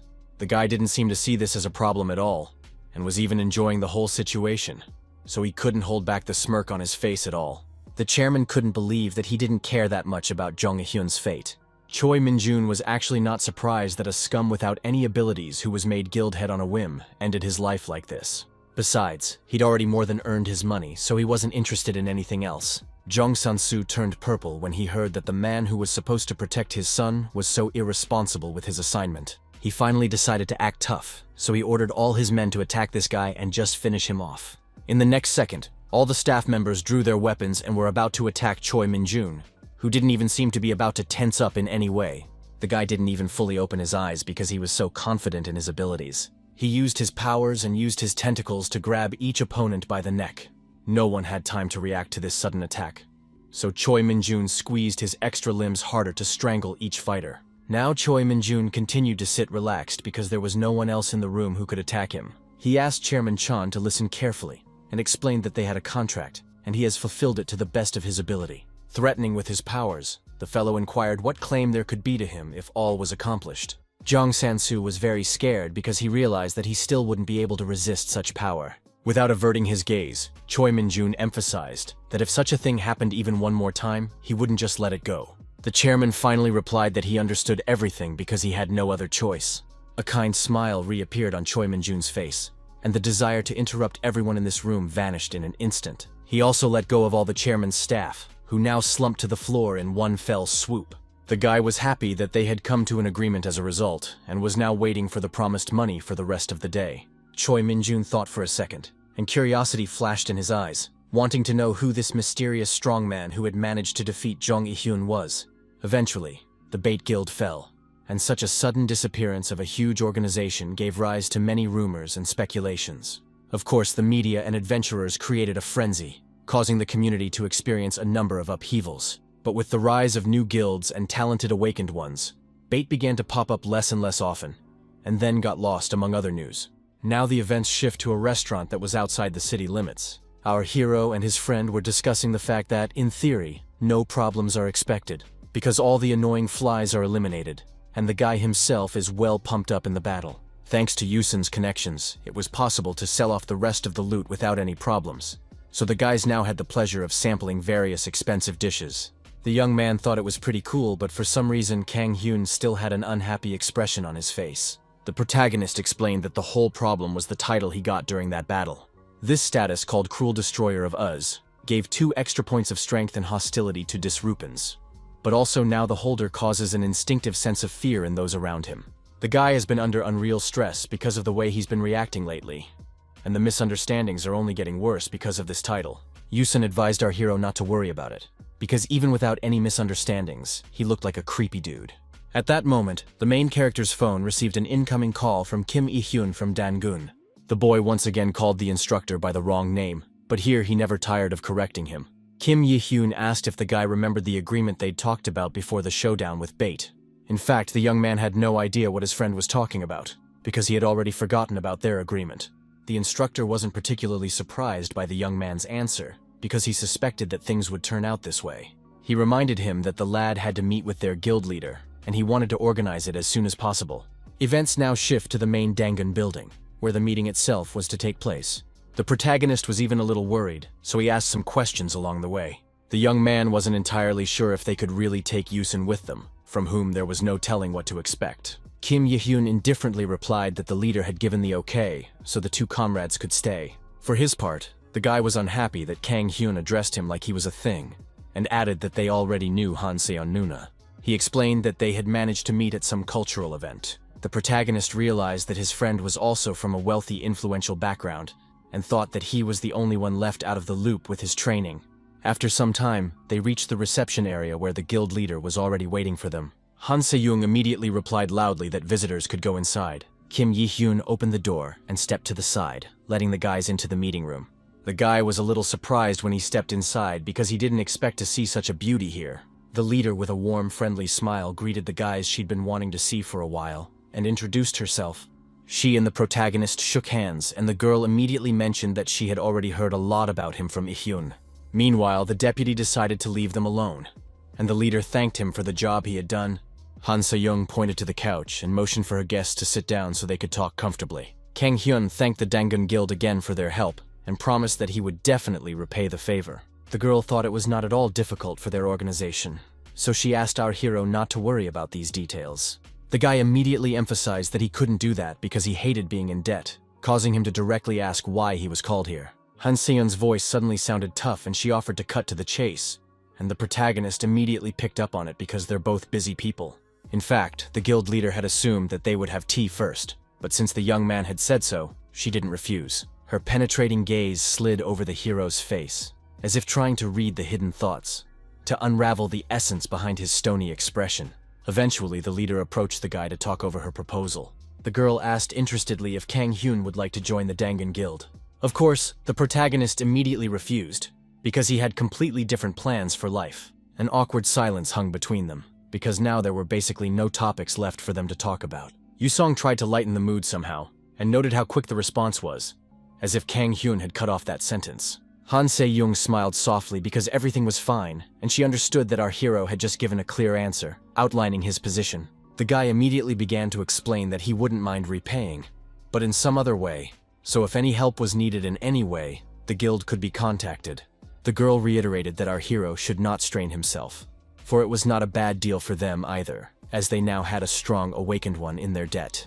The protagonist was skeptical because he still couldn't figure out how he could even help the guild in the first place in the top. The Dangun head decided to end the topic for now, and asked the lad's thoughts on whether this lull would last long. In fact, the young man did not even think about the fact that now there was a kind of lull. He agreed that a world where dungeons had sprung up and crime was rampant was indeed a powder keg world. Kang Hyun came to the conclusion that this was what the girl was trying to ask him. If you compare this all to the 8th step of learning, the current world is truly in the calm before the storm. Eventually, our hero replied that he had no idea at all, and worrying about it wasn't going to solve the problem anyway. He also added that they still had 5 more years before connecting to the Haken dimension. But it seemed Han Seong had a different perspective on all of this. The girl reported that they only had 3 years before the threat, so time was quite short. The protagonist asked why the leader felt that way, but she couldn't tell all the aspects. Han Seong hinted that there was one entity who knew everything thoroughly, and they had an awakened one who could dialogue with her. The guy immediately began to suspect that it was about the measurement administrator, but he didn't even think about the fact that there was a person who was able to communicate with him. The leader assumed that the protagonist himself had already noticed that the difficulty level of the dungeons was only increasing, causing the level of the awakened to simply not keep up with that increase. Yusun still also kept calm, so he said that what doesn't kill a hero makes him stronger. He brought up the fact that firearms don't kill monsters as an example, but Kang Hyun hadn't even realized this before, so he only now realized why there were no awakened ones with firearms. Then a comrade pointed out that crossbows and bows are still afloat because there are many theories about it. Han Seon only confirmed that only those who are active in the new environment can become as strong as our brave man. She allowed that Kang Hyun could very well become a hero, but he thought it would be too hard, and besides, he wasn't a particularly kind person. The protagonist recalled the way he had dealt with the Bait Guild, but the girls didn't care about that garbage at all. The guy was surprised that Han Sehyun had such a strange reaction to his rather cruel act. In fact, the girl still felt that these people would not help in any way in the matter of saving humanity, so they did not deserve to be protected. She said with a frightening expression on her face that a person like Kang Hyun is more useful than hundreds of such scum, and that the world is not protected by saints, but by the strong. After the meeting, Kim Ye-hyun returned to the meeting room to talk to the guild leader. He knocked briefly for propriety and entered at once. The supervisor was sitting at her desk. Her look showed that she had indeed been expecting him. The girl asked if the deputy had already seen the guests off, and he confirmed, adding that he had even personally put them in the car. The instructor asked how it went and wanted to know what her impression of a great meeting was. Han Seong leaned on the table and said disappointedly, this was definitely not what she expected from this man. The assistant leader immediately began to guess what she was hinting at, and the girl, without even listening to him, confirmed his guess with a smile. It appeared that she noticed Kang Hyun's eyes twitch when she talked about the administrator, though it was only for a moment. Taking this fact into consideration, Head Dangun concluded that this fellow had clearly completed his training. At this time, there was another new dungeon in town that was too different from all the previous ones. In fact, an E-rank dungeon and a D-rank dungeon, although they differed in one letter, but the difference between them was enormous. Sure, the strength and number of monsters increased, but the most obvious change was also the variety of enemies in the dungeon. For example, the D-rank dungeon, Danos' lab, where all the monsters that Kang Hyun had managed to meet were gathered. It wasn't a problem for the guy, but he immediately noticed that the variety of opponents in this place was right off the charts. After dealing with another group of monsters, the protagonist continued to walk forward through uncharted corridors. He reflected on the fact that originally the monsters, no matter if it was a boss or an ordinary warrior, were all of the same type, so fighting them was easy. But when all the opponents were different, you had to sweat it out. The boy froze in place as his new opponent came as a surprise. It turned out to be a giant ogre chimera urge that was even bigger than the orc chieftain. The monster roared with anger when he saw that someone dared to enter his territory. The protagonist thought this monster was molded from what was there because he saw an orc with a goblin head mascara in front of him. Eventually, the guy got an idea of what he could do with a monster like that. Kang Hyun suggested that the ogre chimera join his guild because they had just had a bet with An Yun-song on who would be the first to bring in a newcomer. The monster didn't seem to particularly appreciate such an offer from our hero, so he swung his huge sledgehammer. He mercilessly hit the place where Kang Hyun stood, not giving him any chance of survival. The guy managed to jump up in time, so he was able to survive this fatal blow. The protagonist grinned because the monster could have just turned him down and not acted so rude. Or growled loudly again, because he was pissed off that the outsider didn't die with a single blow. Lips contorted in a grin, saliva flew at Hyun with a suspicious tinge. Even a drop could carry a threat. This looked rather disgusting to Kang Hyun, so he began to concentrate the magic blast in his hand. In just a second, a loud thud sounded and the huge monster was lost in the cloud whir. The young man turned around to see what was left after their quick fight. As it turned out, his opponent's saliva was acidic and corroded even the walls of the dungeon. Our hero also noticed that the pelt was clearly not of the simple kind on this creature, and their weight classes were too different. In any case, thanks to his bright head, Kang Hyun already knew how he was going to win this fight. His eyes sparkled, and he decided that the best idea would be to pick up the huge organ hammer. It turned out that other warriors had already entered the dungeon, who had heard someone else's piercing cries and already assumed it was someone hunting. In any case, the man felt that wasn't the most important problem right now. He advised his comrade to also concentrate on what was in front of them. At one point, several groups of awakened ones met here at once and decided to mop up this dungeon. Shinsona, who had also somehow ended up in this place, was watching the strangers carefully, but didn't say anything for now. The man chuckled with pleasure because he liked these places for the fact that such beauties could be found here. His comrade still paid no attention to the strangers because he thought the sounds were too strange. The second awakened one kept saying that it was just the sounds of someone's hunting, unaware of the protagonist. Kang Hyun dragged the huge hammer behind him and sniffed because he could smell something. Finally, all the warriors who were gathered here finally noticed the strange guy who was slowly walking through the corridors of the dungeon. The main character was still going on and on quietly about how he could smell something. A mad laughter escaped his lips as he felt the useless, worthless villains he could easily kill. None of those present could figure out who the madman was, and they also noticed the huge hammer behind his back. They all didn't know what to do in this situation, and just watched as the strange guy came closer and closer to them. They certainly didn't expect the protagonist to abruptly Zane to hit them with his weapon. In the end, it worked out somehow. The young man just hit the ceiling above him with the hammer. Shards sprinkled from the ceiling. All the people instinctively raised their hands, trying to protect themselves. In turn, the protagonist still continued to stand as he did, holding his weapon above his head. The man thought he was out of his mind to be waving such a thing around in a tight space. Suddenly he tensed up because he noticed that Kang Hyun was already planning something completely different. Eventually, the hammer came down just a few centimeters away from the group of awakened ones. They managed to jump back at the last moment, but now they were even more surprised by the madness of the young man, who did not think at all about the consequences of his actions. For a few seconds, Kang Hyun continued to stand still and didn't touch his new weapon again. For a while, the guy stood there contemplating what he should do next. He finally came to the conclusion that the hammer was too bulky, so it was too inconvenient to use it as a primary weapon. The guy decided he'd better put the weapon away in his inventory for now. Now everyone was even more puzzled because they couldn't understand what all these actions on the part of the strange stranger were for. The man was stunned because the brave man had started off so spectacularly that he even began to anticipate something interesting. But it looked like nothing of the sort was going to happen. Then he made the decision to attack first, because he thought our hero was some unarmed weakling. This warrior definitely didn't suspect that the hammer was far from being Kang Hyun's only weapon. As a result, one good kick to the head was enough for the guy to knock the defiant opponent to the ground. The cocky man didn't seem to have expected to face such a strong opponent. After such a sudden attack, the man simply could not stay on his feet and fell to the ground unconscious. All of his allies watched in shock and froze in fear when they saw what had been done to the strongest with him. The protagonist was not going to stop at what he started and grabbed his opponent by the hair. He put his sword to the man's throat and in his ominous voice ordered the criminals to give up everything they had. The remaining warriors were shocked by this behavior of Kang Hyun and made sure that he was indeed some kind of crazy person. They realized that standing by was not an option because their leader was in danger.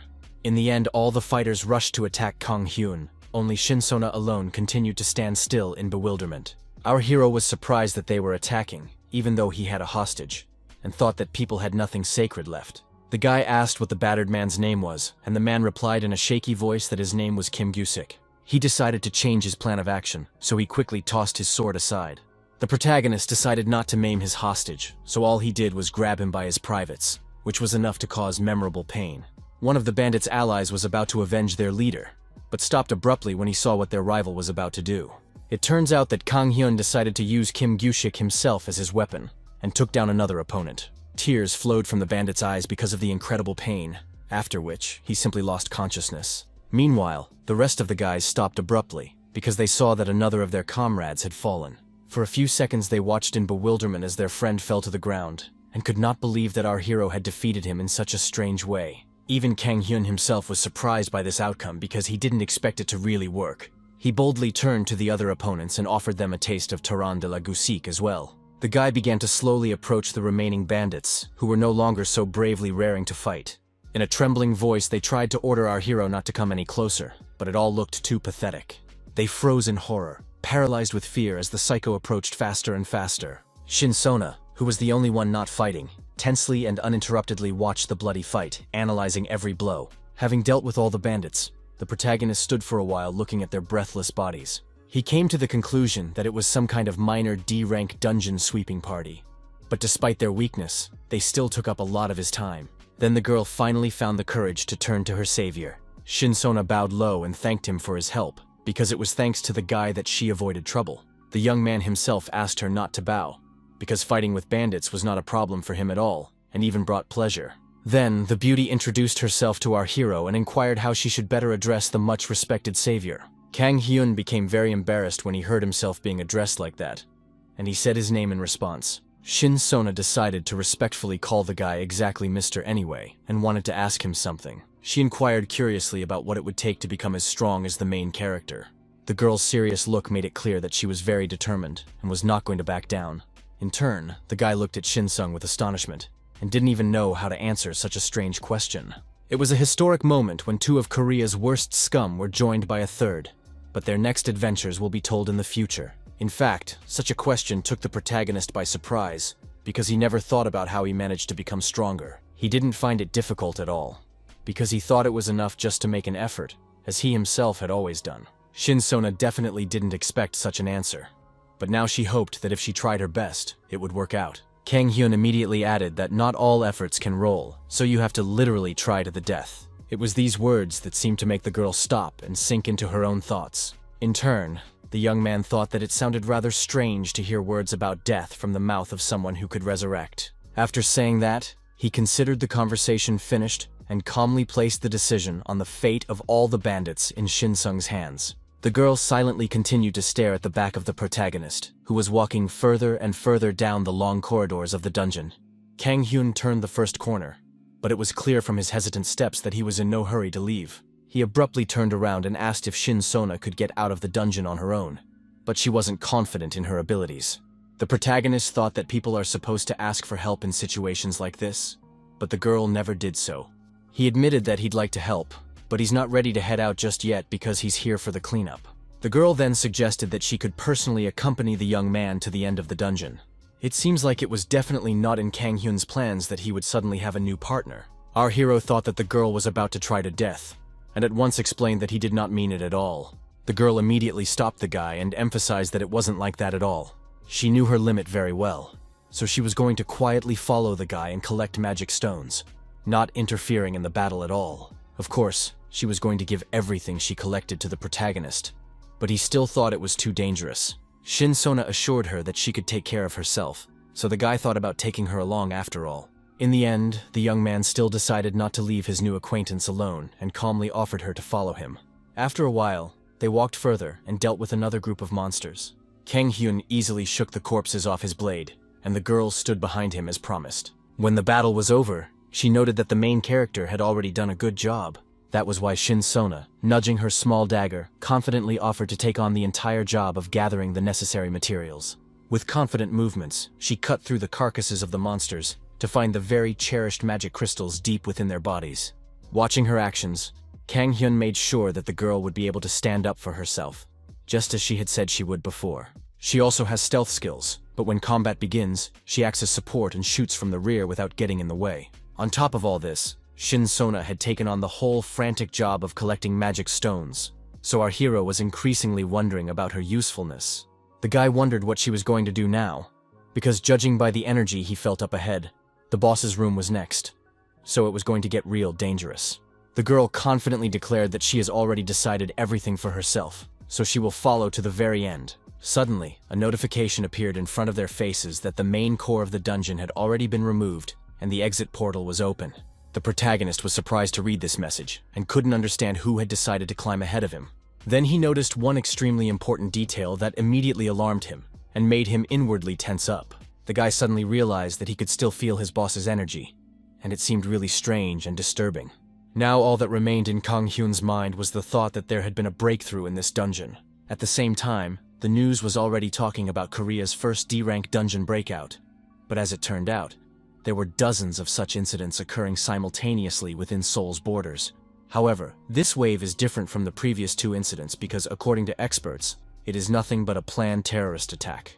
There was already a commotion in all the organizations of the Awakened Ones, because everyone was preparing for a very serious battle. One of the leaders, without waiting for his aid, was already putting on his battle gear.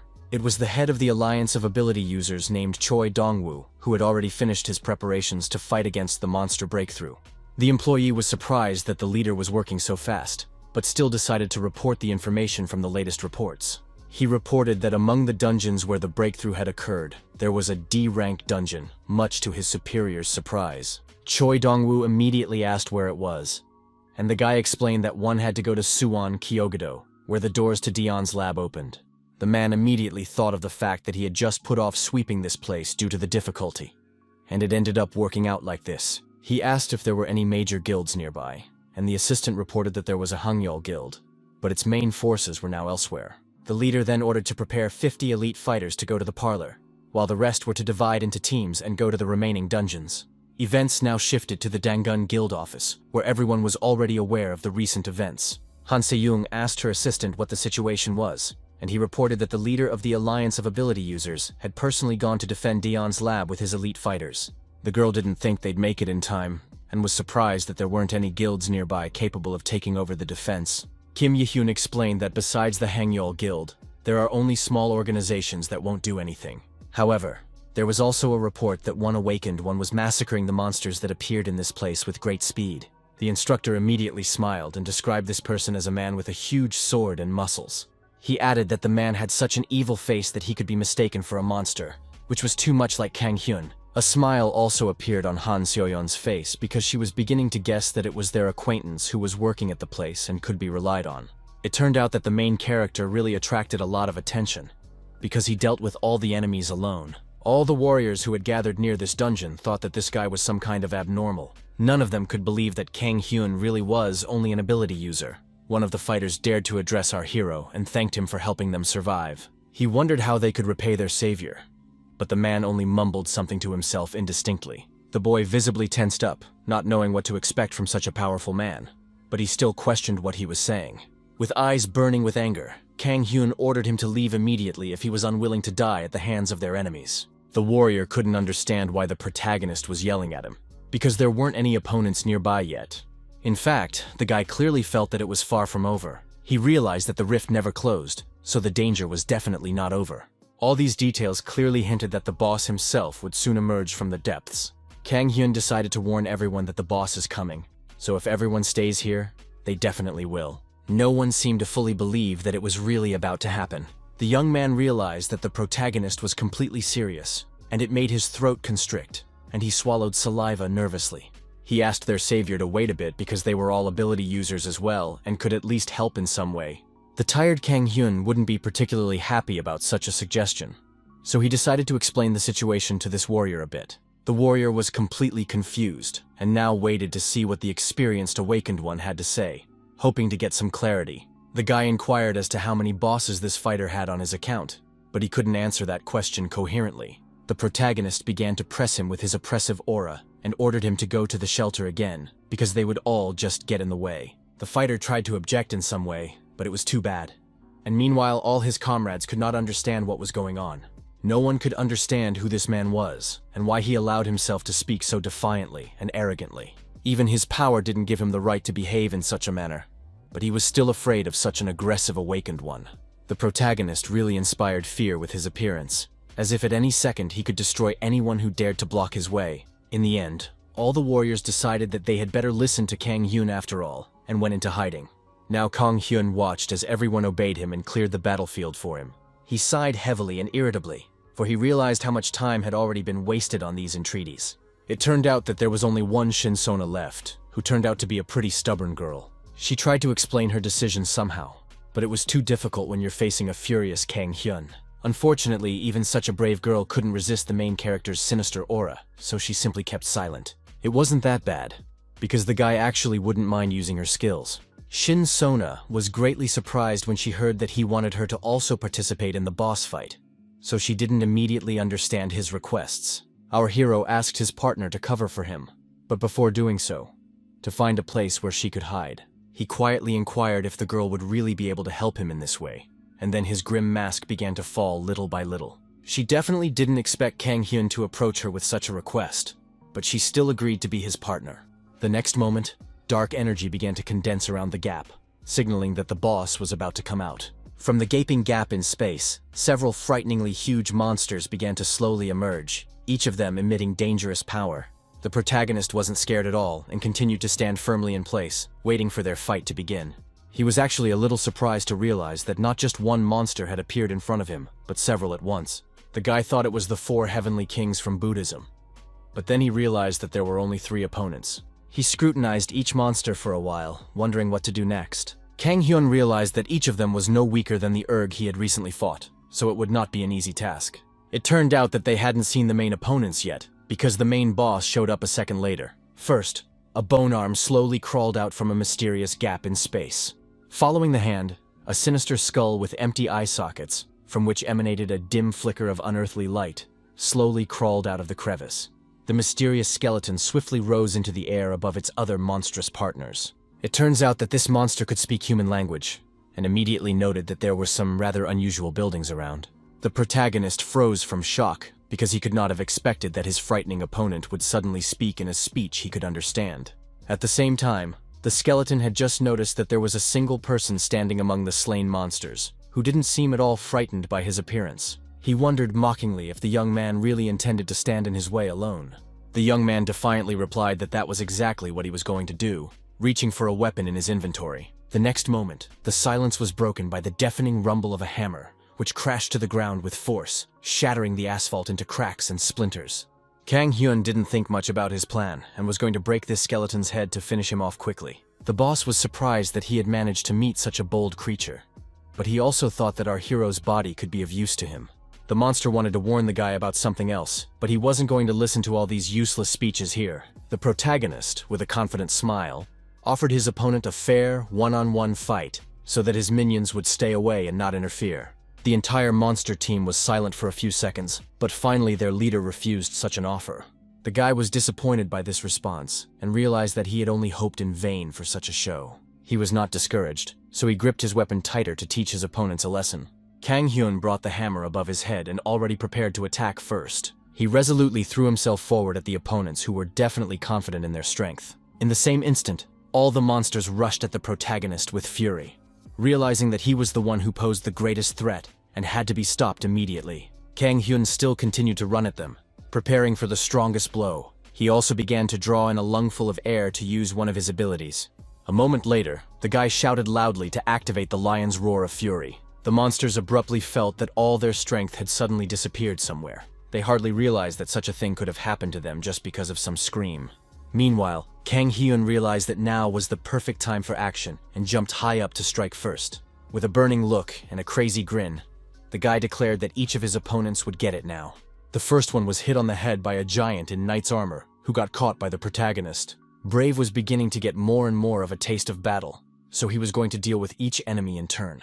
He gave another blow to the monster's head, but the monster couldn't resist Kang Hyun's strength in any way. The boss was unhappy with the way the battle was progressing, but still stood by without helping his allies. He even couldn't help but laugh when he saw the incredible power the main character fought with. The skeleton couldn't feel any outgoing flow of magic from the guy, so he concluded that he was only doing all of this because of pure physical strength. For a second, the monster thought about the fact that he would even feel a little sorry for killing such a talent. Then the boss thought he should capture this strong, brave man and make him his slave. Meanwhile, the skeleton subordinates didn't know what to do with the protagonist, who proved to be too strong even for them. The Urg's head could not withstand the crushing blow, and scarlet blood gushed from under the heavy knight's helmet in thin streams. Eventually, the metal helmet on the monster's head shattered into small shards, leaving it completely unprotected. The enemy was now completely disoriented and unable to keep his balance. Staggering under his own weight, the monster collapsed to the ground with a clatter, its partners still hesitant to intervene in this tense battle. In turn, Kang Hyun's entire body trembled with tension as the unbearable weight of the huge hammer finally made itself felt. At the same time, the skeleton hovering in the air and scrutinizing what was happening slowly raised its bony hand. He used his mind control ability and directed all his powers at the protagonist. Suddenly, a disturbing sensation swept over him, as if someone else's will had completely subjugated his body and mind. His eyes immediately dimmed, as if someone had ripped all the spark of life out of them, leaving only emptiness and darkness. The skeleton in waiting continued to net in the air and watch carefully to see if his spell worked. His eyes flashed with a greedy and triumphant fire, barely noticing the guy finally losing control of himself. The boss was confident that his opponent was now under his complete control. He greeted the protagonist, who was now among a number of his controlled slaves. The monster ordered Kang Hyun to bow his head to him and show his loyalty. Suddenly, the protagonist began to raise his arm, as if he could control his body after all. The skeleton was very surprised, because he certainly hadn't ordered the guy to do such an action. The young man, despite the pressure the skeleton was putting on him, managed to resist its influence, and, with defiance, showed his enemy an obscene gesture. The Ring of Strong Mind helped even against such a powerful spell, so the protagonist could continue the fight without any problems. The boss concluded that the young man was protected by some unknown object that apparently blocked his attempts to fully possess him. He regretted that it didn't work out in the end. And then Kang Hyun was attacked by a half-tiger. The guy realized that he had no way to retreat, so he had to use Miravlir's shroud. The protagonist received a powerful blow from his opponent, but he managed to group himself in time to avoid getting any early ones. It crashed at full speed into the nearest building, and immediately afterward, there was an explosion, sending debris and a cloud of dust flying apart. The monster stood waiting for a while, watching to see if they could even manage to damage their opponent a little. Suddenly, a sharp arrow that appeared out of nowhere stabbed into the tiger's head. The skeleton was stunned, not expecting an outsider to intervene in their fight, and for a moment, his attention was diverted away from the protagonist. He was beginning to guess that the guy had allies after all, but they still weren't visible nearby. The boss remained confident that the intrusion of an outsider was not a threat, and felt that there was nothing he needed to worry about. Meanwhile, Kang Hyun, who was able to survive such a collision, was happy that Sona was fitting such a good timing. In fact, the skeleton was stunned to see that the guy was left completely unharmed after being hit by one of his slaves. Kang Hyun seemed like he wasn't going to waste a second, and was already ready for a decisive counterattack, intending to strike his opponent. In the next second, the guy rushed forward, his movements fast and precise. His fingers dug into the handle of the hammer, and the tendons in his arms strained to precisely hold that power. After a moment, the warrior swiftly covered the remaining distance to his opponent, and gathering all the strength in his hands, brought his heavy hammer to strike. In addition, Kang Hyun thought that the hitting point was just perfect, so the victory was his. The tiger, who still hadn't recovered from the arrow hit, didn't have time to react to such a lightning-fast attack. Eventually, the monster, as well as his partner, received a fatal blow to the head. The raptor shrieked in pain, but was already too exhausted to do anything in response. After that, his body went limp, and he collapsed unconsciously on the cold ground. The protagonist did not even suspect that the last of the monsters had prepared an insidious attack, and was about to strike him with its poisonous sting. Kang Hyun sensed something wrong, and quickly turned around to see what was going on behind his back. The guy didn't have time to react to the swift attack, and a sharp venomous sting mercilessly pierced his chest. Despite the searing pain rapidly spreading through his body from the point of impact, he struggled to hold on, not allowing himself to fall.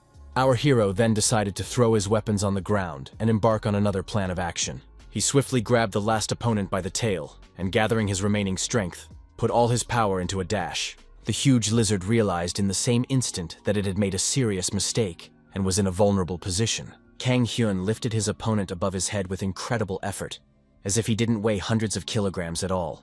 The guy slammed the lizard's body against the ground with incredible force, completely robbing it of any hope of escape. After that, he lightning-fast reached into his inventory to pull out his primary weapon. While the monster was trying to get to his feet, the guy was already flying at him with his blade. The lizard turned around and realized it was too late to try anything. In his last moments, all he saw was the approaching madman and his sharp sword, which gleamed brightly before his eyes. A second later, splashes of scarlet blood flew in different directions, flooding the ground around them. Finally, the protagonist calmed down, stopping his blade, which was now covered in the bright blood of his enemy. Skeleton definitely didn't expect all of his subordinates to fall so quickly, so he wasn't so confident in his own strength anymore. Kang Hyun stood victoriously over his opponents, and now awaited the battle with the main boss. He wiped the blood from his lips, though it was useless, and now turned to his remaining opponent. The guy with his usual distraught look emphasized that there was now only a skeleton left. The protagonist felt absolutely no fear of this formidable creature, and mockingly called it a bald head, not hiding his contempt. Skeleton was sure he was only bluffing, but he was already starting to get a little worried, because the young man wasn't an easy one. He thought that a person who couldn't even cast magic anymore would definitely not be able to fight such a powerful being. Kang Hyun was not at all pleased that his opponent saw his main weakness. The guy definitely had a magic power deficit, causing his regeneration to be at its limit as well. The most annoying part for our hero was that the boss, while in the air, remained out of reach and all his efforts were futile. He didn't have the strength to jump to his opponent or throw something, so the only option was to use giant force, which was also problematic. Suddenly, the young man felt a sharp pain in his heart, which was a disturbing reminder of how much his body had been depleted in this battle. Blood flowed from his nose, but the protagonist couldn't understand what was happening to his body. Finally, his chest clenched in pain and he let out a non-stop cough. In addition, Kang Hyun couldn't stay on his feet because there was a slippery pool of blood under his feet. Because of all these factors, our hero just couldn't stay on his feet and fell down, which looked pretty pathetic. His body was increasingly disobeying him, but the guy couldn't understand why it had all happened so suddenly. The skeleton wondered if Kang Hyun had now realized that he was a helpless little man after all. He explained that that sting attack earlier was for a reason, and now the guy was feeling the effects of it. The boss smiled triumphantly, and added that he just couldn't resist using poison against his main rival. Kang Hyun continued to lie helplessly and bleed, realizing that he had made such an obvious mistake. In the end, he still found the strength to stand up, but the boss was already convinced that the young man had no chance of winning, and offered to give him the antidote if he became a slave. A smirk immediately appeared on the protagonist's face, because his opponent did not suspect that he was not afraid of death. He stated that he would crack the skull's head anyway and use the remaining pieces to put together puzzles. His eyes lit up with rage again, and there was new strength to finish off this monster after all. Kang Hyun was going to use his remaining magic power to get rid of the poison, and then move on to an active attack. The guy decided to use his last trump card that was hidden in Bilgen's longsword, which increased his strength, but also reduced his ability to think straight, because of which the consequences were unpredictable. He ordered the skeleton to finally attack him since the monster was already bitching against him. The Supreme Being was still amazed that some ordinary man was so desperate and brave. Suddenly, behind the protagonist's back, someone said that this was already enough. It turned out that Choi Dong-woo, the representative of the Ability User Alliance, had already arrived on the scene. This warrior thought that the young man had already done an impressive job, whoever he was. The rest of the details of the case, however, the Alliance has promised to take full charge. Kang Hyun realized that the person in front of him was the one who had managed to fully complete his training. He couldn't believe that he had met such an almost legendary warrior in such a setting. The man realized that the boy's wounds looked very serious, so he suggested that he get some rest. The protagonist tried to stop Choi Dong-woo, believing that he could still participate in the fight. A sharp pain pierced him like lightning. He froze, the words stuck in his throat and his muscles petrified from the sudden agony. The young man dropped to his knees and began to breathe heavily, so it was obvious that he was no longer able to wield his weapon. Kang Hyun came to the bitter truth that it was still a bit difficult to work alone. He collapsed onto his back without strength and exhaled heavily from immense fatigue after all these events. Paradaran thought about the fact that the head of the Alliance showed up here as if he were the main character. The events moved to a local hospital where Kang Hyun has been injured. The young man woke up abruptly and was now trying to figure out where he was even. Kang Ah-yun had been in the ward the entire time, and looked surprised when her older brother opened his eyes. She looked at our hero for a few seconds to make sure he had come to his senses. The boy was unhappy that every time he opened his eyes, his little sister's ugly face appeared in front of him. Ah-yun actually thought it was a waste of money for the hospital because her brother could just die and be revived. At this point, the protagonist remembered about that very dungeon, and asked about the monster breakthrough. So the girl said that she didn't know the details, but everything was definitely under control. She was very surprised when she was informed that Kang Hyun was in the hospital, and after arriving here, she saw that the leader of the Ability User Alliance was here. Kang Hyun himself also didn't expect that Choi Dong-woo was the one who personally delivered him here. Memories of a strange man giving him a business card with this organization immediately popped into his head. Our hero immediately tensed up because he suspected that he now owed them. At this moment, the younger sister still asked Kang Hyun to be more careful during all fights. She realized that the young man had a unique ability, but no one knew at what point he might die. Kang Hyun wasn't happy with this treatment of him, because he definitely wasn't dying of his own accord, and there was very little pleasant about the process. Suddenly, the guy noticed that his sister reacted strangely to his words. It seemed like the girl was about to cry, but she tried to hold back her tears. The protagonist could never have imagined that Ah-yun cared so much about him. He was even a little confused because he didn't expect his little sister to have such feelings, and he promised to try to take care of his life.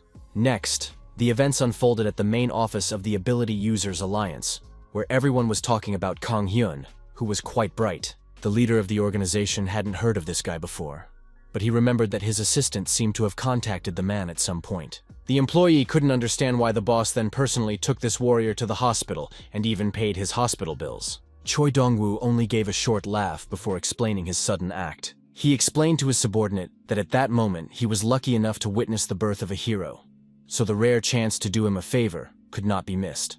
A picture of Kang Hyun shouting about how he would definitely surpass Choi Dong-woo sat in the man's imagination. The man decided to forget about it for now and get on with discussing other problems. He asked his assistant what had happened to the escaped lich. Meanwhile, the head doctor said that Kang Hyun's examination showed no pathology, and his recovery rate is really amazing. For this reason, the guy had already been discharged, causing his sister to be very surprised because she didn't understand what the leader of the Alliance of Ability Users was paying for then. He noted that actually the resurrection penalty was much higher, and suddenly heard someone looking for him among the patients. Kang Hyun turned around and saw some unfamiliar man on the administration, so he asked the girl to go first and decided to talk to the stranger himself. The girl who was sitting at the reception tried to inform the visitor that the person he needed was not here, but he did not give up. The man sighed heavily because he was upset that he was late, but he didn't realize at all that the same guy was standing behind him. The protagonist didn't bother to introduce himself in any way and directly asked who the stranger was. Kang Hyun carefully looked with his piercing gaze at this gentleman, who still didn't know what to answer. The man couldn't believe he was so lucky, and the young man only confirmed that he was the same Kang Hyun. Finally, the stranger came to his senses and began digging through the pockets of his jacket. He introduced himself as Shin Taegil and held out a business card that informed that he belonged to the security department, the Ability User Division. The protagonist was rather surprised that he was sought out by such a person. The young man couldn't understand why it was that suddenly the government was interested in him. After that, they decided to go to a barbecue restaurant to discuss the whole situation in detail. Kang Hyun was worried that it was too expensive here, but the man assured that it wasn't a problem. The guy laughed, because he had always wondered where the taxes he personally paid went, and here they were so suddenly coming back to him. Eventually, he got to the main topic of the fact that he was indeed being asked to join the department. Shin Taegil immediately emphasized that they wouldn't push for it because it was just a suggestion. Our hero thought that becoming a civil servant was a pretty good idea. The man explained that first and foremost, this is not just a public servant position because their organization was created to prepare themselves as much as possible for a rapidly changing future. The government knows that taking control of all ability users won't work anyway.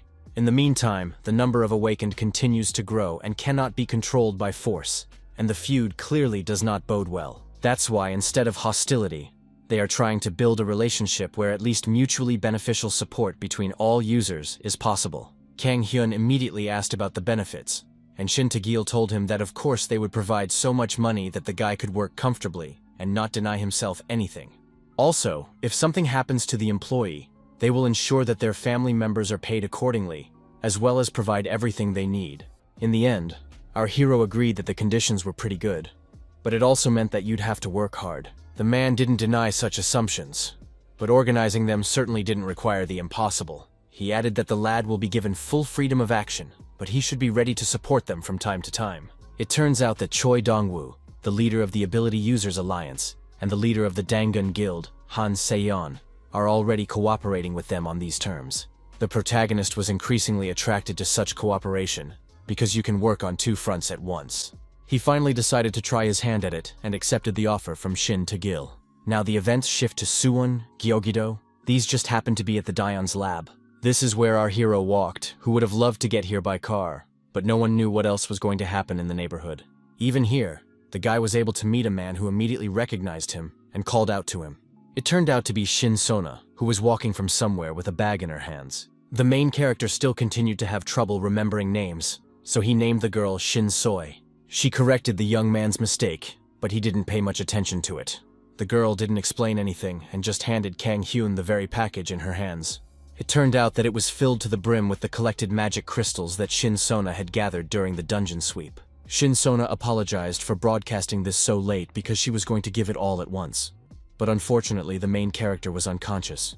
The guy was quite surprised by this, because he suspected that his partner had been waiting here all this time, not even knowing if he was coming back. The girl directly confirmed his speculation, and Kang Hyun immediately thought that it was very ingenuous. He felt a little embarrassed because Shin Sona could keep it all, but that one couldn't break her promise. In fact, the protagonist did not refuse such a gift, and thanked his partner for her help. The young man was about to leave, and all he could think about was that he wanted to see his car.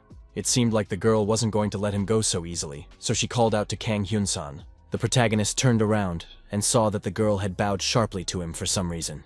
It turns out that Shin Sona still wanted the honorable master to take her as a disciple. The guy froze, his eyebrows creeping upward because this request caught him off guard. Meanwhile, in the middle of the forest with the city, Another dungeon appeared. Kurka Settlement, which belonged to the F rank. Here was the one escaped lich who never thought the humans would actually corner him. He saw some man approaching him, which immediately made him tense up. It was Choi Min-jun who seemed to be looking for the D-rank dungeon boss, Lich Daeons.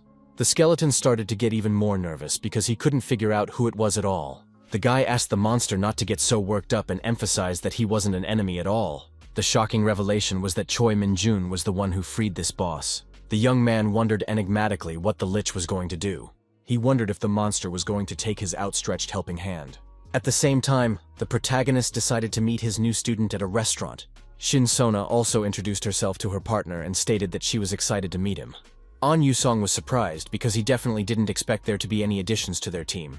He used to think that his comrade had no friends, so he wouldn't be able to recruit even one person. But it turned out to be not like that at all. The guy was very angry that his friend was talking about him in a similar vein, and revealed that he even had a couple buddies who did so.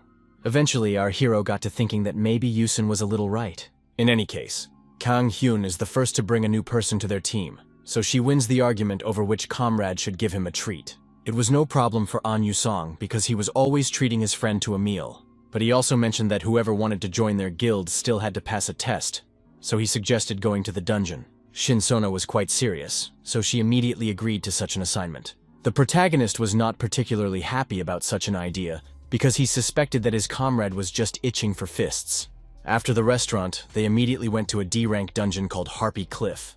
It wasn't long before the whole team had already reached the boss Harpy, who was trying to dig into them with his clawed paws. All three members of the team have already dealt with quite a few opponents, so they only have the main Harpy to defeat. Shin Sona was acting quite confidently, so she had already set her sights on her target. The next moment her fingers unclenched, the bowstring clapped resoundingly, and the arrow soared into the air with a piercing whistle, cutting through the wind. The monster definitely didn't expect his opponents to act so fast. The guys watched as their main target just started falling to the floor, proving the skill of their new partner. In the end, An Yusun agreed that it was good to have a rangefinder on the team. The protagonist asked his comrade's opinion and asked if the girl had passed the test. The guy had already forgotten that he had set up the test, causing Kang Hyun to have to remind why they were here on his own. Meanwhile, Shin Sona had already pulled out her dagger to begin the standard sweep of the bodies of defeated opponents. The guys didn't understand why the girl was doing this, and she explained that she wanted to collect all the magic crystals. Our hero pointed out that he didn't necessarily need to pick at that little thing because it was too tiring, but his partner wasn't listening to him. The girl noted that it was okay because she enjoyed doing the collection of materials. Yusun was only glad of such an initiative from the new girl, because it was also money that should not be thrown around, especially if you are a beggar. Kang Hyun couldn't understand what his buddy was getting at, because he personally just liked earning more from dungeon cores. The protagonist asked how the guy himself earns, but the guy replied that he had too much money to think about such things. Suddenly the young man was distracted from their conversation, because he sensed something amiss. He immediately reached into his inventory for his weapon and wondered if his comrade felt that same strange sensation. And Yusong immediately concentrated to hear what his inner gut was telling him. Eventually he realized that there really was something wrong with this dungeon. Shin Sona alone didn't suspect anything, and because of that, she couldn't understand why the guys were so abruptly silent. The protagonist closed his eyes to get a better understanding of where the threat was coming from. It struck in an unknown direction, where the intruder was most likely hiding. It turns out that the enemy had been invisible the whole time and showed up when he received a hard punch right in the face. After this attack, the stranger simply fell to the ground and now posed no threat. In just a second, he was unconscious and only mumbled something unintelligible to himself. Kang Hyun couldn't figure out who else it was, and Yusong noted that this guy was pretty good at hiding. The young man immediately started talking about how he had a pretty good sense of smell, but even he couldn't spot this enemy until it got that close. The problem was that he didn't feel the bloodlust, so he assumed that wasn't why the stranger was here. But our hero still didn't like the whole situation. Yusong kept thinking that this guy could have just been passing by, so Kang Hyun might not have attacked so immediately. In any case, sneaking up on a hunter in a dungeon was bad form, so this stranger was lying dormant in an absolutely deserved way. In fact, the guy had some inkling about this sudden encounter with the stranger after all. He immediately recalled the moment when he and Shin Tae-gil had made a pact to cooperate with the department. After that, the protagonist asked to be contacted immediately when any of his came up. The man immediately apologized because it turned out that such a case already existed. He asked if Kang Hyun knew about the recent terrorist attack in the dungeon, and then he immediately remembered that someone had deliberately provoked the breach. Shin Tae-gil then revealed that they had already gotten on the tail of these people and were now tracking the villains. That's why they are planning a large-scale raid in the near future, and that's when Kang Hyun's help will be needed. Meanwhile, our heroes were already trying to wake up the detained stranger with some suspiciously golden liquid. They didn't hesitate and tied up this guy, who now had no way to get out. The main character asked with a smirk on his face if it was true that their hostage had already woken up. The stranger immediately tried to figure out how he ended up bound. Eventually, he wondered who the people around him were in general, and what they were letting themselves in for. Only now did the guy smell the horrible odor of the liquid they had been poured on their face. He couldn't stand such a nasty stench and was afraid to even speculate on its origin. Kang Hyun explained that, in general, they wanted to pour water on the hostage, but they were short on drinking water. For this reason, they had to use the urine of a slain harpy, which is where the disgusting aroma came from. The boy listened in bewilderment to the story of just how these cruel people had decided to wake him up. He called our heroes insane because they decided to use such strange methods. Periodically, the villain would interrupt because he couldn't contain his gagging urges. Kang Hyun didn't care at all about his condition, because it was past time to answer some questions. He asked to be level with the detainee and looked directly into his eyes. The protagonist immediately turned on his sinister aura to also mentally pressure this guy. He speculated that this particular stranger could have been the terrorist who had organized the dungeon breach. The guy immediately laughed when he heard such an assumption from Kang Hyun. What really offended him was that their organization was now being called terrorists. The villain believed that ordinary people didn't understand anything because it was all done for one great purpose. The protagonist somehow didn't care about all their ingenious goals. So he ordered the stranger to spill everything he knows, and then he might let him go alive.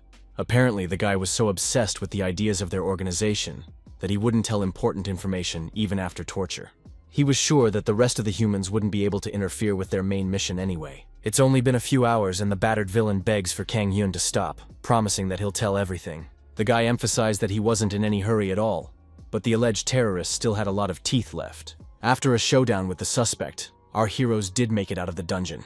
Shin Tae-gil was already there waiting for them, to whom Kang Hyun informed them that they had managed to catch the terrorist. The protagonist didn't bother to explain anything and simply held out the detained villain to his allies. The villain was so afraid of the protagonist that he begged the civil servants to arrest him to save himself from such a pervert. The department leader asked what had happened to the man, but the boy would not tell the truth and assumed he had been attacked by a harpy. Either way, the rest of the officers moved closer to pick up the suspect and take care of everything else. Shin Tae-gil thanked the young man for his cooperation that had paid off so quickly.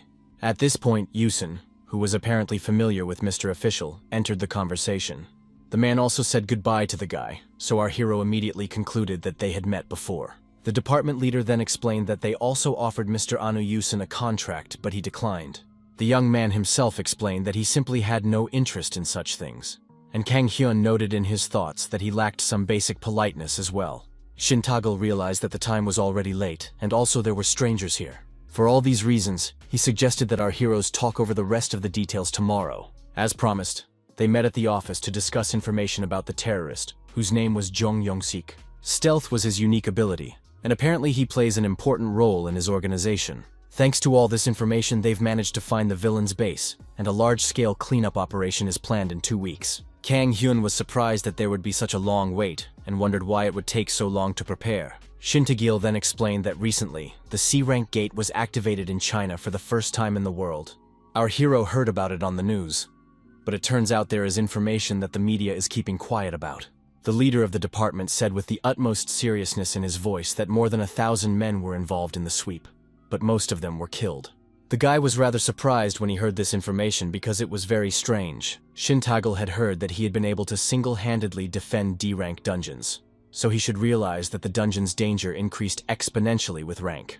Our hero immediately began to remember what they said about how the number of people needed for a sweep doubles as the rank increases. The leader then began to talk about how they had acted on the basic theory of dungeons in China, but still suffered a full-scale collapse. That's why they are going to create a group of elite to tackle this rather difficult task. All these strong wars will have to mop up the Venandi forest and destroy the C-rank gate in Kanam. Kang Hyun asked if there was any need for a sweep at all, because obviously the Chinese would be doing it. He didn't understand the point of them getting involved in a case like this, and Shin Tae-gil noted that the guy was surprisingly knowledgeable. In the end, the leader said that the problem was that no one had managed to destroy even one ordinary core of this dungeon yet. At this rate, if nothing is done, a breakthrough will happen within 2 weeks. After that, a monster will appear that can take the lives of hundreds of people in the heart of Seoul. Hearing such a warning, The protagonist cast aside all his doubts, because the situation was indeed very serious. Shintoggle emphasized that it is because of all these factors that preparation is needed, and their experts believe that there will be even more casualties than the first sweep attempt. The guy immediately remembered the fact that he was given full freedom of action, and participation in this mission was extremely important. The leader understood what he was getting at, so he immediately warned that the rules did not allow our hero to go alone. It was for this reason that he asked the protagonist to organize his guild to put together his own team. Shintoggle was well aware that the young man was a loner, but for the sake of the country's well-being, one might concede a bit of that. Naturally, the organization will undertake all formal procedures and provide all necessary support. Kang Hyun realized that none of this would be easy, but at the same time, he realized that a lot depended on it. Besides, their small team was going to start their own guild anyway, but now someone else could do everything for them, which was a pretty big deal. The protagonist did not waste time and immediately met with his partners to discuss the creation of his organization. To begin with, he offered to come up with a name for the guild, but Shin Sona and An Yusong didn't seem particularly eager, and their eyes read incomprehension. The guy couldn't understand why they were in such a hurry, because so far there were only 3 of them. Kang Hyun emphasized that everything needs to be resolved now, and recalled how they met with that man from the government a couple days ago. He recounted their conversation completely, and Yusun was very surprised when he heard about S-Rang's dungeon sweep. The guy was immediately happy because he was already hoping for fun, and Shin Sona wasn't surprised, because our hero was the kind of person who could spin even the government. Kang Hyun really disliked the fact that the girl kept calling him master, but the girl wanted to observe formalities because she was still his student. The protagonist decided not to waste time on this argument, and coughed to give all the details. In any case, they were now at a stage that would determine the future of their guild, so we should start by discussing their politics. First, the members of their organization should not get into conflicts over some nonsense. After saying that, Kang Hyun looked carefully at his comrade who couldn't understand why such attention was being paid to him. Secondly, everyone in the guild should always get what they deserve. Yusun guessed that it was about both good and bad things, and our hero explained that of course they couldn't become bandits, but they didn't want to be fools either. And now the protagonist decided to move on to the third and final point, which was that they had to be the strongest. Now he wondered how his comrades would appreciate all these rules. An Yusong immediately noted that it all sounded pretty good, but he wasn't completely sure about just the first point. Shin Sona also liked everything, so she wanted to try her best to seal it in the deepest depths of her heart. The newly minted leader realized that this question had been exhausted and asked if the guys had any ideas for a name. The young man immediately suggested a vulgar name, but our hero did not want to use the mat. Kang Hyun then walked over to the girl and asked if she had any ideas. For a while, Shin Sona seriously wondered what they should name the organization. With the most serious expression possible, she suggested to be called Kang Hyun's Mighty Bunch. By this the guy realized that he had only asked in vain. The protagonist sighed heavily, and realized that he would have to think of an idea on his own. Yusun laughed at his friend and emphasized that this is the fate of a leader. It wasn't long before the guy showed off his sketches and asked his fellow players for their opinions.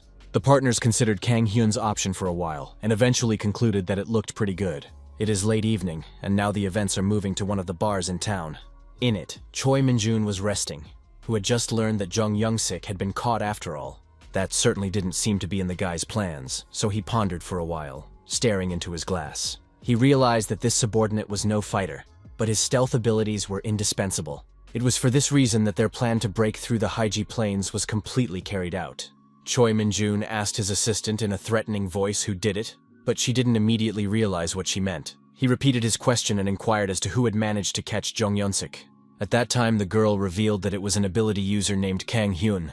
Sipping his drink, the boss wondered if he'd heard that name before. He remembered that this man had dealt with the mutant Keika in training for the Awakened last April. Then in a massive breach of Dion's labs, he was able to single-handedly tackle the boss. The guy was incredibly angry that the protagonist was messing up all his cards over and over again. Then he inquired about his other business, and the girl informed him that they still needed time because there was a problem finding test subjects. Choi Min-jun noted that this was too bad and ordered his subordinates to speed up. He emphasized threateningly that the assistant must do his bidding, unless of course she herself wanted to become one of the test subjects. She didn't object to anything, because she understood perfectly well what her boss was capable of. It wasn't long before the news swept across the internet that a team had already been set up to mop up the C-rank Les Venandi dungeon. Its first members were the Dangun Guild, which was rather predictable. Second were the Ability Users Alliance, who were also renowned for their successes. Next up was the Hwaryong Guild, about whom there were some not-so-great comments on the internet. Another top organization called the Eternity Guild also joined, which only emphasized the seriousness of the matter. In addition to all of them, there was a guild of guardians on the team, about whom not much was known. The Black Knights Guild, who stood out strongly among the others, also joined. Last to arrive, however, were our heroes, who were a little late, but confidently announced that they would also be participating in the sweep under the flag of the new Badass Guild. People would later call the events of that day the Badass Guild's first prank because they dared to be late for their first meeting. But after the 50th, no one would be surprised anymore.